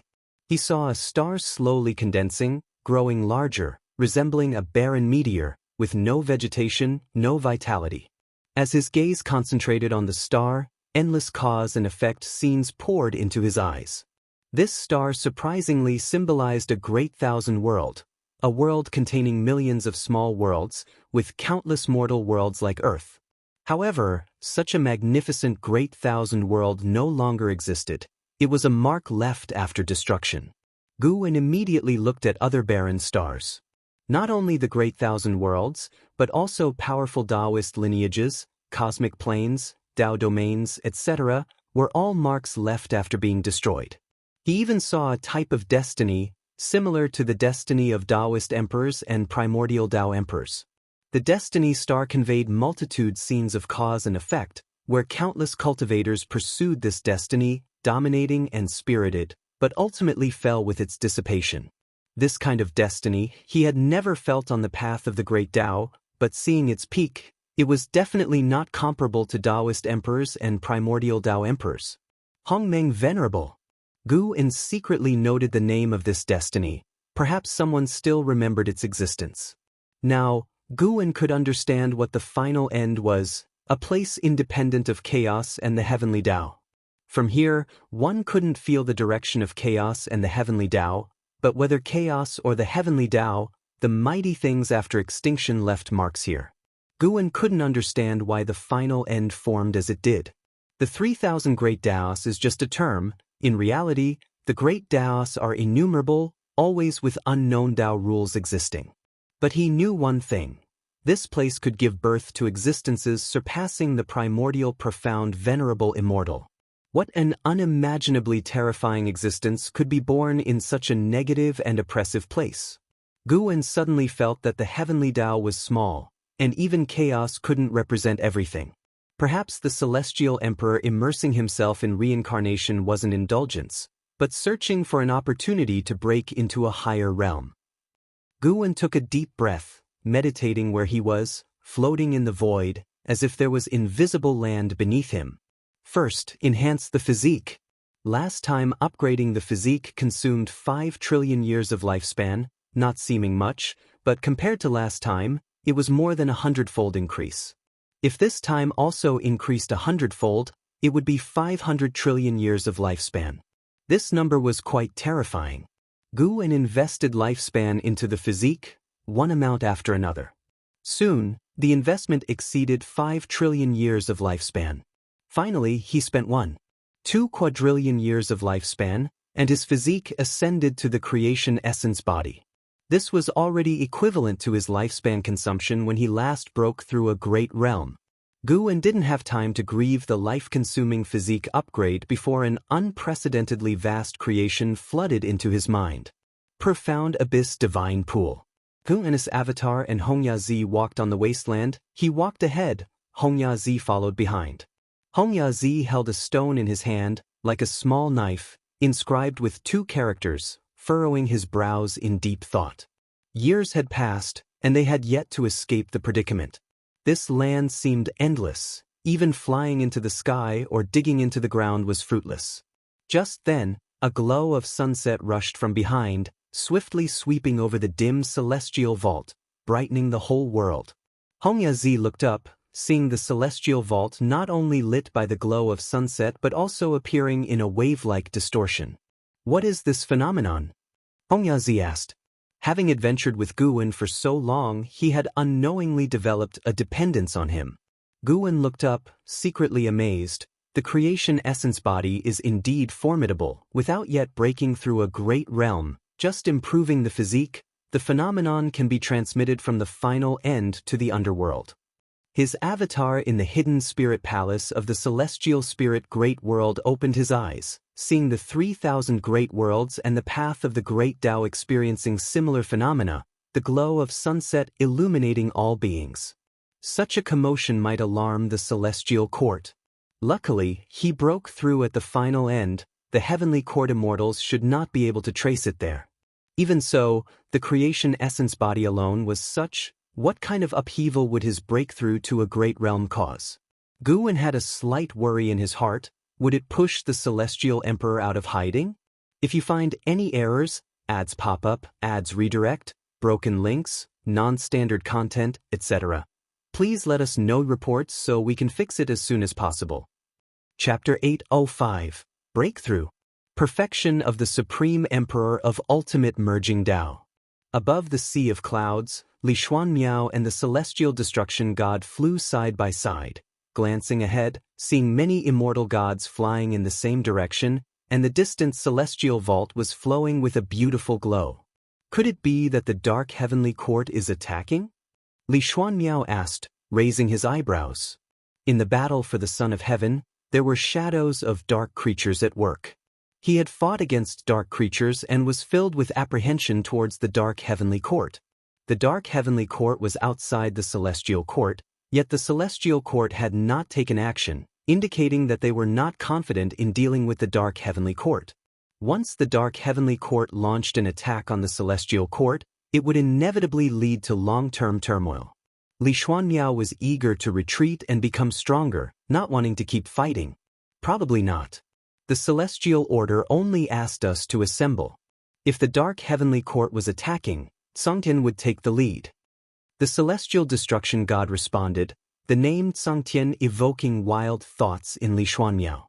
He had heard of Tsangtian for years upon arriving at the celestial court, but never witnessed Kangshan's might.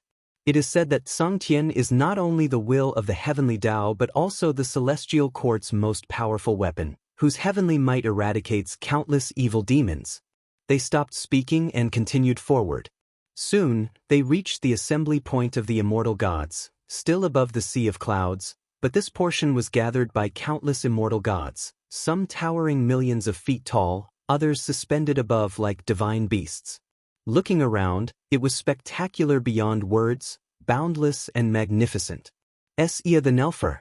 Net website on Google to access chapters of novels early and in the highest quality. In front of all the immortal gods, the end of the sky presented an illusory scene, seemingly leading to another cosmic plane. Inside was the chaos void, a terrifying black fog quietly surging without approaching the heavenly Tao, encircling the heaven-suppressing endless tower. Li Xuanmiao and the celestial destruction god landed among the immortal gods, secretly astounded, for even the celestial destruction god had never seen so many immortal gods assembled together. The foundation of the celestial court was truly terrifying. After a moment of reflection, Li Xuanmiao turned his gaze to the space-time entrance ahead, feeling uneasy looking at the black fog. It was clear that something extremely dangerous lay within. It seems unrelated to the dark heavenly court. Yes, there are similar glowing anomalies deep within chaos. Could it be an almighty being breaking through? What cultivation level would it take to stir chaos and the heavenly Tao? The immortal servant I left in the underworld told me there are similar phenomena there too. Speaking of which, in recent years, anomalies have been cropping up frequently, not a good omen. If it's about breaking limits, how many powerful beings might have secretly arisen? Why are they hiding? Their intentions must be speculated upon. The immortal gods were discussing among themselves, while Li Xuanmiao quietly listened, picking up a lot of intelligence, including names of many non-celestial court forces. The world outside the celestial court was far vaster than he had imagined. The 3,000 great worlds might not be worth mentioning to the celestial court because there are many more powerful forces and enigmatic domains worthy of its caution. What exactly will happen? Li Xuanmiao felt tense, his gaze tightly fixed on the chaotic scene far ahead. An hour later, the glow on the celestial vault began to fade, allowing all the immortal gods to breathe a sigh of relief. However, not long after, the celestial vault displayed countless lightning bolts like snakes silently intertwining. At first glance, the vault seemed to fracture instantly, terrifying, causing the recently relaxed immortal gods to tense up again. The previous glow phenomenon, though attracting the attention of beings across realms, did not appear frightening, so the realms remained relatively peaceful. But with the emergence of new anomalies, all living beings were scared. Even the various battlegrounds of the Son of Heaven conflict were disturbed. All forces were investigating the source of the anomaly, especially the celestial court, but to no avail. Final end. Floating in the void, Guan opened his eyes, his left pupil deep red, right pupil silver blue, seemingly harboring two lotus flowers. He exhaled a breath of impure air. His infinite eternal Tao technique had been upgraded to the infinite supreme merging Tao skill, consuming nearly 20 trillion years of lifespan. Tao Qi Eternal Divine Sense was upgraded to the mind-only Tao Qi Divine Technique, consuming nearly 4 trillion years of lifespan. This was his critical Taoist technique for hiding cultivation level, indispensable, still enhancing his divine soul and Qi blood. The 3,000 slaying Tao swords were upgraded to the No Death No Life Heaven Slaying Sword, consuming nearly 3 trillion years of lifespan. The Great Primordial Celestial Net Step was upgraded to the Hongmeng 3000 steps, consuming nearly 8 trillion years of lifespan. This step technique shifted from shuttle divine power to attack divine power, annihilating a Tao in one step after 3,000 steps, rendering all Taoist techniques and cultivation of the enemy into nothingness. The Great Tao Formless Body was upgraded to the Infinite Eternal Tao Body, consuming nearly 20 trillion years of lifespan. The Demon Shadow Divine skill had greatly aided Guan, never being abandoned. This divine skill formed a Tao of its own, with endless wondrous methods, enabling someone to attain the Tao. The Absolute Void Eye was upgraded to the Extreme Demon and Immortal Pupil, consuming the most lifespan, nearly 60 trillion years. These were his main life-consuming Taoist techniques, and he mastered many more techniques that he wouldn't upgrade one by one. Next was the main event, breaking through the Great Realm. Looking at the current situation where only a small fraction of his total lifespan was consumed, Guan felt fully assured. This time, he would break through successfully without any concern. He directly invested 1 trillion years of lifespan into cultivation level. Within the next hour, chaos, the heavenly Tao, and the underworld faced an exceedingly terrifying upheaval, the Tao rules shivering. nature's spiritual energy turned into a storm, and the minds of all living beings in immortal cultivation were plunged into overwhelming oppression, with a feeling of suffocating pressure. The celestial vaults of all realms kept changing colors. Anomalies appeared one after another. Even bizarre mirage-like scenes occurred, dazzling the eyes. As time passed, all cultivators felt a tremor.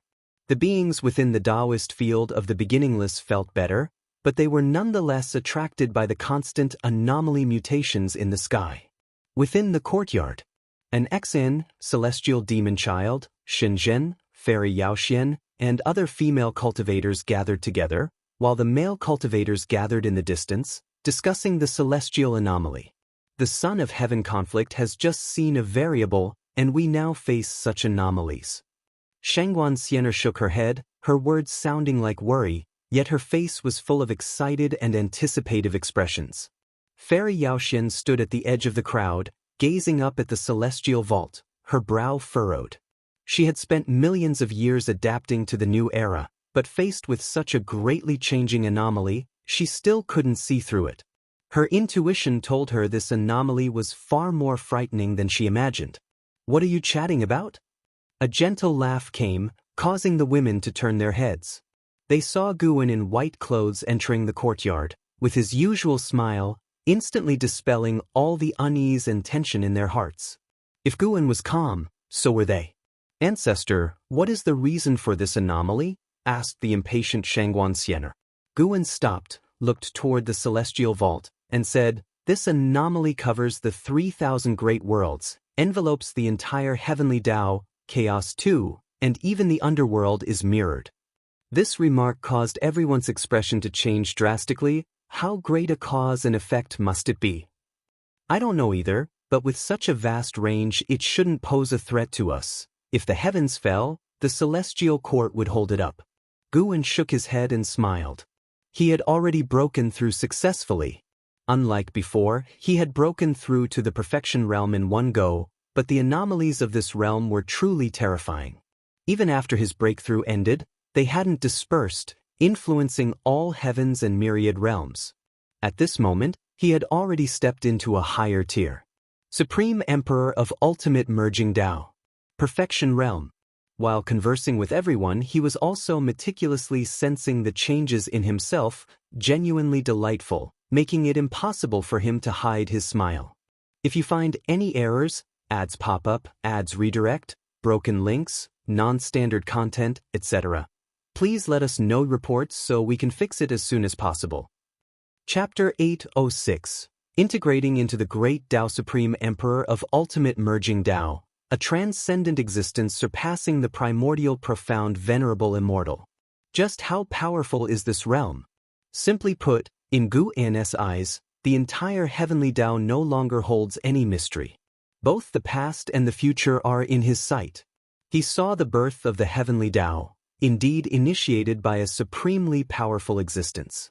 He saw the end of the heavenly Tao, likewise concluded by a supremely powerful being. Not only that, he leaps out of cause and effect, and no one can find his past or future. Even if they visit the past or future of his acquaintances, he remains unseen.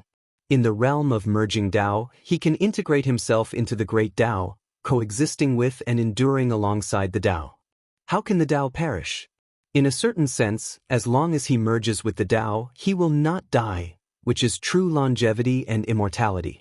Even if he just steps into the early stage of the Supreme Emperor of Ultimate Merging Tao, he transcends everything, eternally carefree, and upon reaching the perfection realm, Guan feels his physical body has become indistinguishable from the Tao. This is an incomparably perfect realm, so powerful that it defies description with words. Indeed, the celestial court is no pushover. I've heard the struggle for the Son of Heaven isn't over yet. Could these anomalies be related to that struggle? Very likely, there is a Son of Heaven sending chaos evil demons into battle, truly resorting to any means. I hope the struggle for the Son of Heaven ends soon. I can't focus on my seclusion, afraid an enemy might invade at any moment. What you say sounds amusing. Do you really need to protect heaven and earth?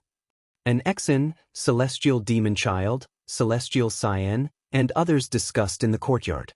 With Gu and his words present, their mindset became relaxed, even shifting their topic to the struggle for the Son of Heaven. Gu looked up. Though standing in this tiny courtyard, his vision could overlook the entirety of the heavenly Tao. He saw the Celestial Emperor.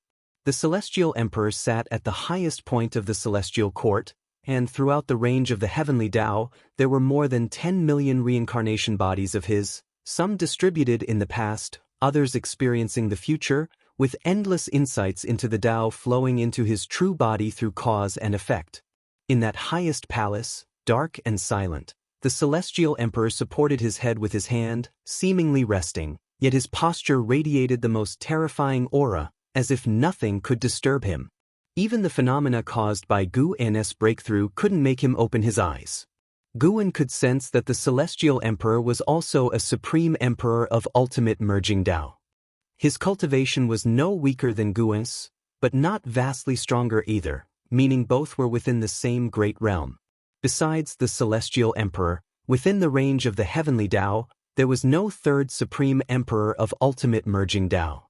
However, there were several primordial profound venerable immortals, all hidden deep within the celestial court, likely those few celestial Tao venerables dwelling in areas Gu couldn't previously discern in the celestial court. Celestial Emperor, I've caught up, and I will surpass you. I hope that when we cross paths in the future, my strength will please you. Gu's lips curved upward, his smile radiant. Because of the life of Gu Xuanyu, he held no hostility toward the Celestial Emperor, even harboring some goodwill, only regarding the Celestial Emperor as an imagined rival to spur his own strength. Shen Zhen happened to see Gu's expression, and her eyes shifted slightly, involuntarily showing a smile on her face.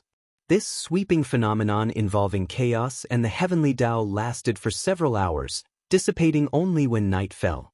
The celestial spirit great world returned to tranquility, yet Gu could see the celestial court was in chaos, with primordial profound venerable immortal realms celestial Tao venerables hastening to chaos. But this no longer pertained to Gu. After successfully breaking through, he did not go into seclusion but instead repeated his daily routine, experiencing the specific wonders of the Supreme Emperor of ultimate merging Tao in ordinary life. 3 years later, Gu came to the Heavenly Spirit Tao Alliance to visit old acquaintances. He stood before a mountain gate, calling up his attribute panel. Name, Gu, lifespan, 29,684, 473/14, 101, 880, 574, 623, 609. Physique, creation essence body, cultivation level, Supreme Emperor of ultimate merging Tao realm perfection. The breakthrough 3 years ago consumed 22 trillion years of his lifespan, leaving only a remainder. Yet this remainder still represented an immensely vast number in lifespan. Gu could feel that the next great realm he wished to reach would be far more difficult than before, fearing that 100-fold, 1,000-fold lifespan would be severely inadequate.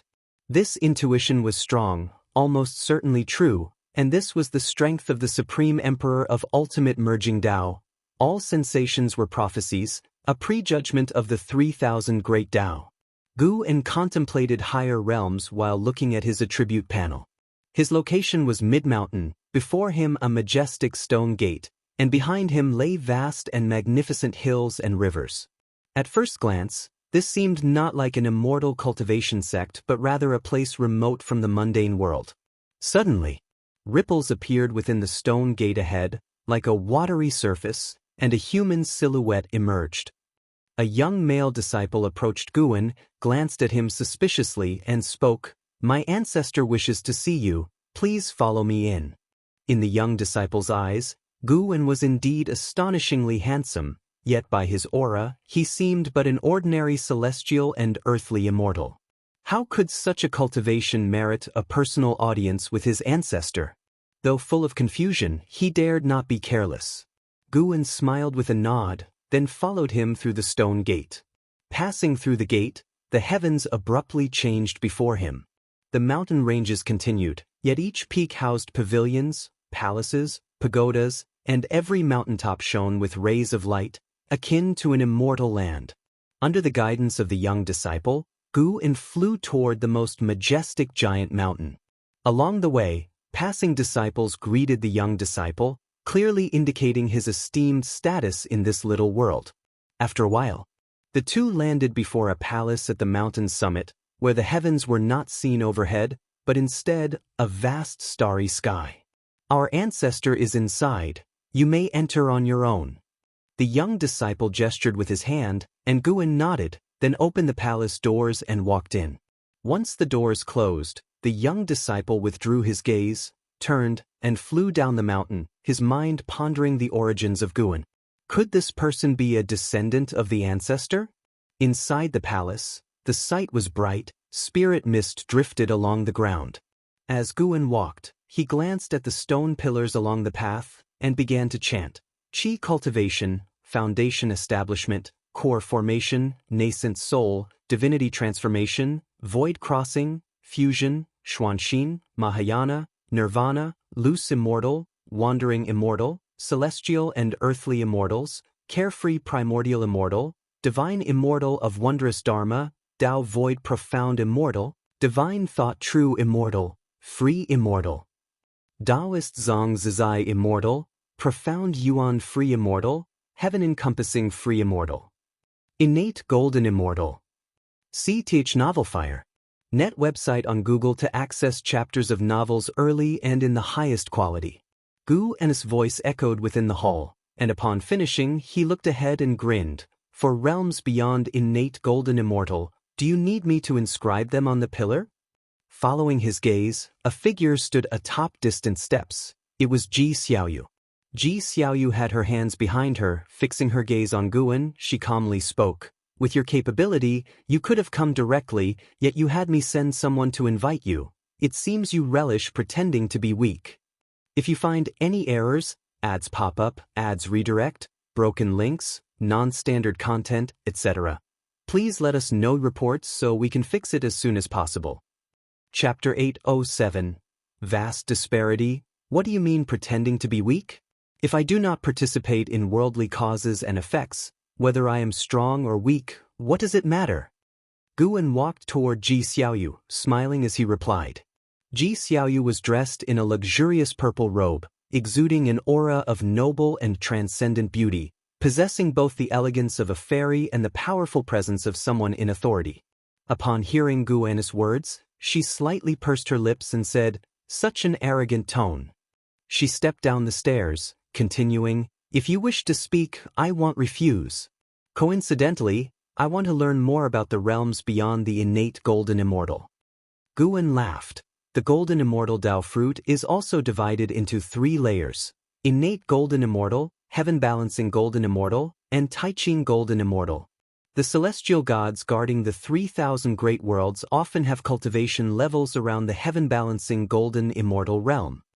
As he spoke, he took out the fate pen and casually swept it, adding the names of 2 realms, heaven-balancing golden immortal and Taiqing golden immortal, to the foremost stone pillars. Upon hearing this, Ji Xiaoyu squinted her eyes and asked, "What is your realm?" Guan smiled but remained silent. "Judging by your demeanor, is your realm higher than Taiqing golden immortal?" Ji Xiaoyu snorted. When she saw that Guan's smile didn't change, she was secretly startled. She had thought Guan was just a Taiqing golden immortal. This guy, although Ji Xiaoyu was surprised, considering Guan's few interventions, even on the path of the great Tao, none could compare. Surpassing Taiqing golden immortal equates to surpassing the power of most celestial gods, which is reasonable upon reflection. Though understanding is one thing, realizing that Guan surpassed Taiqing golden immortal, she still felt bewildered. Guan listened to her inner thoughts, secretly thinking, "Indeed, I am above Taiqing golden immortal, with 5 realms in between." He arrived in front of Ji Xiaoyu, glanced around and asked, "Do you usually reside here in seclusion?" "Yes, the factions of the Heavenly Spirit Tao Alliance are complex. I don't want to get involved in too many causes and effects, so I seldom venture out." Ji Xiaoyu replied, currently still in the heaven-encompassing free immortal realm, just a step away from the innate golden immortal, but unable to break through that step. Sar the Oval Fire. At website on Google to access chapters of novels early and in the highest quality. She wasn't in a hurry since those who can achieve innate golden immortal have lived for a long time. Her age compared to these great powers is still far behind. Yet, with Gu An's arrival, she felt a sense of urgency. Continuing like this, she might soon give up her determination to pursue Guan. Guan looked at her and said, "Going out occasionally is beneficial, aiding enlightenment. The Tao is not entirely found through secluded hard practice alone. The existence of the reincarnation tribulation is to guide beings toward the Tao. You can also visit the Taoist field of the beginningless sometimes. The nine-spirit continent has become quite lively these days." Listening to Gu An's words, Ji Xiaoyu gazed fixedly at him. Their eyes met, both without any fluctuations. "When I headed to outer heaven, I thought it would be a farewell to you, but in the end, I returned. When pursuing the Taoist emperor along the path of the great Tao, I thought for the second time would be separated forever. Now, am entirely rooted in the celestial spirit great world, seemingly unable to sever our ties for eternity." Ji Xiaoyu spoke in a calm tone, causing Guan to raise his eyebrows. "What? Do you hold a grudge against me? If you really wish for eternal separation, I simply won't come anymore." Guan said helplessly. Upon hearing this, Ji Xiaoyu's eyes showed subtle changes. She replied, "I just don't want to burden you, and pursuing the great Tao must rely on oneself, at least that's how I view it." Guan understood her true thoughts, which was why he didn't get angry. He said wryly, "According to your view, do you wish to remain forever alone?" Ji Xiaoyu paused in silence, then asked, "Is there anything I can do for you? Why don't you show me around? I find this place quite interesting." Guan said with a gentle smile. Ji Xiaoyu didn't reject the idea. She nodded slightly, then began to lead the way, walking in front of Guan, who followed closely. Walking ahead of Guan, her lips slightly upturned but quickly returned to normal. Thus, Guan followed Ji Xiaoyu around her dojo. To avoid suspicion, Ji Xiaoyu donned a hat and a veil. In the blink of an eye, 2 days passed. On this day, Ji Xiaoyu escorted Guan to the mountain gate. As the formation at the gate closed, only the two of them remained on the cliff. Guan turned toward Ji Xiaoyu and said, "If you encounter immortal fate in the future, do not accept it." Ji Xiaoyu asked, "Why?" She didn't think Guan simply didn't want her to leave. There must be a special reason, perhaps the reason he came to find her. In her view, Guan couldn't have come merely for leisure. Because it will be a trap. If you wish to ascend to immortality, there will be plenty of opportunities in the future, and I'll tell you when. Guan responded. This made Ji Xiaoyu's gaze toward him filled with deep meaning. She was curious about just how far Guan's eyes could see into the future. Guan continued, "Since you want to become an innate golden immortal, I will assist you in achieving it." As he finished speaking, Guan suddenly waved his sleeve, and a gentle breeze blew toward Ji Xiaoyu, lifting her hat, revealing astonishment on her cool and beautiful face. She stood frozen in place, regaining consciousness only after several breaths. By the time she returned to awareness, Guan's presence was gone, and she widened her eyes in shock, discovering her Tao fruit had transformed, with unfamiliar energy surging within. Soon, she realized she had achieved the innate golden immortal realm. No celestial tribulation. Directly transformed into it. She instinctively thought she was dreaming, yet she couldn't find Guan's figure anymore. She immediately entered the stone gate to confirm she was in the real world. Meanwhile, Guan arrived at the Shao family city to find Shao Lan, roaming the streets and sensing Ji Xiaoyu's changes. This was the strength of the Supreme Emperor of Ultimate Merging Tao, able to forcibly elevate others' realms without any drawbacks. The reason there's no need to cross the tribulation is that he used his Tao intent. Now Ji Xiaoyu just needs to slowly adapt to the new realm's transformation to completely become an innate golden immortal. Guan couldn't help but think of the celestial court, whose destiny could rapidly strengthen mortal spirits without any side effects. Isn't this the ability of the Supreme Emperor of Ultimate Merging Tao? Could it be that all heavenly court immortals were promoted by the Celestial Emperor? If so, it makes sense. The Celestial Emperor wouldn't fear the immortals' rebellion, nor fear the Son of Heaven growing powerful, as the immortal's strength derives from him.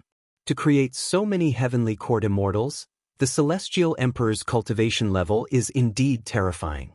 However, the celestial emperor hasn't exposed this point, instead allowing Zongtian and the heavenly Tao to substitute for his function. Gu En wasn't planning to forcefully help disciples break through realms unless they hit a limit. Even when assisting those around him, Gu En won't reveal the intricate wonders of it, as they are simply too unbelievable. Moreover, for the Supreme Emperor of Ultimate Merging Tao, having more subordinates is pointless. No matter how many strong people are under the Supreme Emperor of Ultimate Merging Tao, combined, they can't rival him. Moreover, he and the Celestial Emperor stand in the Perfection Realm. On the Heavenly Tao scope, there are only two Supreme Emperors of Ultimate Merging Tao, both in the Perfection Realm, and their gap with all beings is astoundingly vast. Why do I suddenly relate to the Celestial Emperor's arrogance? Gu En chuckled, shaking his head. He felt this mindset was unacceptable, just as the Celestial Emperor couldn't foresee him rising unknowingly. Perhaps another Supreme Emperor of Ultimate Merging Tao might emerge in the future without either him or the Celestial Emperor realizing. No matter what, he must never be conceited. If you find any errors, ads pop up, ads redirect, broken links, non-standard content, etc., please let us know reports so we can fix it as soon as possible. Chapter 808. Another side of the Patriarch. The passage of time resembles a spinning wheel and is as merciless as flowing water, erasing worldly grudges, disasters, and happiness. Regardless of good or bad, all will pass before the sands of time. The contest for the title of Son of Heaven is no exception, and its progress is accelerating. After 3 million years, the 3,000 great worlds have all fallen under Xianyuan human venerable's dominion, bringing peace to various realms. Following a great calamity, these realms enter a new era, receiving blessings from the heavenly Tao, with all things reborn. While the 3,000 great worlds are rejoicing, the contest for the title of Son of Heaven still has one crucial final battle. The celestial spirit great world remains in peace, yet the number of little worlds from outer heaven is increasing. Ji Xiaoyu's attainment of innate golden immortal status has not been spread widely. She chooses to hide her cultivation level, continuing to pretend as the heaven-encompassing free immortal, and uses her unique qi concealment technique. This year as spring begins, and Zizai takes Zhuang Xian into the bamboo forest to find Gu En. This bamboo grove has become Gu En's exclusive domain, where others dare not tread lightly. After many years, Zhuang Xian has become a free immortal and is now pursuing the path of primordial Tao Emperor. He wears a black shirt and white robe, with his long hair bound at the top by 2 bamboo hairpins, his expression solemn, embodying the aura of a seasoned sage. Coming before Gu En, the two respectfully salute Gu En. You may return first. Gu En tells Zizai, who upon hearing this, can only suppress his curiosity and turn to leave. Facing the ancestor alone, Zhuang Xian, who usually fears neither heaven nor earth, now feels somewhat nervous, his breath becoming unsteady. Gu En sits on the steps in front of the pavilion. He gestures for Zhuang Xian to sit on the ground, and Zhuang Xian promptly complies. I called you here because I intend to personally teach you. Do you know why I am willing to instruct you? Gu En asks, as he toys with the 7-star mirror, once the immortal path ultimate treasure of the 7-star spirit realm, now transformed into a Tao treasure, containing the power to suppress a side of the great thousand world. Zhuang Xian replies, is it because of ancestor En? He would not arrogantly believe that it is due to his own character that the ancestor appreciates him. Presently, there are countless Wuxia disciples, many with remarkable talent, yet none have seen the ancestor instruct anyone. Gu En laughs. He is just one reason. It's also because of your master. Let me tell you a secret. Don't tell anyone, including your master. Zhuang Xian becomes intrigued and quickly agrees. Gu En begins to narrate tales from his time at the Supreme Sect, focusing on his interactions with LV Beiyin, soon captivating Zhuang Xian, immersing him in the story. He seems transported into the tale, witnessing Gu En and LV Beiyin, who has transformed into Elder Tian, walking and chatting in the medicine garden. Zhuang Xian had heard many stories about the ancestor before, but those were mostly legends of the ancestors saving the world.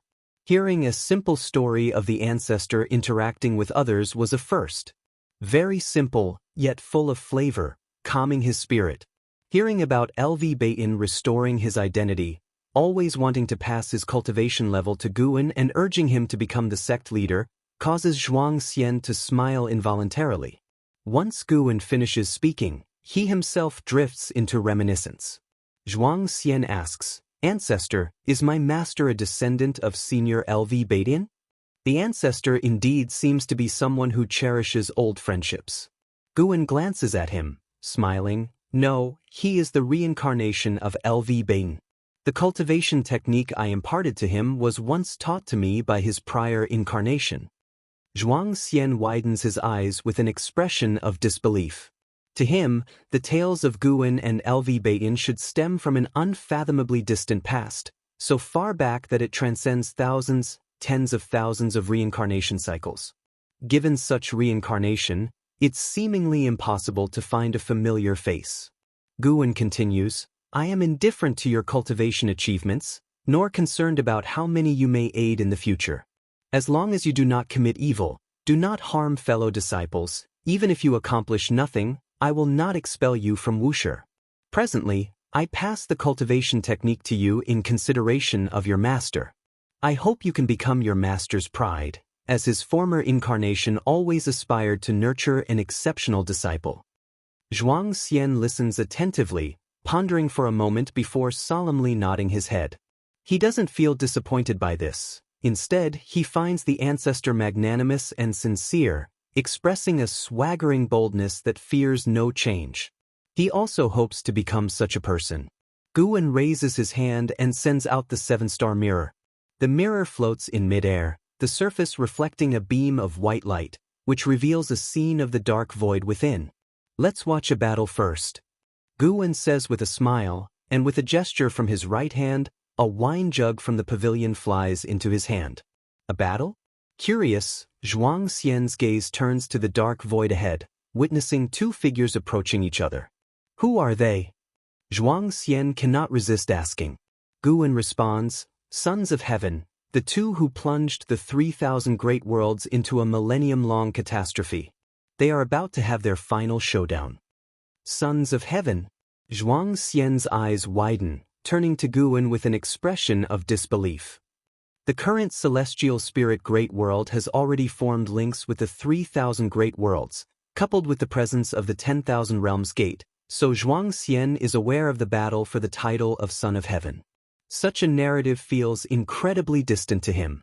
In his mind, the celestial court even seems to be above the beginningless realm. Within the beginningless, no one can compare to the Son of Heaven. The ancestor can, astonishingly, glimpse the Sons of Heaven's duel from within the dojo. And the two Sons of Heaven are completely unaware. What kind of technique is this? What kind of cultivation level could achieve this? Zhuang Xian is both shocked and thrilled. Disciples have always known the ancestor is powerful, but the true extent of that power remains unseen to all. Today, the ancestor's demonstration, though not earth-shattering, has shattered his perception. Watching the ancestor's serene and tranquil smile, Zhuang Xian's thoughts swirl. At this moment, a booming sound emanates from the strong light of the 7-star mirror, capturing his attention. He sees the two Sons of Heaven already engaged in battle. The scene instantly pulls back, yet even so, the mana of both Sons of Heaven fills the entire view. Occasionally he sees the two Sons of Heaven grow in size, battling with Dharma aspect, then shrink, with the scene changing to appear in other universes, the battle moving so rapidly that he daren't blink. Although indistinct, he senses the two Sons of Heaven's terrifying strength.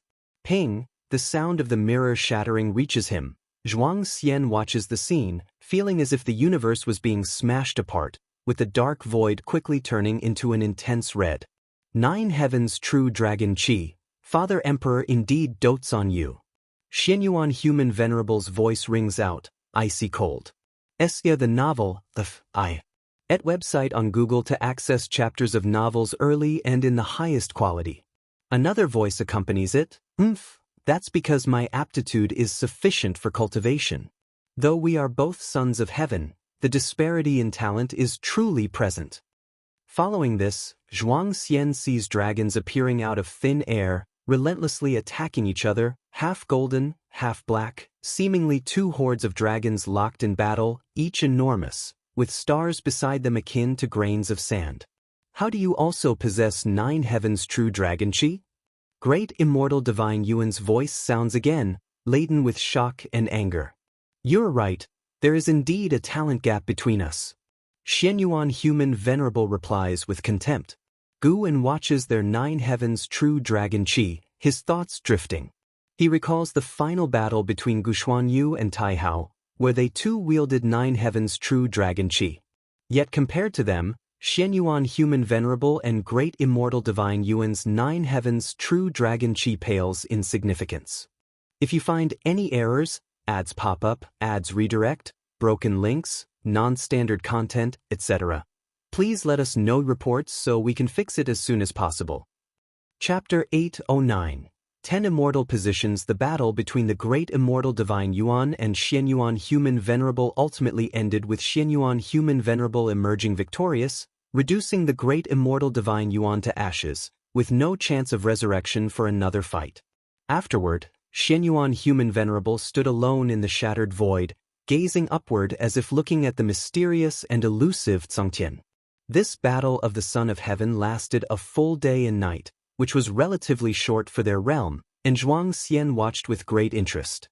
Although, most of the time, he couldn't see the details of the battle between the 2 sons of heaven, he still watched with relish, as if witnessing the evolution of a myth. Guwen put away the 7-star mirror, causing the image suspended before them to dissipate. He stood up and stretched lazily. Zhuang Xian quickly got up, nervously looking at Guwen. Is it time to cultivate? He was both eager and nervous to be personally taught by the ancestor. He feared disappointing the ancestor because he had never been the most insightful in his generation. His talent often seemed mediocre compared to his peers. Guwen looked at Zhuang Xian and smiled, saying, I will only teach once. How much you can comprehend depends entirely on your fortune. These words made Zhuang Xian even more nervous, and he could only nod cautiously. Sunlight streamed through the bamboo forest, falling upon the two, imparting a sense of harmony and the beauty of tranquil times. The battle of the Son of Heaven has ended. For the all-living beings across all realms, once their great world is no longer plagued by evil demons, the battle is over. But for the sects across the realms, the real highlight is after Xianyuan Human Venerable's victory. Will the Son of Heaven fulfill his promise? Do they have a chance to ascend to immortality? Sar the novel at website on Google to access chapters of novels early and in the highest quality. Ultimately, Xianyuan Human Venerable did not disappoint, choosing a group of meritorious great cultivators to go to the celestial court and sending Zixuan Old Immortal to travel across the 3,000 great worlds to reward deeds according to merit. About 1,000 years have passed since the battle of the Son of Heaven. In late summer that year, Xianyuan Human Venerable, accompanied by Zixuan Old Immortal, came to visit Guwen. Guwen sent Nzizai to receive them, and they met again at the mountain viewing pavilion. Before leaving, Nzizai couldn't help but glance at Xianyuan Human Venerable one more time. This person was the Son of Heaven. He speculated internally. The battle of the Son of Heaven has ended, so why does the Son of Heaven come to visit the ancestor? Did the ancestor play a crucial role in the battle? Nzizai suddenly thought of a legend he heard not long ago about a divine sparrow with colorful rays at its tail end sweeping across the 3,000 great worlds, exterminating countless evil demons, thus changing the course of the battle of the Son of Heaven. With a heart full of confusion, he left, not daring to disturb Guwen's conversation with the other two. After he departed, Xianyuan Human Venerable respectfully bowed to Guwen, raising his hand in salute, appearing much more humble than during his last visit. Zixuan Old Immortal followed suit, looking at Guwen with gratitude and awe. When he sought Guwen's assistance, he dreamed that Guwen could help Xianyuan Human Venerable, but he never expected that Guwen could single-handedly change the tide, even against the Dao Extreme Daluo Immortal of the Celestial Court. Incredibly, Guwen himself did not appear in person, simply relying on a divine sparrow to change the dynamics. Sit down and let's chat. Guan smiled as he waved his right hand. A formless force lifted the hands of the two immortals, prompting them to straighten their posture. Then, they followed Guan to take their seats. Xianyuan Human Venerable looked at Guan and asked, "Could I possibly see that divine sparrow?" Sichuan Old Immortal took the initiative to pick up the teapot on the table to pour tea for Guan, and upon hearing Xianyuan Human Venerable's request, he too looked at Guan expectantly. Guan smiled, raised his right hand, and immediately, a colorful light flew from outside the pavilion, swiftly landing on his arm.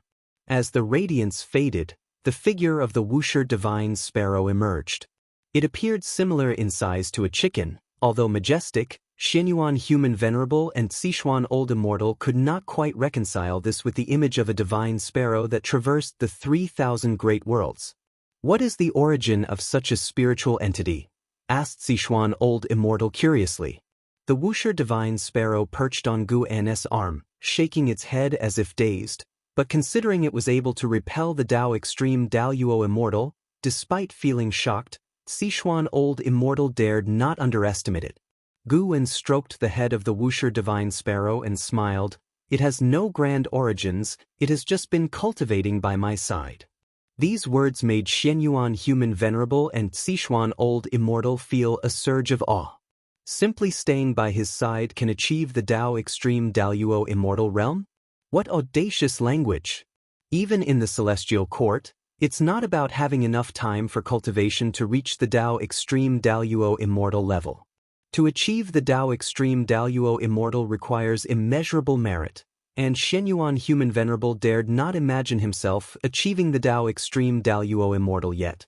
Guan slightly raised his right hand, prompting the Wuxia divine sparrow to fly away. "What are your reasons for coming here?" Guan asked. Guan was very satisfied with Xianyuan Human Venerable's actions after his victory. At least he did not deceive the all-living beings, and with victory, there truly was a chance for immortality. Furthermore, the 3,000 great worlds did not perish and be recreated, which indicated Xianyuan Human Venerable exerted his influence on the celestial court.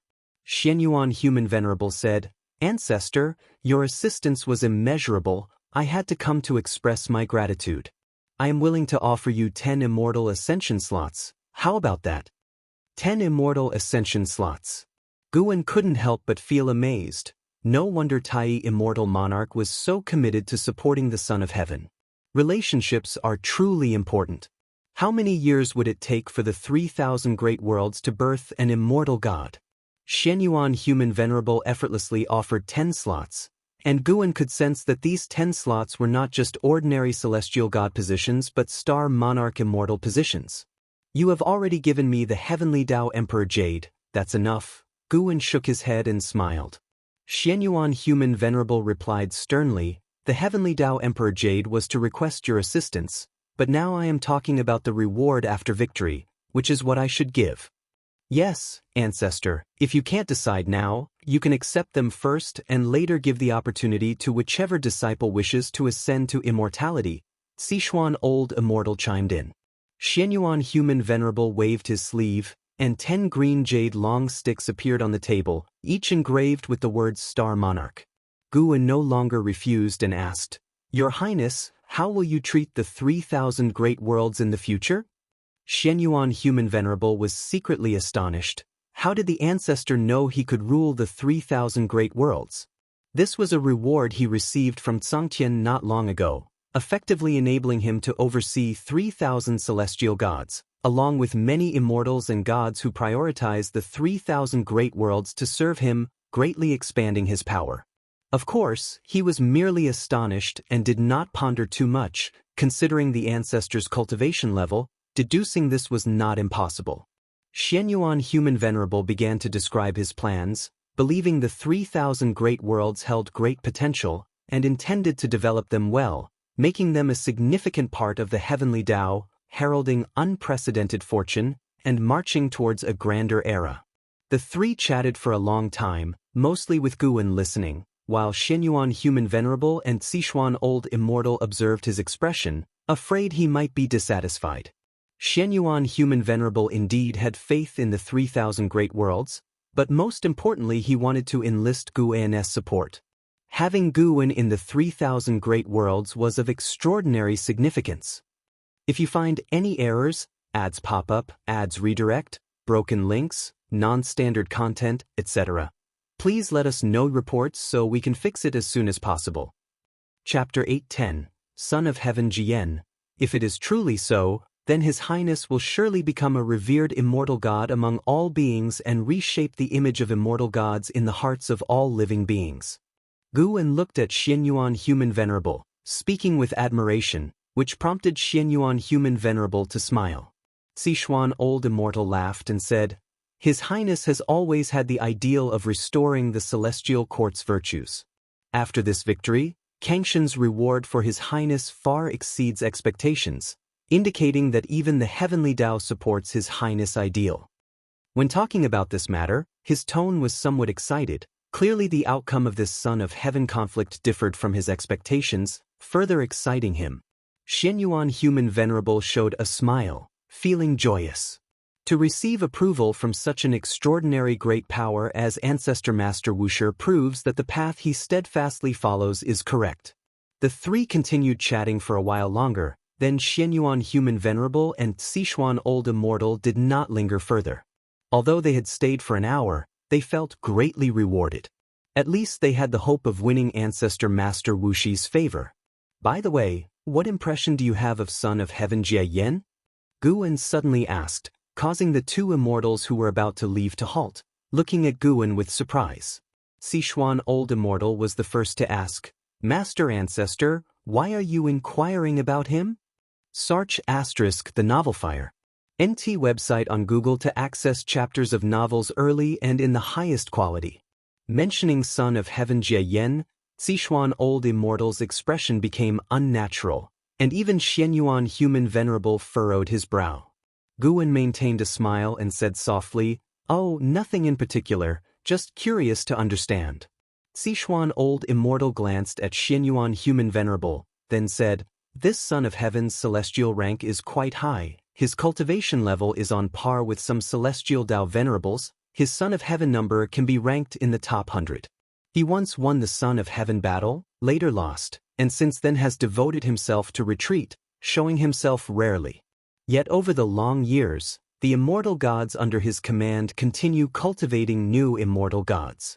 Overall, this Son of Heaven is not one to provoke lightly.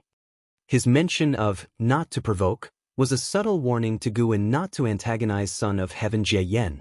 Even though Guan had already displayed strength not fearing Tao Extreme Daluo Immortal, he still hoped Guan would not provoke Son of Heaven Jian. Xianyuan Human Venerable did not speak, but it was clear he was very apprehensive of Son of Heaven Jian. Guan said with a laugh, Do not worry, I have no feud with him, it's just that I happened to see him about to do some things. Alright, you may go now. Sichuan Old Immortal was puzzled upon hearing this, wishing to ask what matter it was but dared not get entangled in the cause and effect of Son of Heaven Jian. Xianyuan Human Venerable looked at Guan and asked, What he intends, does it relate to the 3,000 Great Worlds? Guan did not reply but merely looked at the teacup on the table. Xianyuan Human Venerable and Sichuan Old Immortal instantly understood, their expressions turned grim. They asked no more and left politely. The two immortals left Wuxia and directly moved to the World Gate. Xianyuan Human Venerable's face was livid, his eyes fiery, causing the celestial spirit god guarding the World Gate to hurry to his feet. Your Highness, do not be reckless. Sichuan Old Immortal quickly advised, having guessed what Xianyuan Human Venerable intended. Xianyuan Human Venerable said without turning around, I understand, I am merely angry and will not give him any chance. Passing by the celestial spirit god, he paused, turning to look at the celestial spirit god, his expression softened, and said, Serve Ancestor Master Wuxia well in the future, whatever happens if you need to find me, just call my name at the World Gate and I will hear it. Celestial Spirit God was flattered, promptly agreeing. After that, Xianyuan Human Venerable and Sichuan Old Immortal stepped into the World Gate one after another. When the intense light of the World Gate dissipated, Only then did the celestial spirit god breathe a sigh of relief, his face breaking into a smile. The path becomes ever smoother. Being a celestial god, serving a great power outside the celestial court was once considered fundamentally rebellious behavior, but now, many high-ranking immortal gods support him in doing so. The celestial spirit god resumed his meditation, his gaze towards the distance, his mind drifted to Tianhao. He wondered if that boy had ascended to immortality, and what immortal position he held. Meanwhile, Guwen walked out of the mountain viewing pavilion, proceeding along the mountain path, leisurely strolling through the wilderness, contemplating the future. In a distant future, son of heaven Jie will reincarnate to the mortal realm, achieve supreme status in the celestial spirit great world, and commence a war for dominion over the 3,000 great worlds. This destiny emerged after Xianyuan Human Venerable One, clearly indicating that son of heaven Jie was targeting Xianyuan Human Venerable. Guwen had previously warned Ji Xiaoyu not to trust immortal fate, precisely because she would encounter son of heaven Jie in the future. This son of heaven Jie's cultivation level is quite formidable, having reached perfect Taoist great Luo immortal realm. Yet regrettably, such a level holds no secrets to Guwen. It made Guwen feel relieved that when he achieved Dao Extreme Daoyuo Immortal, he did not act recklessly. Had he indiscriminately killed and crazily accumulated lifespan, he surely would have been targeted by Xian Qi Primordial Immortal and Mixed Element Profound Venerable Immortal. There are always those who take the lead role in this world, but staying here and watching the drama is more enjoyable. Guwen murmured, with no one beside him to know what he meant. He prepared to assess Zhuang Xian's cultivation achievements. Though he said it was to see Zhuang Xian's own fortune, after millions of years, it was his first time teaching someone cultivation and could not let Zhuang Xian be too poor. Celestial Court, Guangfa Immortal Palace. In the Grand Hall, hundreds of immortal gods sat cross-legged on their respective mats, Li Xuanmiao and Celestial Destruction God among them, the two seated next to each other. The venerable Guangfa Taiguang had not yet appeared, and the disciples of Guangfa Immortal Palace chatted about the Son of Heaven conflict. Didn't expect Xianyuan Human Venerable to turn the tide, truly surprised me. Indeed, Taisien Divine Yuan almost won, yet it could be overturned. Who knows what has happened within the 3,000 great world? It is said Xianyuan Human Venerable invited a supreme great power to intervene.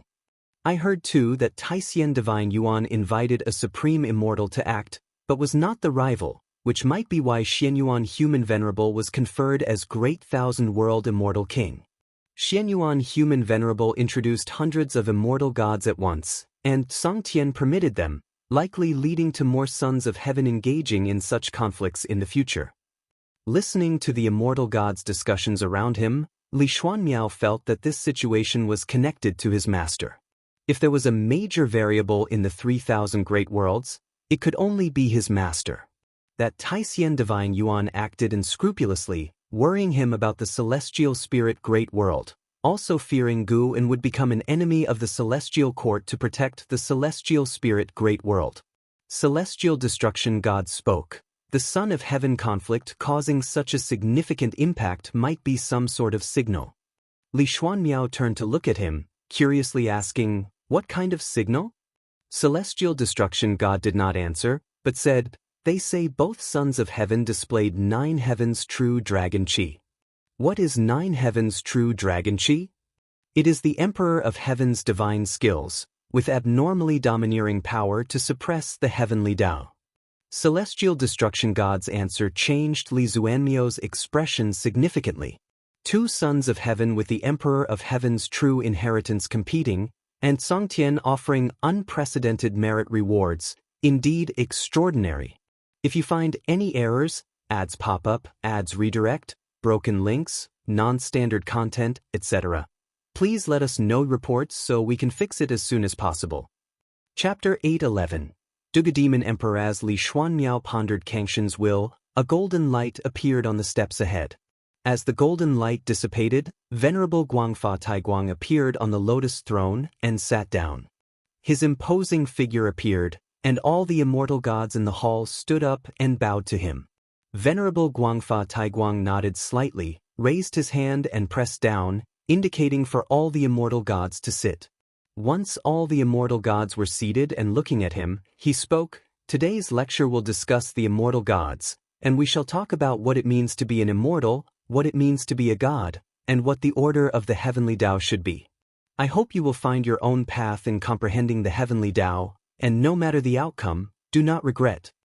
On hearing this, the immortal gods sat upright, knowing that this lecture was connected to the dispute for the title of Son of Heaven, a matter of great interest to them. Such a significant event rarely occurs in the celestial court over the long eras, as no one within the heavenly Tao can shake its foundation. The white-haired elder in the first row spoke first. This humble Taoist believes that immortal gods should focus on destiny. Relying on it means relying on all beings of heaven and earth. Thus, immortal gods should primarily protect all beings. His status was evidently high, as he was the first to speak, and the other immortal gods listened intently. After he finished speaking, an immortal god quickly rebutted, "An immortal is an immortal. Mortal spirits cultivate to become immortals, enduring hardships, yet after becoming immortals, they still weigh mortal spirits heavily. What is the meaning of our immortal cultivation? Immortals should keep their distance from mortal spirits. This itself is a protection. In fact, even if we do nothing, mortal spirits will still worship us, so there's no need to curry favor for the sake of destiny." His argument won the approval of many immortal gods, most of whom were from the mortal world, having faced trials themselves. They knew the dangers of human hearts and inherently detested the machinations and disputes of mortal spirits. Suddenly, the immortal gods split into two factions and began debating. It was difficult for anyone to propose a third view without being dragged into the conflict between immortals and mortals. Li Xuanmiao remained silent, observing the attitudes of the immortal gods. Though he could understand some immortal gods' extreme comments, he always felt that immortal gods should protect mortal spirits. What's called an immortal god doesn't really rely on their own cultivation but on the heavenly court's destiny to achieve immortality.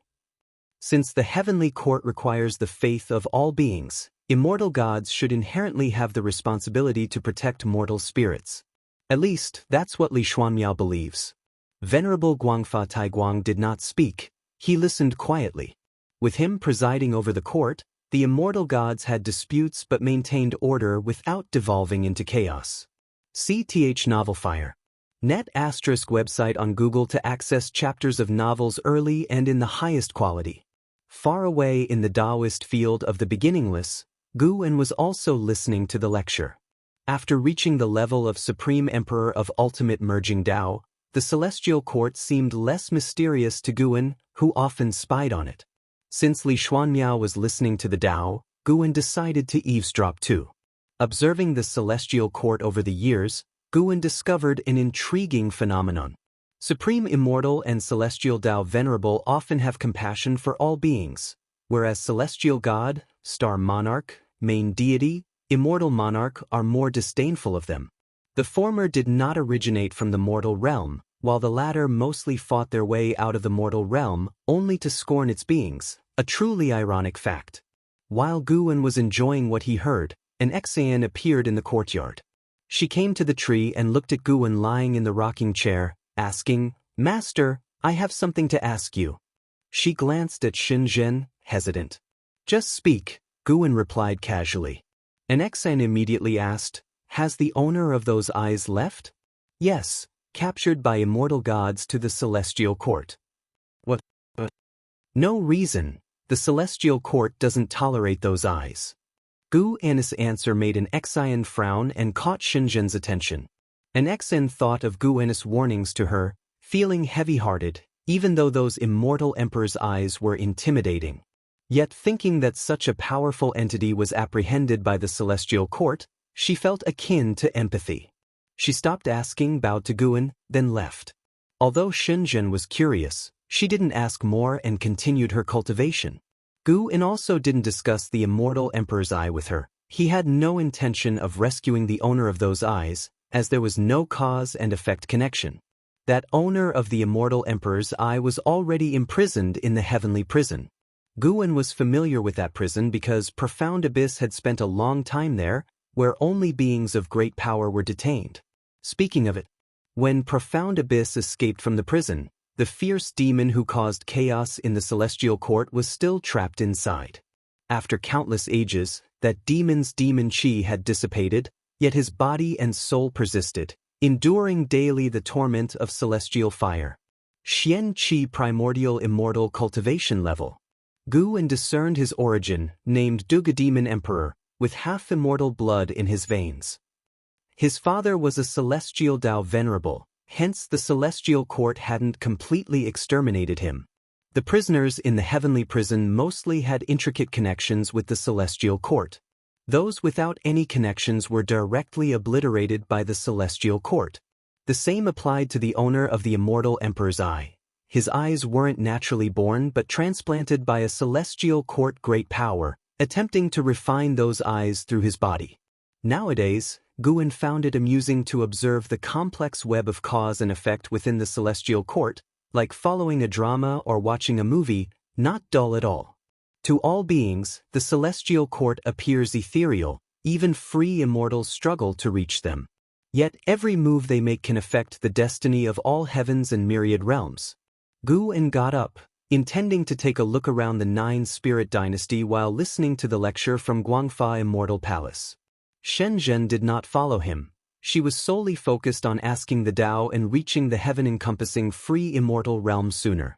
Now, the second-generation disciples of the beginningless had a minimum cultivation level of profound Yuan free immortal, but hadn't yet birthed any innate golden immortal. Time flows endlessly, as a day passes like a page in the annals of time. After Xianyuan human venerable triumphed, legends of immortal gods proliferated across the human world, and opportunities to ascend to immortality began to spread throughout it. Millions of years later, immortality became the highest goal for the cultivation of the multitudes.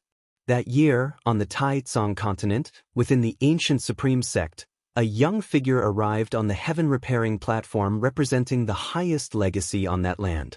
This youth wore black clothes, had handsome features, and appeared to be just 16 or 17 years old, carrying 3 treasure swords on his back as he walked with the steady stride of a dragon and tiger onto the heaven-repairing platform, full of spirit. The heaven-repairing platform was vast, yet only a few hundred were cultivating there, all meditating in different spots. The youth walked toward the heaven-splitting axe standing in the center of the platform. As he got closer, people began to turn their attention to him. The heaven-splitting axe was left behind by the mythic supporting Tao sword venerable, but countless ages have passed, and no one has been able to retrieve it, causing the expectation for this grand opportunity to fade. Thus, fewer and fewer with high cultivation are visiting the heaven-repairing platform. If you find any errors, ads pop up, ads redirect, broken links, non-standard content, etc., please let us know reports so we can fix it as soon as possible. Chapter 8:12. Celestial Mandate Person. The black-clad youth came before the heaven-splitting axe, looking at the ancient axe that had weathered countless millennia.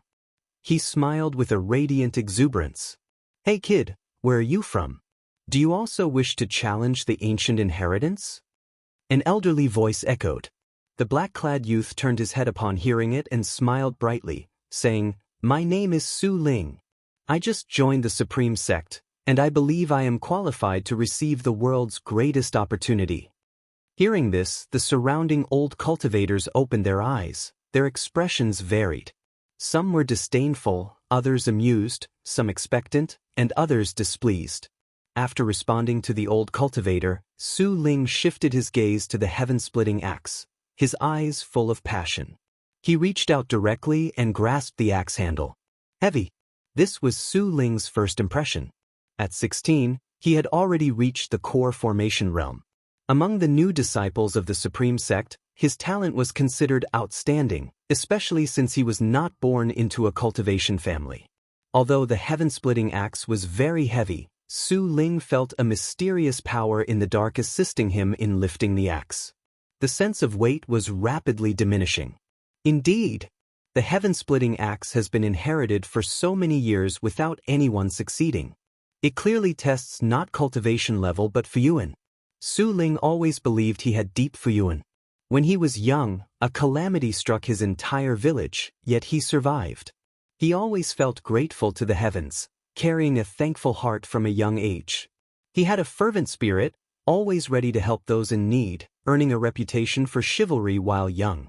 It was this chivalry that drew the attention of the Supreme Sect's cultivators. After an entry test, he turned out to have extraordinary talent. He felt his good fortune and talent had special significance, with a grand mission awaiting him. Gaining the heaven-splitting axe's inheritance would assist him in completing this great mission. If there is celestial mandate in the mystery, let it help me lift it. Su Ling looked down at the heaven-splitting axe, shouting in his heart. He exerted his strength, moving his left foot sideways, his form full of power. He did not stop, his eyes resolute. The heaven-splitting axe started to shake. Although the movement was slight, it caused the hundreds of cultivators at the heaven-repairing platform to open their eyes, all turning their heads to look at him. The heaven-splitting axe trembled more violently, prompting the cultivators to stand up one after another. How is it possible? Could he truly be the legendary celestial mandate person? See Tich Novelfire. Any *T website on Google to access chapters of novels early and in the highest quality. He's only at the core formation realm. How can he budge the heaven-splitting axe? I've heard from my ancestor that even the legendary divine thought true Immortal couldn't lift the heaven-splitting axe. Perhaps it's not cultivation level being tested after all. For someone so young to reach core formation is already first-rate talent. If his cultivation years are only a few, it is unfathomable. Maybe that's why the heaven-splitting axe chooses him. The cultivators began to excitedly discuss.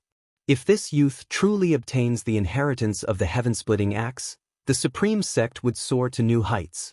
To them, the supporting Dao Sword Venerable seemed too distant, but the heaven-splitting axe was real. Su Ling was not thinking about that much. He concentrated all his attention on the heaven-splitting axe, putting in all his effort, but he still couldn't lift it completely. Just a little bit more. Su Ling thought through gritted teeth. In merely a few dozen breaths, he had exhausted all his chi power. But he didn't want to give up. The ensuing time felt endlessly long and agonizing for Su Ling, but he refused to quit.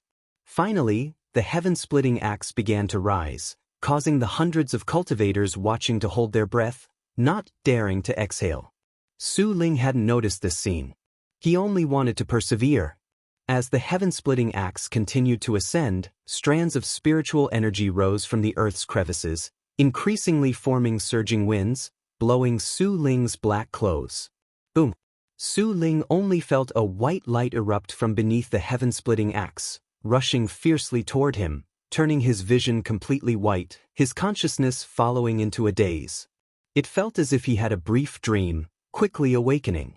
He found himself standing on a mountainous terrain, surrounded by rolling green hills, with a broad view that made him feel relaxed, clearing away his inner confusion.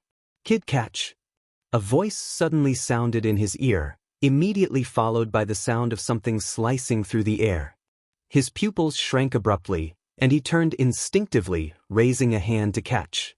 The heaven-splitting axe landed in his hand, pressing him backward with its immense power as his boots kicked up twin trails of dust. With this catch, Su Ling was completely awake, as if returning to the real world. Once he steadied himself, his right hand was still trembling, almost dropping the axe. He looked up, seeing a figure standing on the peak of a mountain in front. The figure leapt, like a bird taking flight, swiftly landing before him. What a handsome man! Since arriving at the Supreme Sect, Su Ling had seen many immortal masters, yet this was his first time seeing a man as handsome and full of immortal aura as Guan, 4,200 million years, finally waiting for someone fated. Guan looked at Su Ling, laughed, and said. Su Ling cautiously asked, "Who are you? Where am I?" Having just embarked on the path of immortal cultivation, he understood little, unable to distinguish reality from the illusion realm. Guan's mention of 4,200 million years directly stunned him, making him lose his usual judgment. Guan smiled and said, "Who I am doesn't matter, what matters is that you have passed the test of the heaven-splitting axe. Now, I will teach you the secret skill hidden within it." Are you ready? Once you learn it, you can return. This is not a dream. This is your opportunity. Su Ling calmed down.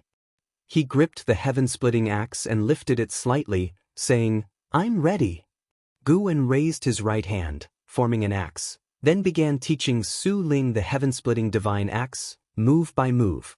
The heaven-splitting divine axe is divided into 9 forms: life-breaking, demon-breaking, ghost-breaking, mountain-breaking, broken sea, breaking technique, immortal breaking, god-breaking, heaven-splitting.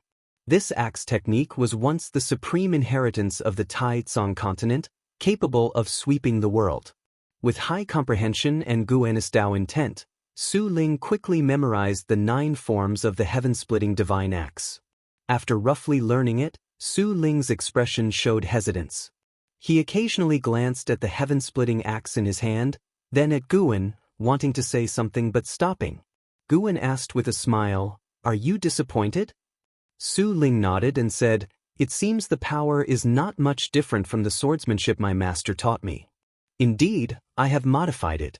Do you wish to learn the new heaven-splitting divine axe? Guwen looked at Su Ling, his smile unchanged, warm like a spring breeze. Su Ling quickly replied, Of course I want to. This is the Supreme Sect's ancient inheritance. If it's not more powerful than my master's swordsmanship, it would be embarrassing, not just for me but for the whole Supreme Sect. He had already thought it through. Guwen must either be the artifact spirit of the heaven-splitting axe or the legendary supporting Dao sword venerable. Either way, there must be a deep connection with the Supreme Sect.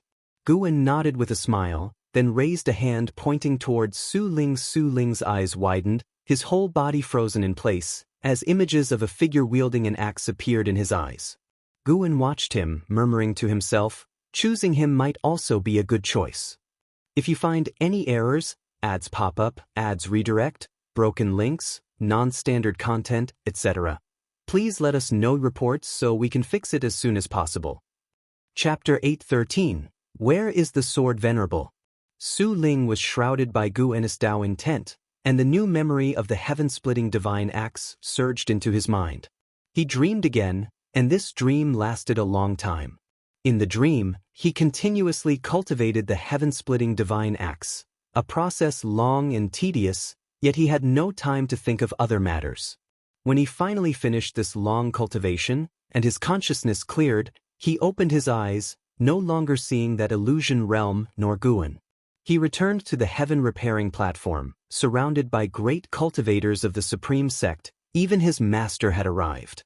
Seeing Su Ling open his eyes, the great cultivators around him began to ask questions. Disciple, how are you? Did you receive the legacy? What did you comprehend just now? What did you see?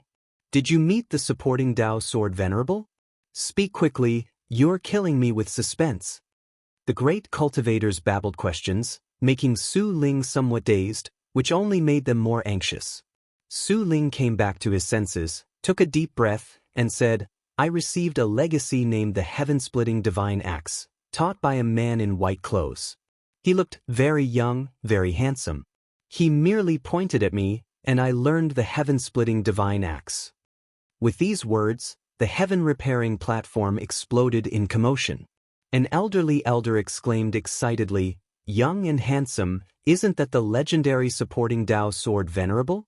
It is said, he is immortal and amiable.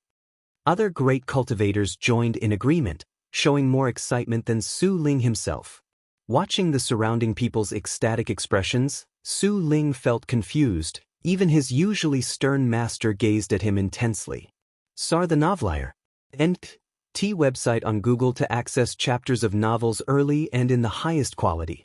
At this moment, he finally realized how exalted the status of the supporting Dao sword venerable was. He recalled Gu En's appearance, his heart filled with boundless curiosity. Was that person really the supporting Dao sword venerable? What level of cultivation did he possess? Where could he be now? In the Taoist field of the beginningless, Gu En was in a good mood while fishing, having fulfilled his wish by passing on the legacy of the heaven-splitting axe. There was no test or fuyuan. Choosing Su Ling was inevitable because he could see Su Ling's entire future, confirming that Su Ling would bring prosperity to the supreme sect and to the world. Not only that, Su Ling upheld righteousness, leading other cultivators to act justly. Currently, Gu Wen was contemplating another matter. It involved reincarnating his previously deceased disciple into Su Ling's descendant, hoping they would follow the righteous path under Su Ling's guidance. This was also to fulfill another disciple's obsession. Gu Wen gazed at the lake surface, recalling over 40 million years ago when he led disciples like Tang Yu, Su Han, Zhen Qin, Yan Mei, Yang Min, Yi Yan, and others in cultivation. Times have changed. Most of those disciples have since embarked on reincarnation.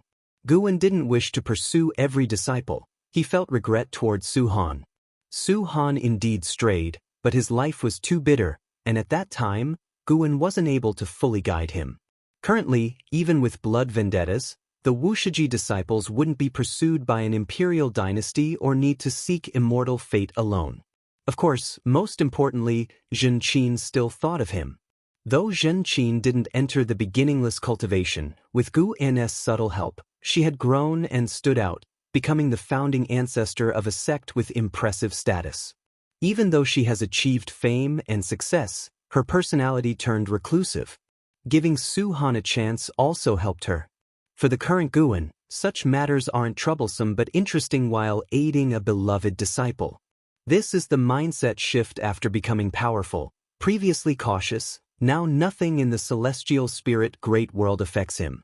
Not just the celestial spirit great world, he can handle anything in the 3,000 great worlds. Whether to act or not is solely up to him. Gu Wen is increasingly less restrained, enjoying this process. In the unseen, the ineffable Tao heart realm seemed to guide him. He can now confirm. To become a saint requires transcending that Tao heart realm. Even facing the celestial emperor, he felt confident, thus he's in no hurry, enjoying life while understanding the so-called saint realm. Slowly comprehending if it doesn't work, then risking life. Things Gu Wen couldn't achieve in cultivation over the years were made possible by risking life, which doesn't negate his efforts as those experiences and insights were objectively existent. As Gu Wen reminisced on the past, a figure approached. It was Zhuang Xian. Over the years, Zhuang Xian had become steadier and carried an extraordinary aura. He came behind Gu Wen and bowed respectfully, saying, "Ancestor, I have mastered the supreme Tao mixed yuan plate. Would you care to examine?" Gu Wen responded casually, "I don't need to look with my eyes to know your Tao practice. You indeed mastered it, though far from perfection." Zhuang Xian remarked, "The supreme Tao mixed yuan plate is indeed profound, with endless creation. From now on I will prioritize it. Apart from my main cultivation technique, I want cultivate others."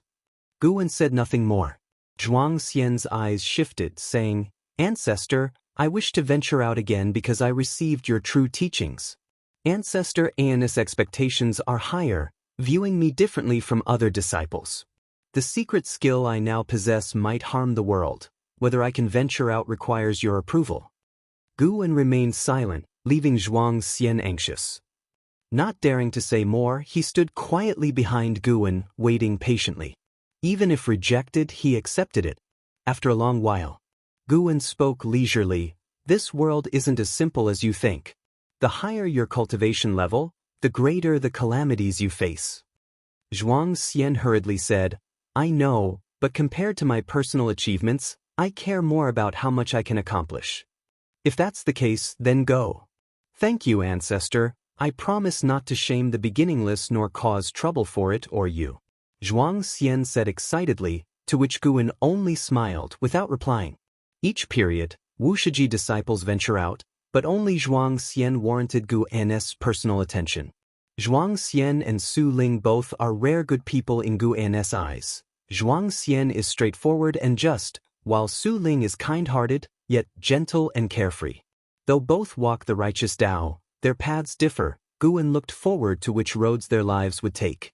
Afterward, Zhuang Xian took his leave. Gu Wen continued fishing, only standing up to collect his rod when dusk fell. The setting sun elongated his shadow. While enjoying leisure, his other disciple faced a fated ordeal. The disciple was Tian Hao, the reincarnation of an Hao. Tian Hao, cultivating in the misty Immortal court, had reached a cultivation level to stand alone. He began his adventures in the Great Tao domain, traveling within the heavenly Tao beyond the 3,000 great worlds. On this day, he encountered a grand scheme targeting him and the Celestial Court. If you find any errors, ads pop up, ads redirect, broken links, non-standard content, etc., please let us know reports so we can fix it as soon as possible. Chapter 8:14. Tianhao's will. The thunderclouds tumbled, and crimson lightning intertwined and flickered. On the earth stood several towering peaks, devoid of vitality and greenery. A light star walked upon the land. Upon closer inspection, it was a divine warrior clad in silver armor, wielding a divine spear, with 9 golden pearls floating behind his head. Flames swirled around the pearls, resembling true dragons, constantly surging, emitting dazzling light, like a war god advancing, dispelling darkness with each step. It was Tianhao. Now, his cultivation level had reached the innate golden immortal realm. Even though he had not yet joined the immortal class, he could nurture celestial Tao destiny because he was an innate immortal god, born an immortal god. His face was cold, his eyes sharp, filled with an oppressive aura, as if he could see through all the disguises of evil in the world. Following his gaze, 1,000,000 miles ahead, a stone staircase lay across a giant mountain, like a long stairway to heaven. Looking upward at the top of the staircase, halfway up the mountain, stood a mysterious figure in a black robe. This mysterious person wore a bamboo hat, and black mist surged on his face, making it impossible to see his true appearance. For a long time, Tianhao stopped at the foot of the giant mountain, looked up, and asked the black-robed person above, "I'm here. Now, you should tell me who you are and on what grounds you claim to have the confidence to overthrow the Celestial Court?" Tianhao not only recovered Enhao's memories but was also gradually restoring Emperor Xuanqing's memories. His divinity was growing stronger. The black-robed person gazed down at him and said, "I am the Emperor Bone Profound Venerable, from the Dark Heavenly Court. I shall be the vanguard in attacking the Celestial Court. Once I commence the war, the Dark Heavenly Court will invade en masse. Are you satisfied with this answer?" Tianhao was not surprised. Instead, he sneered dismissively and asked, "What? You think I might betray the Heavenly Tao for revenge against the Celestial Court, for revenge against my father? The Dark Heavenly Court originally came from the Heavenly Tao. We were only defeated and expelled. When we return, we will still serve the Heavenly Tao." Emperor Bone Profound Venerable's tone was utterly calm, devoid of any emotion. Tianhao remained unfazed and said, "You cannot win. As long as he exists, nothing in the Celestial Court can be shaken. He is indeed strong, even invincible. With the strength of the Dark Heavenly Court alone, it would indeed be impossible to overthrow the Celestial Court. But the Dark Heavenly Court is never lacking in patience or determination. If you join us, we will grant you the legacy of the Celestial Emperor, a legacy your father once received. Only by acquiring this legacy will you have hope of rivaling him." Emperor Bone Profound Venerable's words finally made Tianhao's expression change. Tianhao fell into silence, and Emperor Bone Profound Venerable did not pursue him further, waiting quietly. After a while, Tianhao looked up at Emperor Bone Profound Venerable and said, "I can trust you, but before that I want to fight you, to see how powerful the legendary strength surpassing the Tao Extreme Daluo Immortal truly is." Emperor Bone Profound Venerable gazed down at him, saying nothing, but suddenly released a terrifying aura. Boom! In an instant, billions of towering mountains crumbled into ashes. Tianhao's robe wildly billowed, the silver armor quirked, producing a clanging sound, and his eyes turned icy, filled with a fighting spirit. He knew he couldn't possibly be a match for his opponent, yet he still wanted to try. He wanted to know how terrifying the Dark Heavenly Court truly was, so he could understand the kind of foes his father faced. Tianhao leaped towards Emperor Bone Profound Venerable. Just then, Tianhao's pupils suddenly dilated, and in his vision, the heavens and the earth trembled as if an immense invisible heart was pounding, and behind Emperor Bone Profound Venerable appeared a terrifying phantom, stretching towards him with bared fangs and claws. "What is that?" Just as the question formed in Tianhao's mind, he fell into a state of chaos. When Guan returned to the room, Tianhao had already been annihilated by Emperor Bone Profound Venerable. He did not immediately take action. After restoring Emperor Xuanqing's memories, Tianhao was clearly fixated, unwilling to stop before hitting the south wall. Better to let him venture into the dark heavenly court, whether it brings fortune or calamity. That decision lies with him and the celestial emperor. While observing Tianhao, Guan had a sense that perhaps the celestial emperor was already aware of his existence. But for some unknown reason, the celestial emperor did not pursue him and remained in his celestial palace, lost in reincarnation. The real celestial emperor was more incomprehensible than the reincarnation body Taihao. SAR the Novel Fire. Net website on Google to access chapters of novels early and in the highest quality. Whatever the case, Guan no longer feared the celestial emperor. Even if discovered by the celestial emperor, he wouldn't worry. What he desires now is to surpass the celestial emperor and reach the legendary saint realm. It is worth noting that Guan's avatar and Hongyazi were still in the profound abyss divine pool. They learned more and more of the ancient heavenly court and the secrets of saints and encountered numerous opportunities, steadily growing stronger. The profound abyss divine pool contained many crises that could have killed Hongyazi, but Guan discreetly erased them. Therefore, to Hongyazi, the only problem was his inability to escape. Guan sat down at the desk inside the room, picked up a book from the table, and began to savor it. This was written by the contemporary book sage, Profound Celestial Intent, who infused Tao intent into it, making every word rich in imagery, so that when one's divine sense delved into it, it felt like watching a movie. With such creations, Profound Celestial Intent had become deified, holding a lofty position in the celestial spirit great world. Of course, his status was largely due to his extraordinary friendship with ancestor Master Wuxia. The moon sets, the sun rises.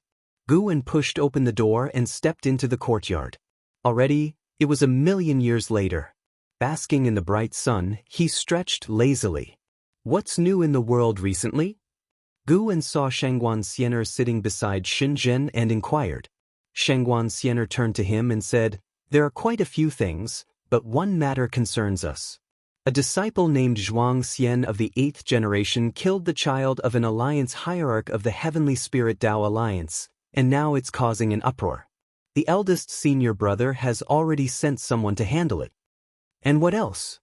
Guan wasn't concerned about Zhuang Xian's affair, because he had witnessed the incident where the alliance hierarch's child used the blood of cultivators of a city as a sacrificial offering for a magical treasure, committing an atrocity worthy of death. However, this person had extraordinary background connections, involving too many people. Shangguan Xiener tilted her head, thought for a moment, and said, "There's another thing you might be interested in. An ascender has come to this part of the human world, allegedly a son of heaven reincarnated, destined to undergo 120,000 cycles of reincarnation trials before returning to the celestial court. In each life, he must become the master of the human world, which means he is to become the master of the great world of celestial spirit." Guan became intrigued and said, "Go on."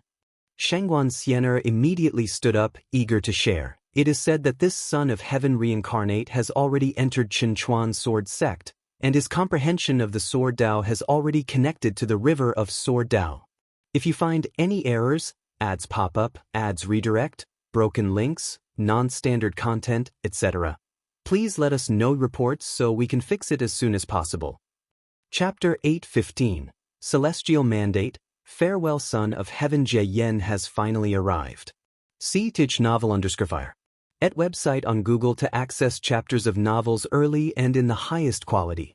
Guan listened to Shangguan Xiener recount the deeds of that ascender, while his eyes were also probing the future of Son of Heaven Jie Yen. After Son of Heaven Jie Yen ascended, he displayed a vast celestial Tao destiny, making many instantly believe he was the reincarnation of the Son of Heaven. For the sake of immortal fate, many supported him, allowing him to quickly gather a major force.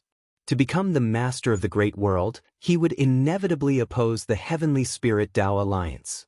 The Heavenly Spirit Tao Alliance does not have an absolute ruler, There are many alliance hierarchs, and any major event must be discussed. They would never let Son of Heaven Jie Yen tread upon them. Various sects were watching to see how the Heavenly Spirit Tao Alliance would handle Son of Heaven Jie Yen. Shangguan Xiener again mentioned the great battle between Son of Heaven Jie Yen and a prodigy from the Heavenly Spirit Tao Alliance. That battle attracted worldwide attention. The Heavenly Spirit Tao Alliance had rankings for disciples of every great realm, and Son of Heaven Jie Yen challenged the top prodigy of the same realm from the Heavenly Spirit. With an absolutely powerful stance, he won, making people even more convinced he's the reincarnation of the Son of Heaven. Since ancient times, there have always been ascenders, but no matter how strong those from the lower realm are, their Taoist techniques always fall short compared to cultivators of the celestial spirit great world. Ascenders can stir up waves, but can never surpass the prodigies of the Heavenly Spirit Tao Alliance. The Heavenly Spirit Tao Alliance possesses the best resources of the celestial spirit great world, especially those who make a name as a prodigy, whose resources are far beyond those an ascender can compare to. Ancestor, can't you foresee the future? Do you think that Son of Heaven can shake the rule of the Heavenly Spirit Tao Alliance? Shangguan Xiener asked excitedly. She bore no animosity toward the Heavenly Spirit Tao Alliance. She was simply eagerly anticipating a drastic change in the world structure. Before the Heavenly Spirit Tao Alliance, there were 9 major sects. Earlier there was the Tao Court, and even earlier was the Holy Court. The Master of Heaven and Earth has always been replaced. Guan smiled and said, "Anything is possible." These words only piqued Shangguan Xiener's curiosity further, and she couldn't stop chatting away, with Shenzhen occasionally chiming in. Guan chatted with them for an hour before leaving. Today, he had an important affair. He was to meet an old friend from the Immortal Cultivation realm, who was holding a feast for his million-year birthday. A million years, in today's world, is nothing significant, but in a single continent, it would absolutely count as being akin to an ancestor's existence. Guan wished to go simply to see this old friend off for the last time. Everyone has their ultimate limit of lifespan, commonly known as celestial mandate. Even though this old friend has reached a high realm and seems robust, in reality he's nearing his life's limit. Guan had no intention of altering his fate. After all, they were merely drinking buddies with shallow ties. He was just going for the spectacle. After Guan left, Shangguan Xiener sat back beside Shenzhen, and the two began discussing writing again. The book Sage inspired writers all over the world, imbuing Tao intent into the text to create more meaningful writings. Under the dark celestial vault, the earth stretched infinitely. Guan and Hongyazi passed through a stone gate, standing alone on the earth, devoid of any other constructions within a 1,000-mile radius. Hongyazi suddenly stopped, turned to look at the stone gate behind him, and with a dazed expression he couldn't help but ask, "Have we already escaped from the predicament?" The moment they stepped through the stone gate, he felt that something invisible had lifted, an eerie, abrupt sensation. As a heaven-opening Daluo immortal, instinct told him that he had already escaped the endless predicament from before. Guan halted, turned to face Hongyazi, and said, "Fellow Taoist, this journey was quite exhilarating, but it took a bit too long. We should part ways." Hongyazi turned to look at Guan, his brows furrowing, asking, "Why part ways? Why choose this place?" After traversing many lands together for so many years, he never expected they'd part ways here. Moreover, over the years, he vaguely sensed that Guan was not simple. The two were of the same realm, yet many times he found himself unable to see through Guan, never having seen Guan in a wretched state. But he didn't understand. They had not yet left the profound abyss divine pool, only escaped a mysterious plight that had trapped them for many years, and now Guan was to part ways with him? Guan looked at Hongyazi, a smile on his face, and said, "Isn't there no such thing as a banquet that never ends?" Upon hearing this, Hongyazi couldn't help but sigh. Guan jumped, transformed into a rainbow light, and swiftly disappeared. Hongyazi watched Guan's departing figure for a long time. When he finally came back to himself and turned again toward the stone gate, the oppressive aura attacked him, causing him to shiver. He suddenly realized something. Without Guan's company, this journey would likely end in disaster. Gu and his avatar jumped out of the profound abyss divine pool and returned to his true self. He only recalled the avatar because he grew tired of it, not wanting to continue the antics with Hongyazi. Besides, after he left, Hongyazi would return to the misty Immortal Court to cultivate. In the future, the misty Immortal Court would become an important force for Tianhao. After obtaining the Celestial Emperor's inheritance from Emperor Bone Profound Venerable, Tianhao returned to the misty Immortal Court with greater ambition, and the misty Immortal Court would become his first stepping stone to help him soar. In the myriad heavens of the Tao, each had their own stories unfolding, and an endless web of cause and effect intertwined in ways beyond the comprehension of living beings, creating a giant net encompassing every world. In the blink of an eye, 20 million years passed. This day, in the mountain viewing pavilion, Guwen was playing chess with Nzizai. The game had just begun. Ancestor, that Su Ling is truly remarkable, having become the Alliance hierarch of the Heavenly Spirit Tao Alliance, and the Supreme Sect has also risen completely. Do you feel gratified? Nzizai asked with a smile. The story of Guwen and the Supreme Sect he had long heard of, and Su Ling's legendary life couldn't be separated from the supporting Tao Sword Venerable's heaven-splitting axe inheritance. With Su Ling's heaven-splitting divine axe sweeping across the land, he became one of the most dazzling figures under the heavens. Of course, Nzizai knew that the supporting Tao Sword Venerable was indeed Guwen, hence he had long regarded Su Ling as an ally, purposefully bringing up Su Ling's recent achievements. Guwen laughed and said, "At my realm, no matter what you become, no matter how high you rise, it won't affect my mood." Nzizai, hearing the words you, thought indeed, Su Ling was also a Wuxia disciple. As Nzizai placed a piece, he followed with, "In today's world, there are indeed many notable figures. Unfortunately, whether it's Su Ling or Zhuang Xian, or those ancient prodigies of the Heavenly Spirit Tao Alliance, none can compare to Son of Heaven Jie Yen. This child is said to be on the cusp of reaching the innate golden immortal realm soon. It's unimaginable. Innate golden immortal is a realm countless great cultivators dream of, including all of them as Wuxia disciples. Yet, how difficult it is to become an innate golden immortal. So far, openly, only one person in the celestial spirit great world has achieved innate golden immortal status." Guwen placed his piece. The game had just started, with no signs of killing intent, and they played casually. Nzizai continued to ask, "Son of Heaven Jie Yen plans to visit Wuxia. Ancestor, he's definitely coming for you. Will you meet him? If you find any errors, ads pop up, ads redirect, broken links, non-standard content, etc., please let us know reports so we can fix it as soon as possible." Chapter 8:16. The Future, I Will Not See Him. Guwen replied while placing a piece on the board. The cultivation level of Son of Heaven Ji Yen in this life was not enough to pique his interest. If his original cultivation level were restored, he might consider meeting him. It's not that Guwen uses cultivation level as a standard for meetings, but rather that after the reincarnation of Son of Heaven Ji Yen, his memories have not fully returned.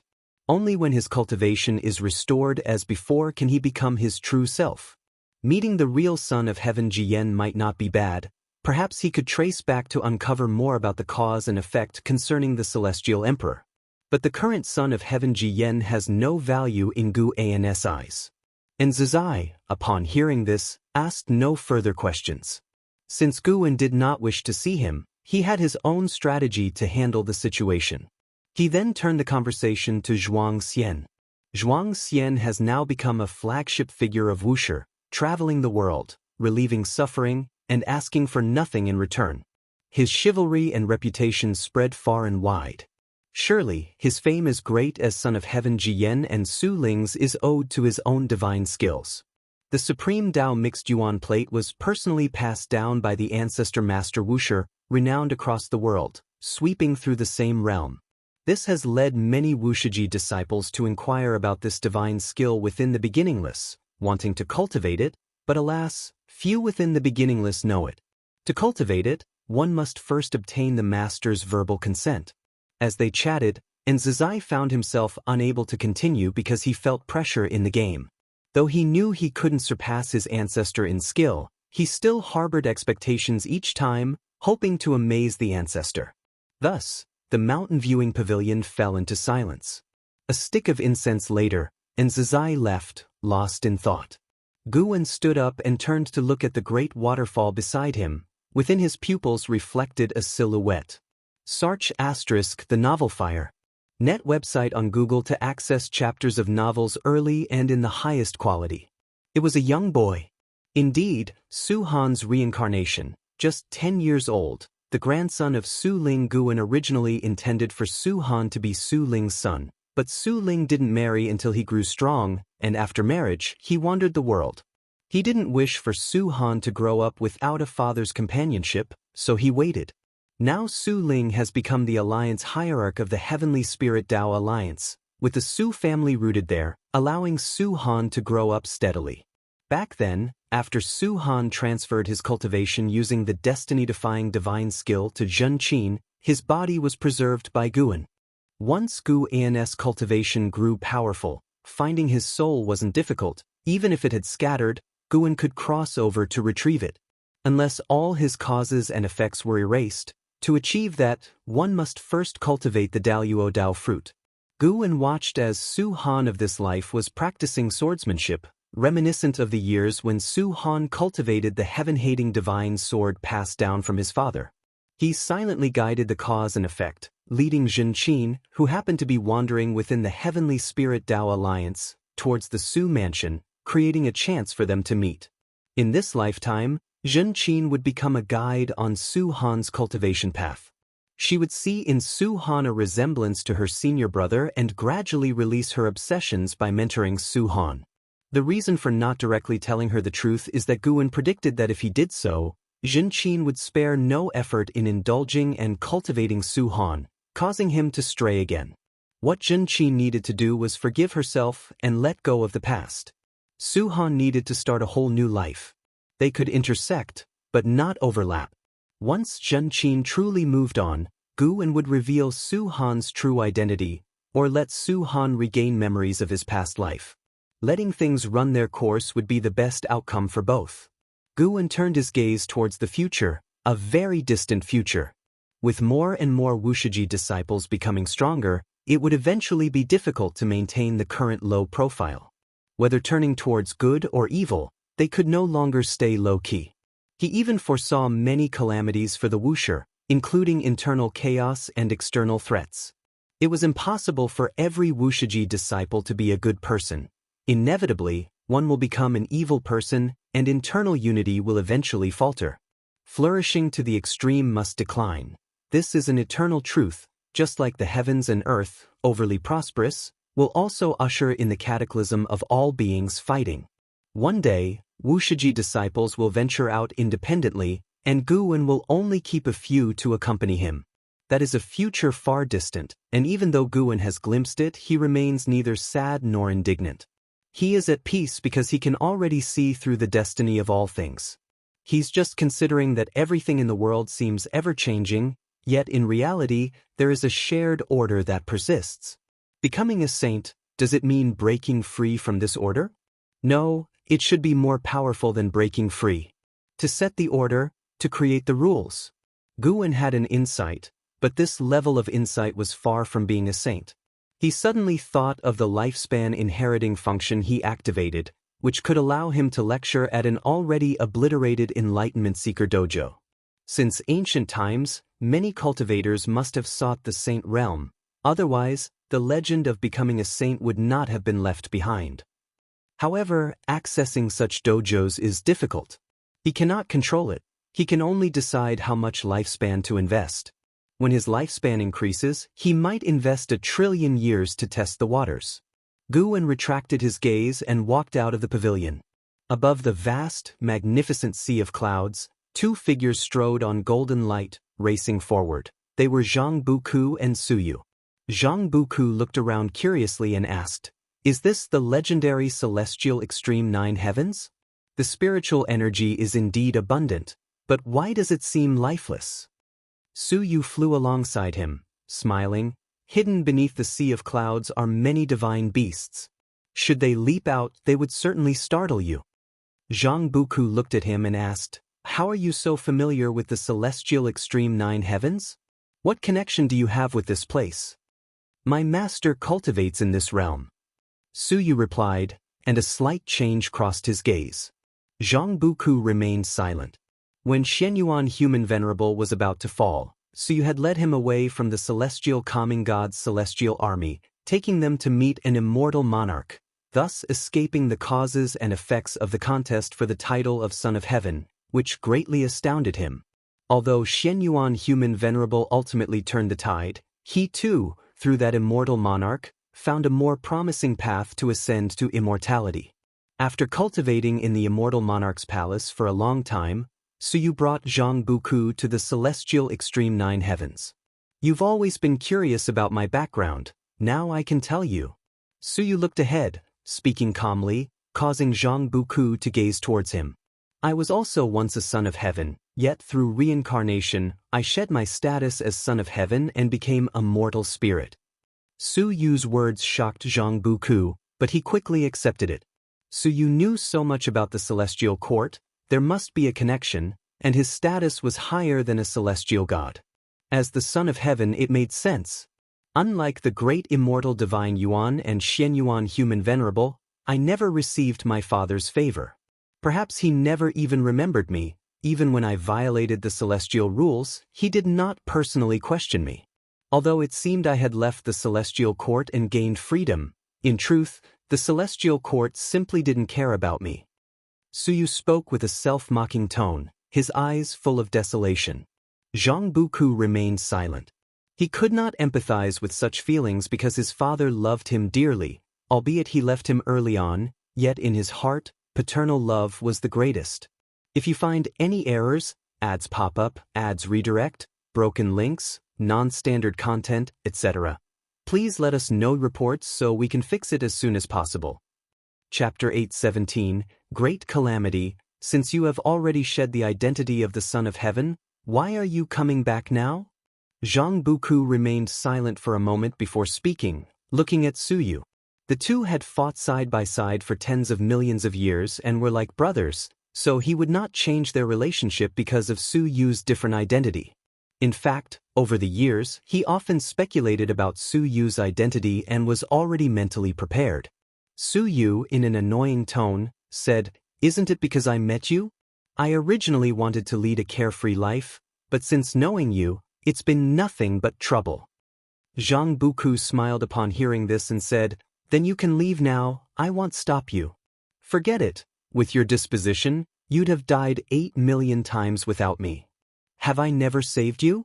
Just to mention one thing, before joining the Celestial Army, when you tried to seize the heaven and earth ultimate treasure, you were ready to perish with your opponent, and it was only with my secret technique that we broke through the siege. This is a separate matter." The two began to bicker, with Suyu's mood lifting, returning to his usual carefree state. The two bickered all the way as they moved forward. Ahead, a radiant aurora appeared, and at the end of the aurora was a colossal palace. On the palace eaves crouched a majestic great blue bird, its majestic beauty causing space to seem distorted with its fluttering feathers. Zhang Buku's gaze fell on the plaque of that palace. See Tich Novel Fire.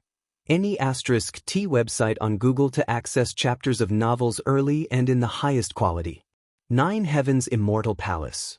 Upon hearing Zhang Buku's whisper, Suyu explained, "Residing in the 9 Heavens Immortal Palace is a heaven-opening Daluo immortal known as the 9 Heavens Immortal Emperor.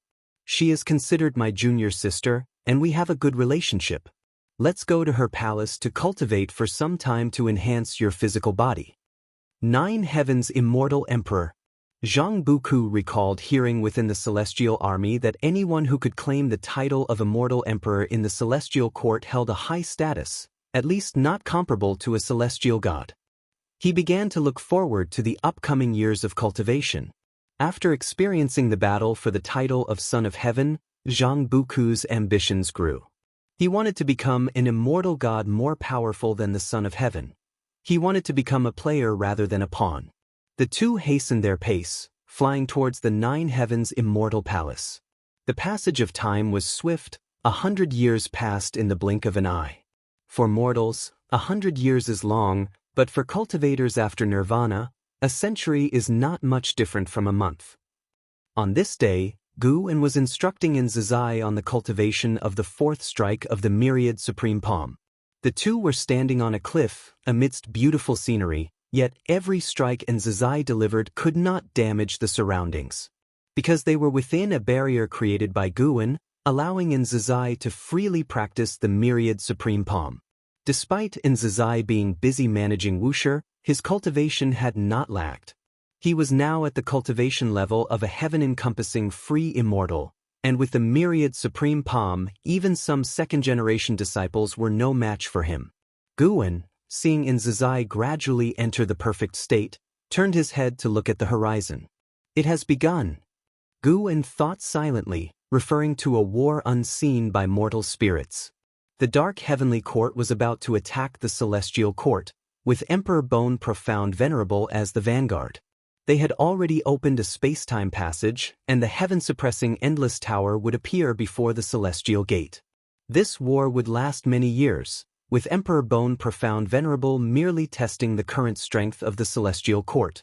Unfortunately, by the end of the battle, he could not force out the celestial emperor, but it did make a heavenly Tao Venerable, who had been in seclusion for countless years, renowned in the celestial court.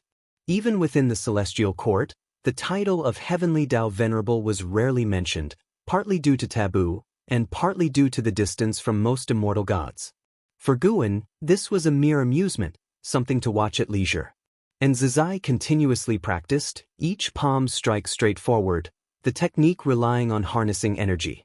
While cultivating, he asked, "Ancestor, many disciples want to ascend to immortality lately. Didn't you once help Uncle Yang Jian to ascend? Do you still have any immortal fate on hand? Do you support the disciples in ascending?" Gu-en never had many requirements for his disciples. Outside of cultivation, disciples would contemplate their future, even if they left Wuxia. Gu-en wouldn't stop them. Not everyone would stay at Wuxia forever. They might leave through the 10,000 Realms gate or go to the human world to establish their own sections. You are responsible for observing and selecting a disciple who wants to ascend to immortality and is eligible. Gu-en casually replied, yet his words excited Zizai. Indeed, Shenyuan Human Venerable had granted Ancestor a quota for ascension. He didn't want to ascend, but the fact that Wuxia had an opportunity for ascension was a glory. In his early years, he had also ventured out, witnessed Ancestor in action, and long decided to follow Ancestor in cultivation to the end. Moreover, he was not deprived of freedom. If bored, he could visit the human world for leisure. He had found Ancestor's approach to life rewarding and genuinely enjoyable. To have a powerful cultivation without deliberately flaunting it, to sit back and watch the tides rise and fall, was another form of enjoyment. Listening to Zizai's thoughts, Gu-en's lips slightly curled upward. Zizai, like an Exen, had thoroughly become a true cultivator like him, which was great. Though Wuxia had many disciples, those who genuinely walked alongside Gu-en were few. The two chatted sporadically, Zizai thoroughly enjoying his current state, as Gu-en was whom he admired most. Whether cultivating or conversing with Ancestor, he liked both, and having them together was a rare occasion in thousands of years. Zizai brought up the future of Wuxia, with disciples increasing yearly. Despite limiting the number of students, with each generation passing training to the next, it would inevitably become a colossal entity, and he feared managing Wuxia poorly in the future. "Have you heard the story between me and the Supreme Sect?" Gu-en suddenly asked, and Zizai immediately grasped the deeper meaning. He could abandon the Supreme Sect or Wuxia. Zizai immediately grew anxious and quickly said, "Ancestor, wherever you go, you must take me and my master. We have no desires or ambitions, only wishing to seek the Tao with you. Don't worry, I will take you. I merely want to reduce your pressure. You've done excellently, even surpassing your master back then." Gu-en glanced at him, smiling, relieving Zizai's burden. Looking at his expression, Gu-en suddenly thought of Hao. Zizai was quite like Hao, who did not wish to soar away. He glimpsed into Zizai's future, very long, so much so that there was no end in sight. This meant Nzazai's heart wouldn't change, and he would truly follow Guan forever. As long as he remained by Guan's side, Guan could naturally ensure he would always live on, and his Tao practice wouldn't meet limits. Guan looked at Nzazai with an increasingly gentle gaze. This kid was worthy of his favor. Alright, don't overthink, focus on practicing the myriad supreme palm. If one day a Wuxia disciple misbehaves, you'll need to clean up the mess. Don't be surpassed by the younger generation. Guan urged. And Nzazai chuckled, saying, how could the younger generation possibly surpass me? Don't be so sure, someday a great calamity will arise in Wuxia. Guan's words wiped the smile off Nzazai's face, furrowing his brows as numerous faces flashed through his mind.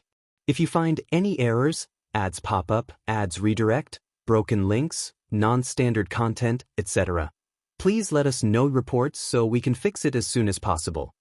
Chapter 8:18 Eternal Divine Power Great Calamity. Ever since the ancestor spoke to Nzazai began scrutinizing the disciples with a discerning look. He realized that his past attention on the Wuxia disciples was too little. Although the ancestor said that it was impossible for all disciples of Wuxia to be good, he refused to believe in evil. He conscientiously screened them, not willing to believe that there truly were fish slipping through the net into Wuxia. If any disciple strayed onto the wrong path, he could rectify it in time. Constantly following the ancestor in cultivation was his goal, but if he could keep the ancestor at Wuxia, that would be better for him, for he held deep feelings for the Taoist field of the beginningless. After all, Wuxia's current foundation was due to the efforts he exerted with much heart and energy. In the ensuing days, more and more disciples noticed Nzazai becoming stricter, even setting many hurdles for accepting disciples, causing them to privately speculate on what had affected him. The news also reached the ears of the second-generation disciples. Towards them, Nzazai did not mention the words of the ancestor, but he did not conceal the matter from the elders. Upon hearing that a great calamity would appear in Wuxia later, the second-generation disciples became solemn because they knew Guan would not speak carelessly. Guan's eyes could see the future, prompting them to heighten their attention towards their lineage's pupils. No one hoped for such a calamity to arise from within their own ranks.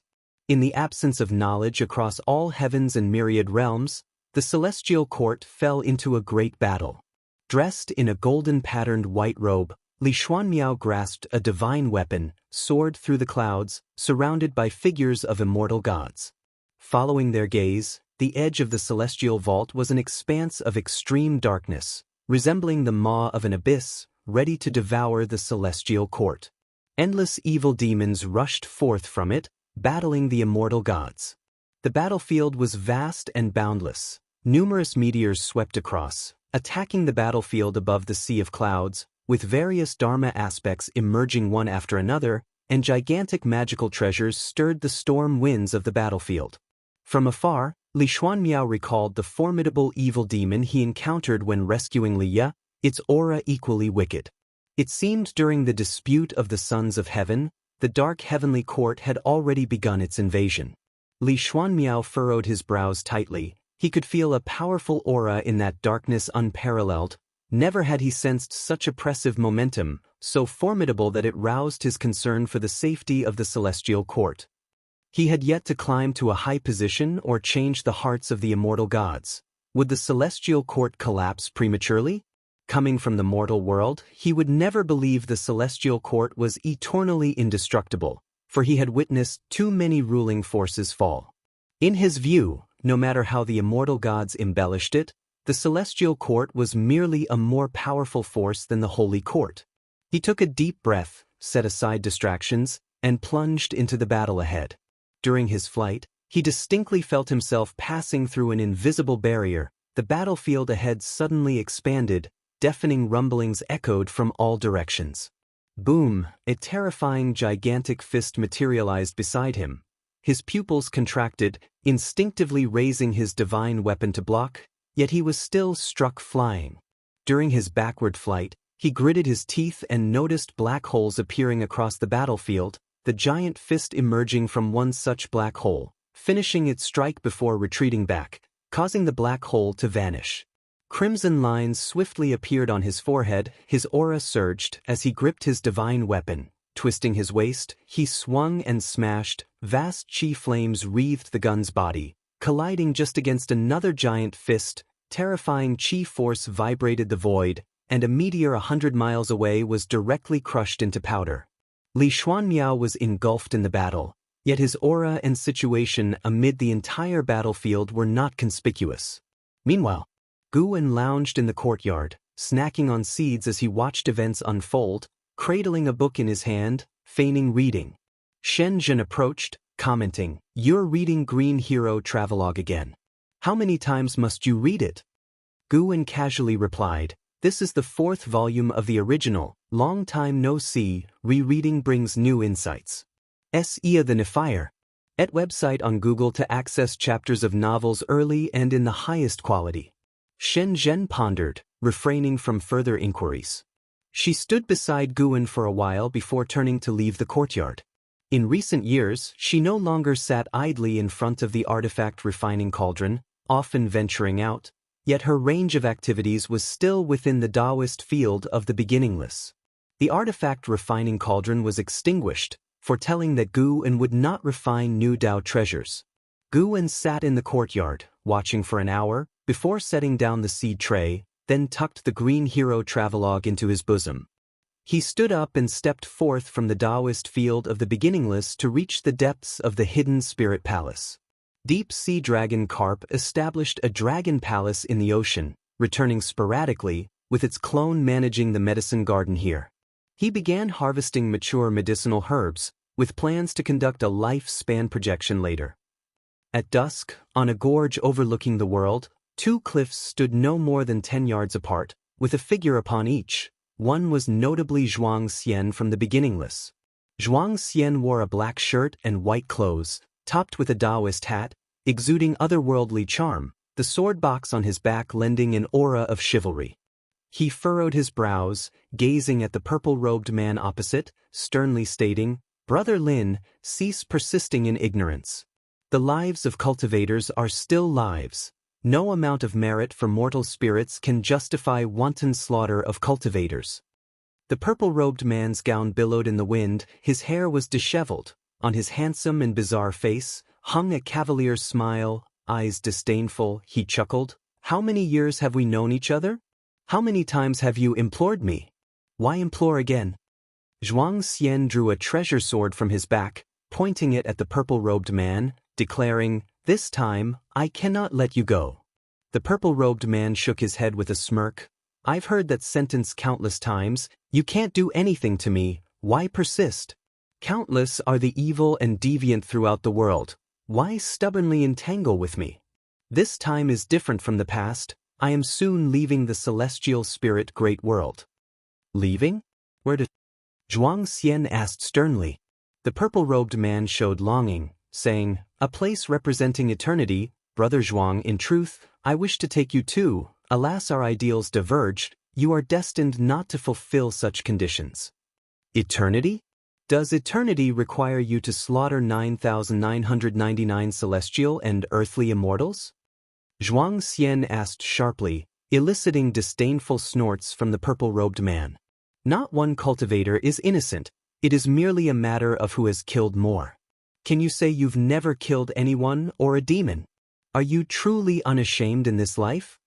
The purple-robed man glared coldly at Zhuang Xian, questioning with a twisted expression. Zhuang Xian snorted, "Unashamed? Hardly. But my shame comes from not having killed such evils sooner." With those words, the treasure sword in Zhuang Xian's hand burst forth a sword light, illuminating the world, slashing towards the purple-robed man instantly. Boom! The cliff beneath the purple-robed man and the barren mountain behind him shattered, raising terrifying dust waves sweeping to the horizon, but his eyes did not blink. The sword tip was less than 3 centimeters from his eyes, so cool were his gazes. "Thus, Brother Zhuang, today let you feel the disparity between us. This is the first time I exhibit the eternal divine power. Should you not exert your utmost, you shall die." The voice of the purple-robed man echoed, unleashing killing intent that plunged the entire world into an icy chill. "If you find any errors, ads pop up, ads redirect, broken links, non-standard content, etc. Please let us know reports so we can fix it as soon as possible.